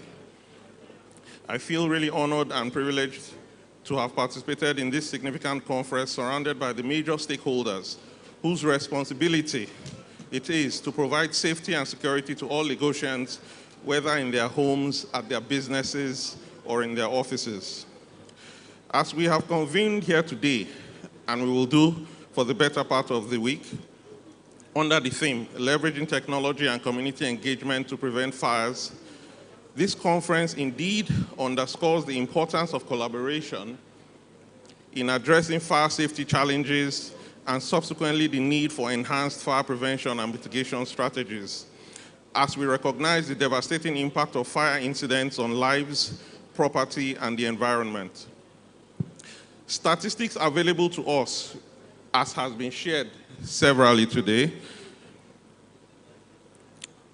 suggest that in 2024 alone, the Lagos State Fire and Rescue Service received close to 2,000 distress calls, while there were fire emergencies related to property losses running into billions of naira. However, because of the commitment of the Lagos State government, led by Mr. Governor, on the foundation of the theme's agenda and proactive measures instituted by the Lagos State government via the Ministry of Special Duties and Intergovernmental Relations and all the agencies tasked with the safety of lives and property, we have recorded incontestable successes in this fight to protect lives and property across the state, resulting in proactive measures that have saved properties worth over 100 billion naira in 2024 alone. This conference, which Sandeco is proud to be associated with, therefore, like has been said earlier, of course, represents an urgent call to decisive action. As a major stakeholder in safety and fire prevention across the African continent, the Sandeco Group prioritizes safety and sustainability. We believe that commitment, proactive measures, and innovative solutions can mitigate fire and safety risks to lives and property. This conference, therefore, offers this platform for knowledge sharing and networking, while showcasing cutting-edge technologies and solutions tailored towards fire prevention and mitigation. This three-day enlightenment workshop, conference, and expo is designed to raise awareness and provide practical solutions to fire safety, disaster risk management, as well as dangerous goods management. As we engage in the discussions over the next couple of days, I encourage us to explore practical solutions like we have witnessed on stage just a moment ago, and partnerships that can be implemented across the various sectors of the economy. Let us harness this opportunity to protect lives, property, and our environment by working together to reduce the incidence of fire disasters and build a safer and more resilient Lagos. I commend the Lagos State government for its commitment in its many initiatives, as well as significant investments towards fire prevention and safety, evident in initiatives such as this annual conference. I wish to say a big thank you to the organizers once again, the sponsors, and all the participants, especially the Lagos State government, for your consistency and determination to keep all Lagosians safe.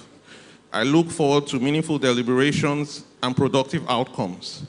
I also look forward to being a part of this conference 3.0 sometime next year.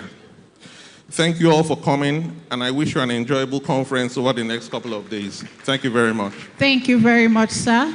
Please, can the representative of KUO please come forward? In the meantime, I would like to announce that there's something fun that is going to happen. We've all been sitting here all day, but there's something nice that is coming. We're going to have our lucky dip. So please, we would like everybody to please get ready. I would not be telling you how this is going to happen, but we would like to engage everybody. So please get ready. To soon be time for lucky dip. Please, is the representative of KUO around? What about CFAX? All right, so I guess it's time to move to our lucky dip.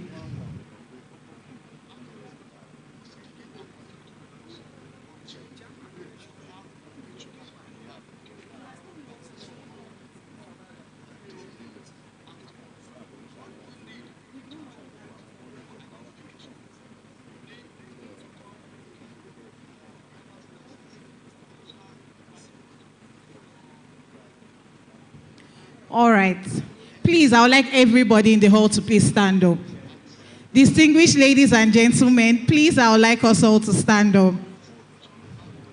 Thank you very much. I'd like us to stretch our hands to the left and stretch our hands to the right. We've been sitting since morning. Okay, without getting rowdy, I would like you to look underneath your seats. There is something there for you. Yes. Just under your chairs, there's something there for you.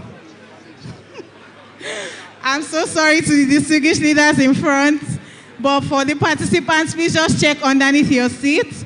There is something there for you. Please, we're counting down. We have fireballs to win, we have fire blankets, we have fire extinguishers. So please check under your seat and let's know what you have. Do we have anybody? Please sit, sir. No, sir. Do we have any winner? Please, can you come forward? Thank you. We have one winner. Any other winner in the house? I'm hearing a yes. Please, if you have a yes, please, can you come to the front?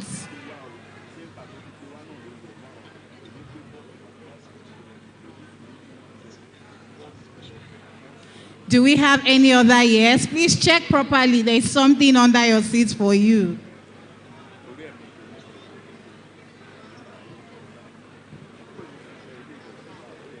So we have the winner of the fire blanket. Any other winners in the house? Please, can you put your hands together for her? She has won herself a fire blanket. I can see another winner running down.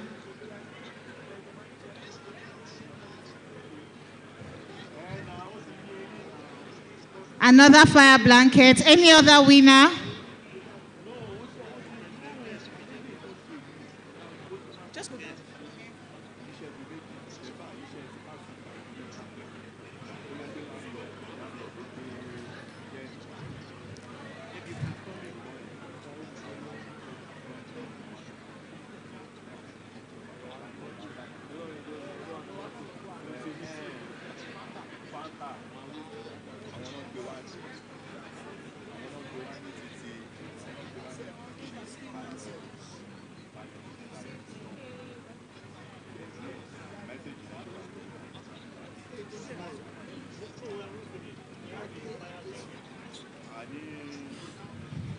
Honorable Age Sulaiman, please, we would like you to present the blankets to the winners. Thank you very much, sir. Please, can you put your hands together for the winners? Thank you.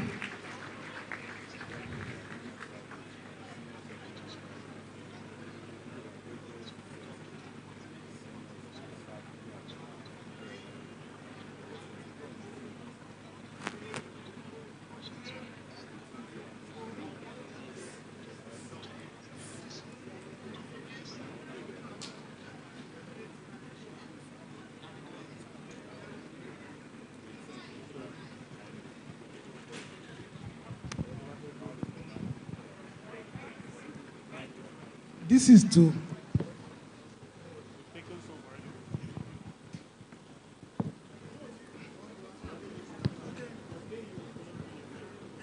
on behalf of Lagos State Fire Safety, Fire and Rescue Service, we present this fire blanket to Mr. Ogidon Sonny, aka Idon, for his wonderful performance and display of luck by God in this event. Congratulations. A round of applause, please.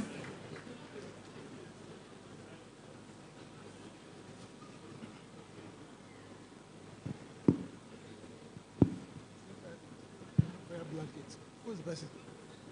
Is it you? Ah. Congratulations. What's your name? What? Tofumi Oyefusi. You are hereby celebrated with a fire blanket. Others from elsewhere would have gotten it, but this has shown how committed you are to the organization you serve and to the people of Lagos in general. You can have this fire blanket. Congratulations. More way. Easy. Show it up. Sir, please, we have one more winner. The winner he won himself a fireball.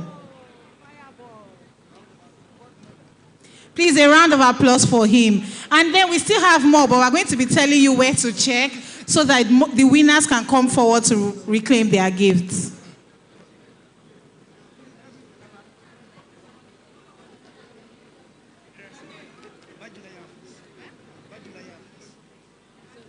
Kilo and B. Fireball. Ball. Okay. Yeah. This is in recognition of Mr. Bajulaye Abdulhafiz for his committed, idea and personality to the safety of Lagos State in general. Congratulations. If you look at it very well, it's not because they are part of the, agency, but it is luck. And this is to show that they are really committed staff of this particular agency. So once again, I say congratulations, Mr. Hafiz. Okay, thank you very much. We still have more gift items to give out. I want to give you a clue where we have this gift. If you are sitting at this end, we still have 2 kg fire extinguisher to give out. If you check under your seat is not there, check the leg of your seat at this end. There are 2 more gifts to give out, fire extinguisher. If you are sitting at this middle, there is a special gift for you today. Check the leg of your chair, but especially those sitting at that middle. And if you are sitting at this row, behind you have a special gift for you also. Check the leg of your chair. At this end, check the middle, the under of your chair. Let's get busy. There are special gifts to be given out today. And as from tomorrow, we still have more gifts to give. But we'll come out with another unique way of giving out these gifts.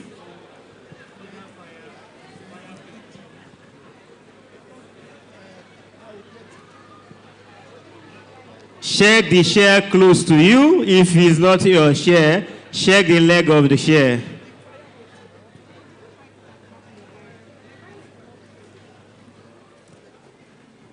They are not finding it. Let's leave it tomorrow. We'll continue. Because of programs that we have on ground. Okay, maybe just let the MC come. Let the MC come again. Yeah. Go ahead. You destroyed the other ones, I mean. Which one? You destroyed the ones they had won before. Yeah, this I will do it. I'll retrieve them anytime. Do we have any lucky winner now? Any lucky winner? Congratulations. Come over to take your gift. Do we have any winners? Yes, we already have a lucky winner at the end. Please, can you come forward? Please, can you make it snappy? Please come forward. Thank you very much. Yeah, so they want to take over after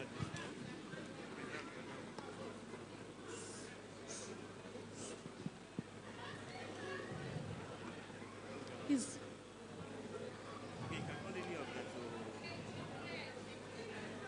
So we have our winner for the 2 kg fire extinguisher here. Please, the representative of KUO, please can you get ready for your goodwill message? The representative of KUO.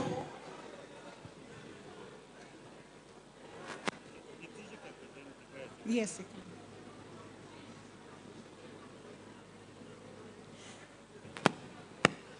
Please, the Commissioner for Ministry of Establishment, Training and Pension, please can you help us give our winner her gifts? Thank you very much, sir. Please, the representative of KUO.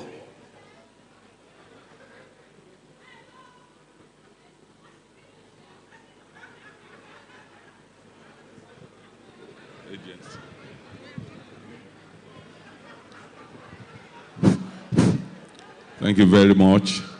On behalf of the Fire and Rescue Service of the Lagos State Government of Nigeria under the Ministry of Special Duties, I hereby present this token of gift to Mrs. Modupe Ayegusi. Congratulations.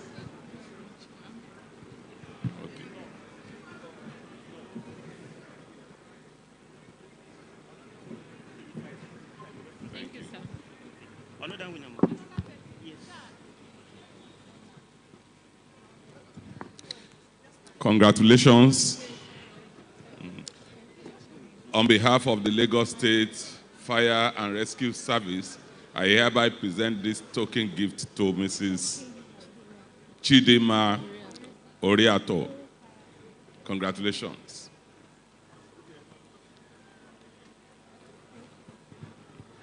Another one.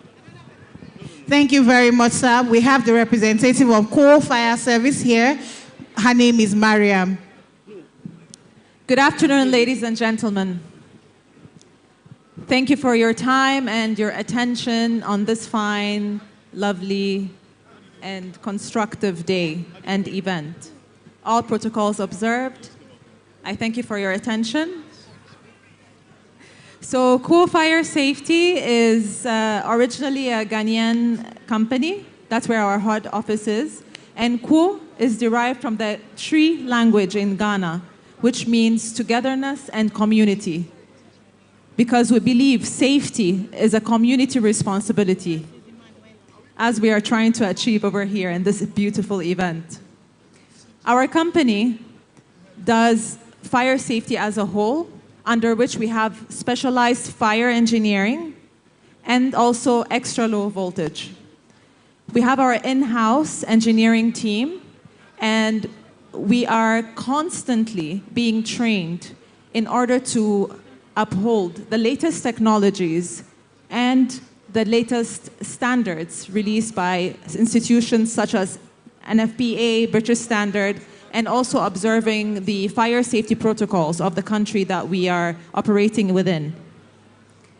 We offer consultancy services. We are able to develop designs, and we have our team that is able to also do installation, or also known as executing the designs that we develop. After all this is done, we also offer maintenance services.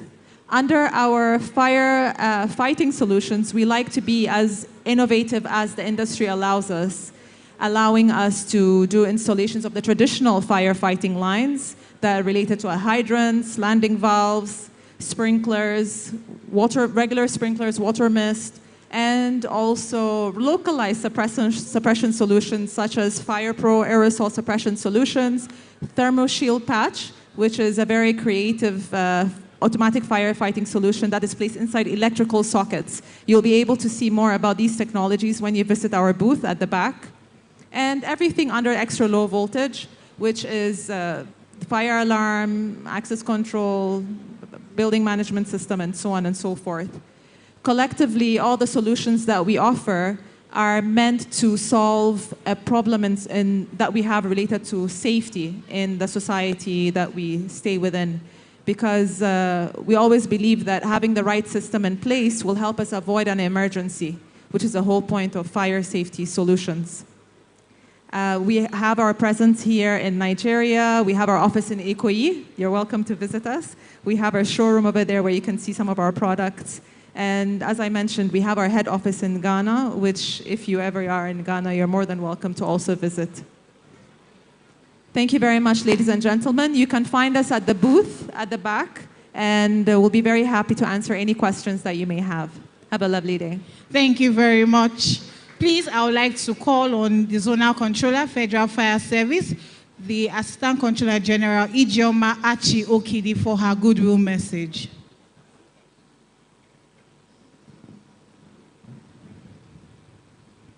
Okay. Sometimes when we hear all of these things, we do not think it is either real or it is either true. We have amongst us one of the victims.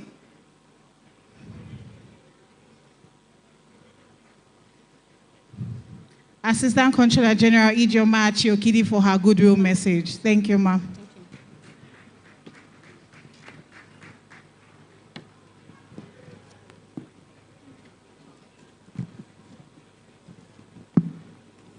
Good afternoon, ma'am and sirs.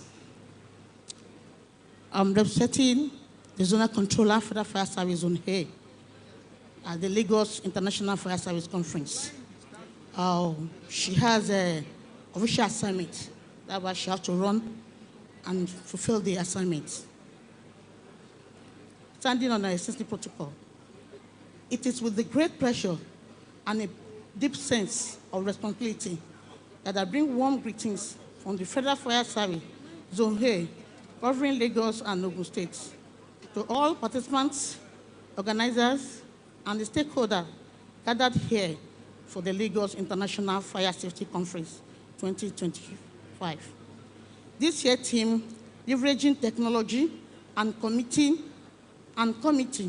engagement to prevent fire, resonates deeply with our mission in the Federal Fire Service to protect lives, property, and the environment through proactive fire prevention, efficiency, emergency response, and public enlightenment. Indeed, the fight against fire is not won by firefighters alone. It is achieved through a united front involving governments, industry, communities, and individuals. The Lagos State Governor, through the Lagos State Fire and Rescue Service, has once again demonstrated foresight by creating this platform for collaboration, innovation, and knowledge exchange. The blend of technology, practical workshop, experts, insights, and community-driven solution that this conference promises will no doubt contribute significantly to reduce fire risks and enhance safety in our society. As we engage in value-adding discussion, fireside chats and panel session over the next 3 days, let us remember that every lesson learned here is a potential life saved tomorrow. Let us commit to not only living but also apply and share this knowledge in our homes, workplaces, and communities. On behalf of the Federal Fire Service, I commend the organizer and the partners for this laudable initiative. May this conference inspire renewed commitment, foster stronger partnership, and lead to innovative strategies that will make Lagos and indeed Nigeria a safer place for all. I wish you all fruitful deliberation and a successful conference. Thank you from my zonal controller, ACG Ijoma Achi Ogiri. Thank you all. Thank you very much, ma'am.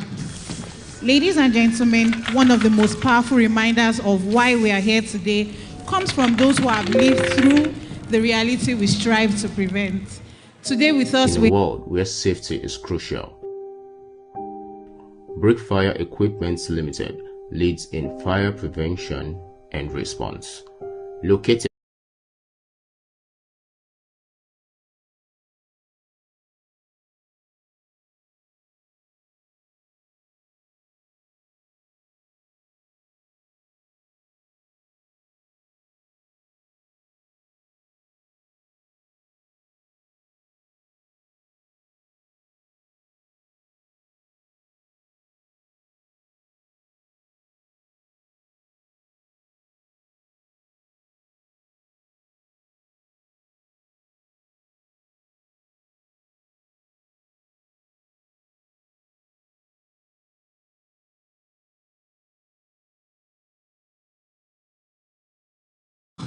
where they called me. So she was sleeping inside the room when the fire is a condo. Actually, I cannot really explain how it's happening. They only called me.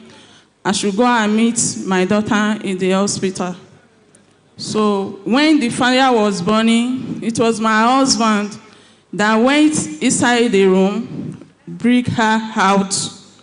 So we were running up and down. After discharging her, they told us we will go for plastic surgery.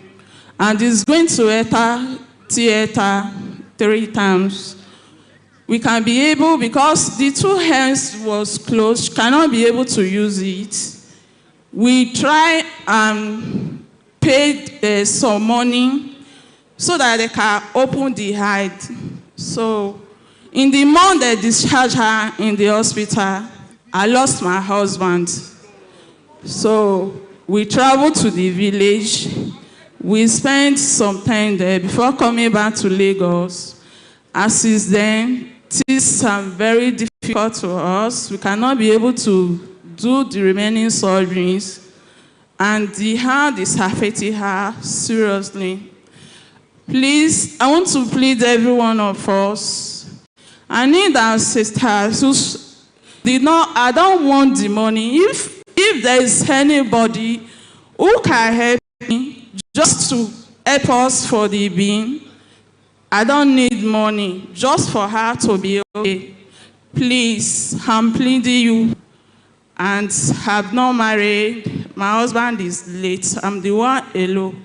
I cannot be able to afford the money. Thank you. Thank you very much. We have one more video that is coming up now.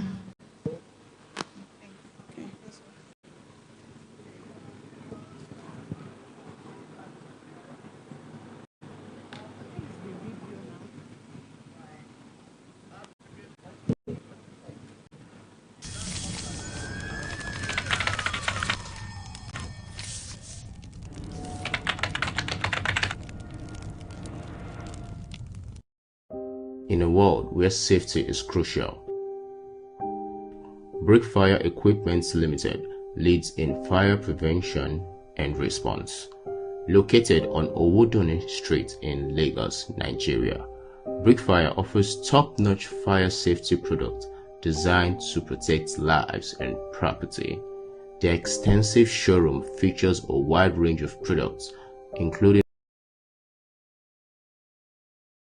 Okay, so that morning I checked the gas outside like I usually do, but then I noticed that it was on from the night before. Then I turned on the hob on the left side, and as I was about to turn on the hob on the other side, that was when the explosion happened. And then we later found out that it was because someone had turned on the hob for the oven, which is why I couldn't.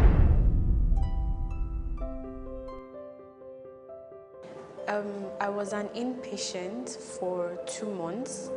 Then I was an outpatient, like a weekly outpatient, going back for about 4 to 5 months. But I still have like regular visits to the hospital.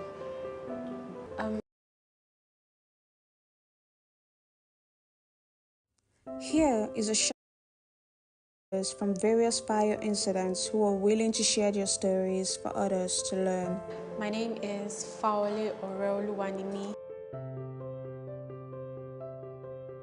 Okay, so that morning I checked the gas outside like I usually do, but then I noticed that it was on from the night before. That should have been my first red flag, but then I kept going anyways.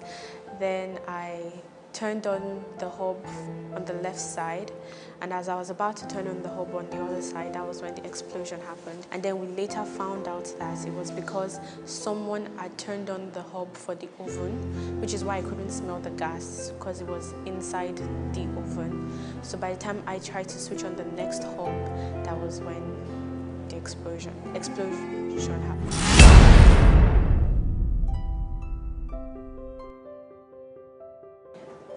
I was an inpatient for 2 months. Then I was an outpatient, like a weekly outpatient, going back for about 4 to 5 months. But I still have like regular visits to the hospital now and then.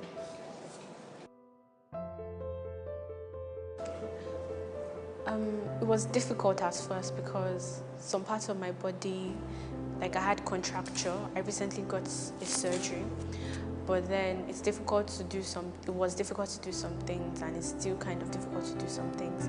But like little by little, I'm learning, and with physiotherapy, I'm able to get back to the things I used to do. And I might still be a little bit scared to be in the kitchen alone, but then I'm still learning to go back to the way things were. I would say that you can never be too careful, because like you checking and making sure that some certain knobs are switched off, it can save your life. And always make sure that you know what kitchen safety is, like not using your phone in the kitchen or not using torchlights of your phone in the kitchen, because there are different cases of fire situations, and you just can get like a little knowledge of those things, and it can help you.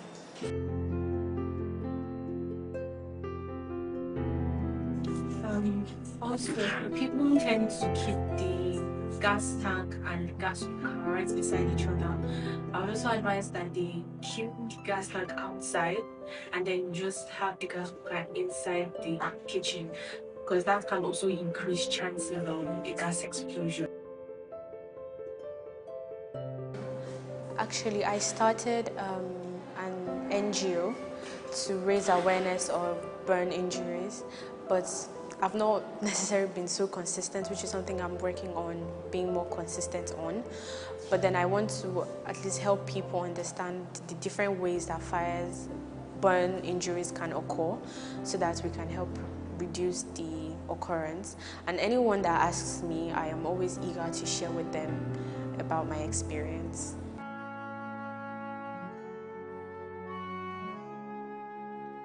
My name is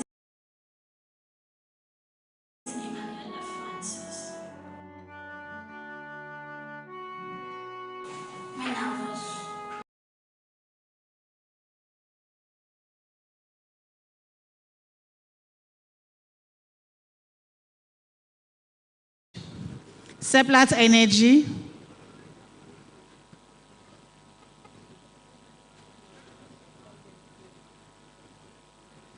The representative of Seplat Energy, please. All right, thank you very much. Please, I would like to invite to move the vote of thanks the Permanent Secretary, Special Duties and Intergovernmental Relations, Mr. Sheson Ogundeko to move the vote of thanks.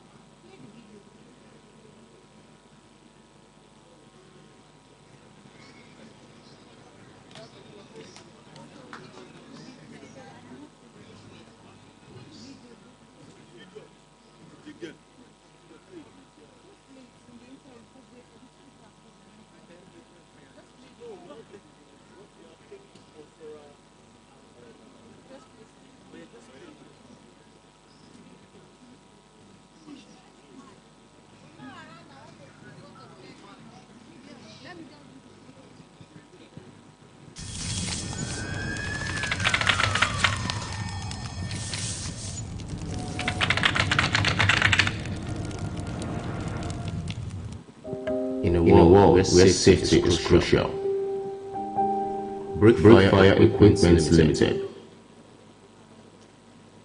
The committee chairman on special duty and intergovernmental relations, Honorable Dr. Rauf Olawale Agesulaimon, Honorable Commissioner Special Duty, members of ESCO here present, the permanent secretaries present, the retired directors present, my own colleagues, say we. Stand up, say wah. We. Wah. Those are the directors from all 36 states, Director of Fire Service in all 36 states across the country. They are here to participate in the conference. I am privileged to do the vote of thanks. The sponsors, I recognize you. The exhibitors, I recognize each and every one of you. Of course, the paid participants, I recognize you. And my team from Federal Fire Service and Lagos State Fire Service, all the uniform here present, I want to see this medium to say thank you for your attention. Thank you for honoring our invitation. Thank you for your presence. Thank you for your time. And as you go, the Almighty God will go with you. Tomorrow, the program continues, where we are going to go deeper in technologies and community engagement. I want to come early. By 8:39, exactly 9 o'clock, we are going to start the program. God will bring you back safely. And as you go, you will not go and die. Coming next year, we are going to celebrate it together. Thank you once again. I appreciate your time. Thank you. Thank you very much, Ma. This officially brings our program to a close. We wish you all a safe journey back, and may we all continue to work together towards a fire-safe Lagos. Thank you.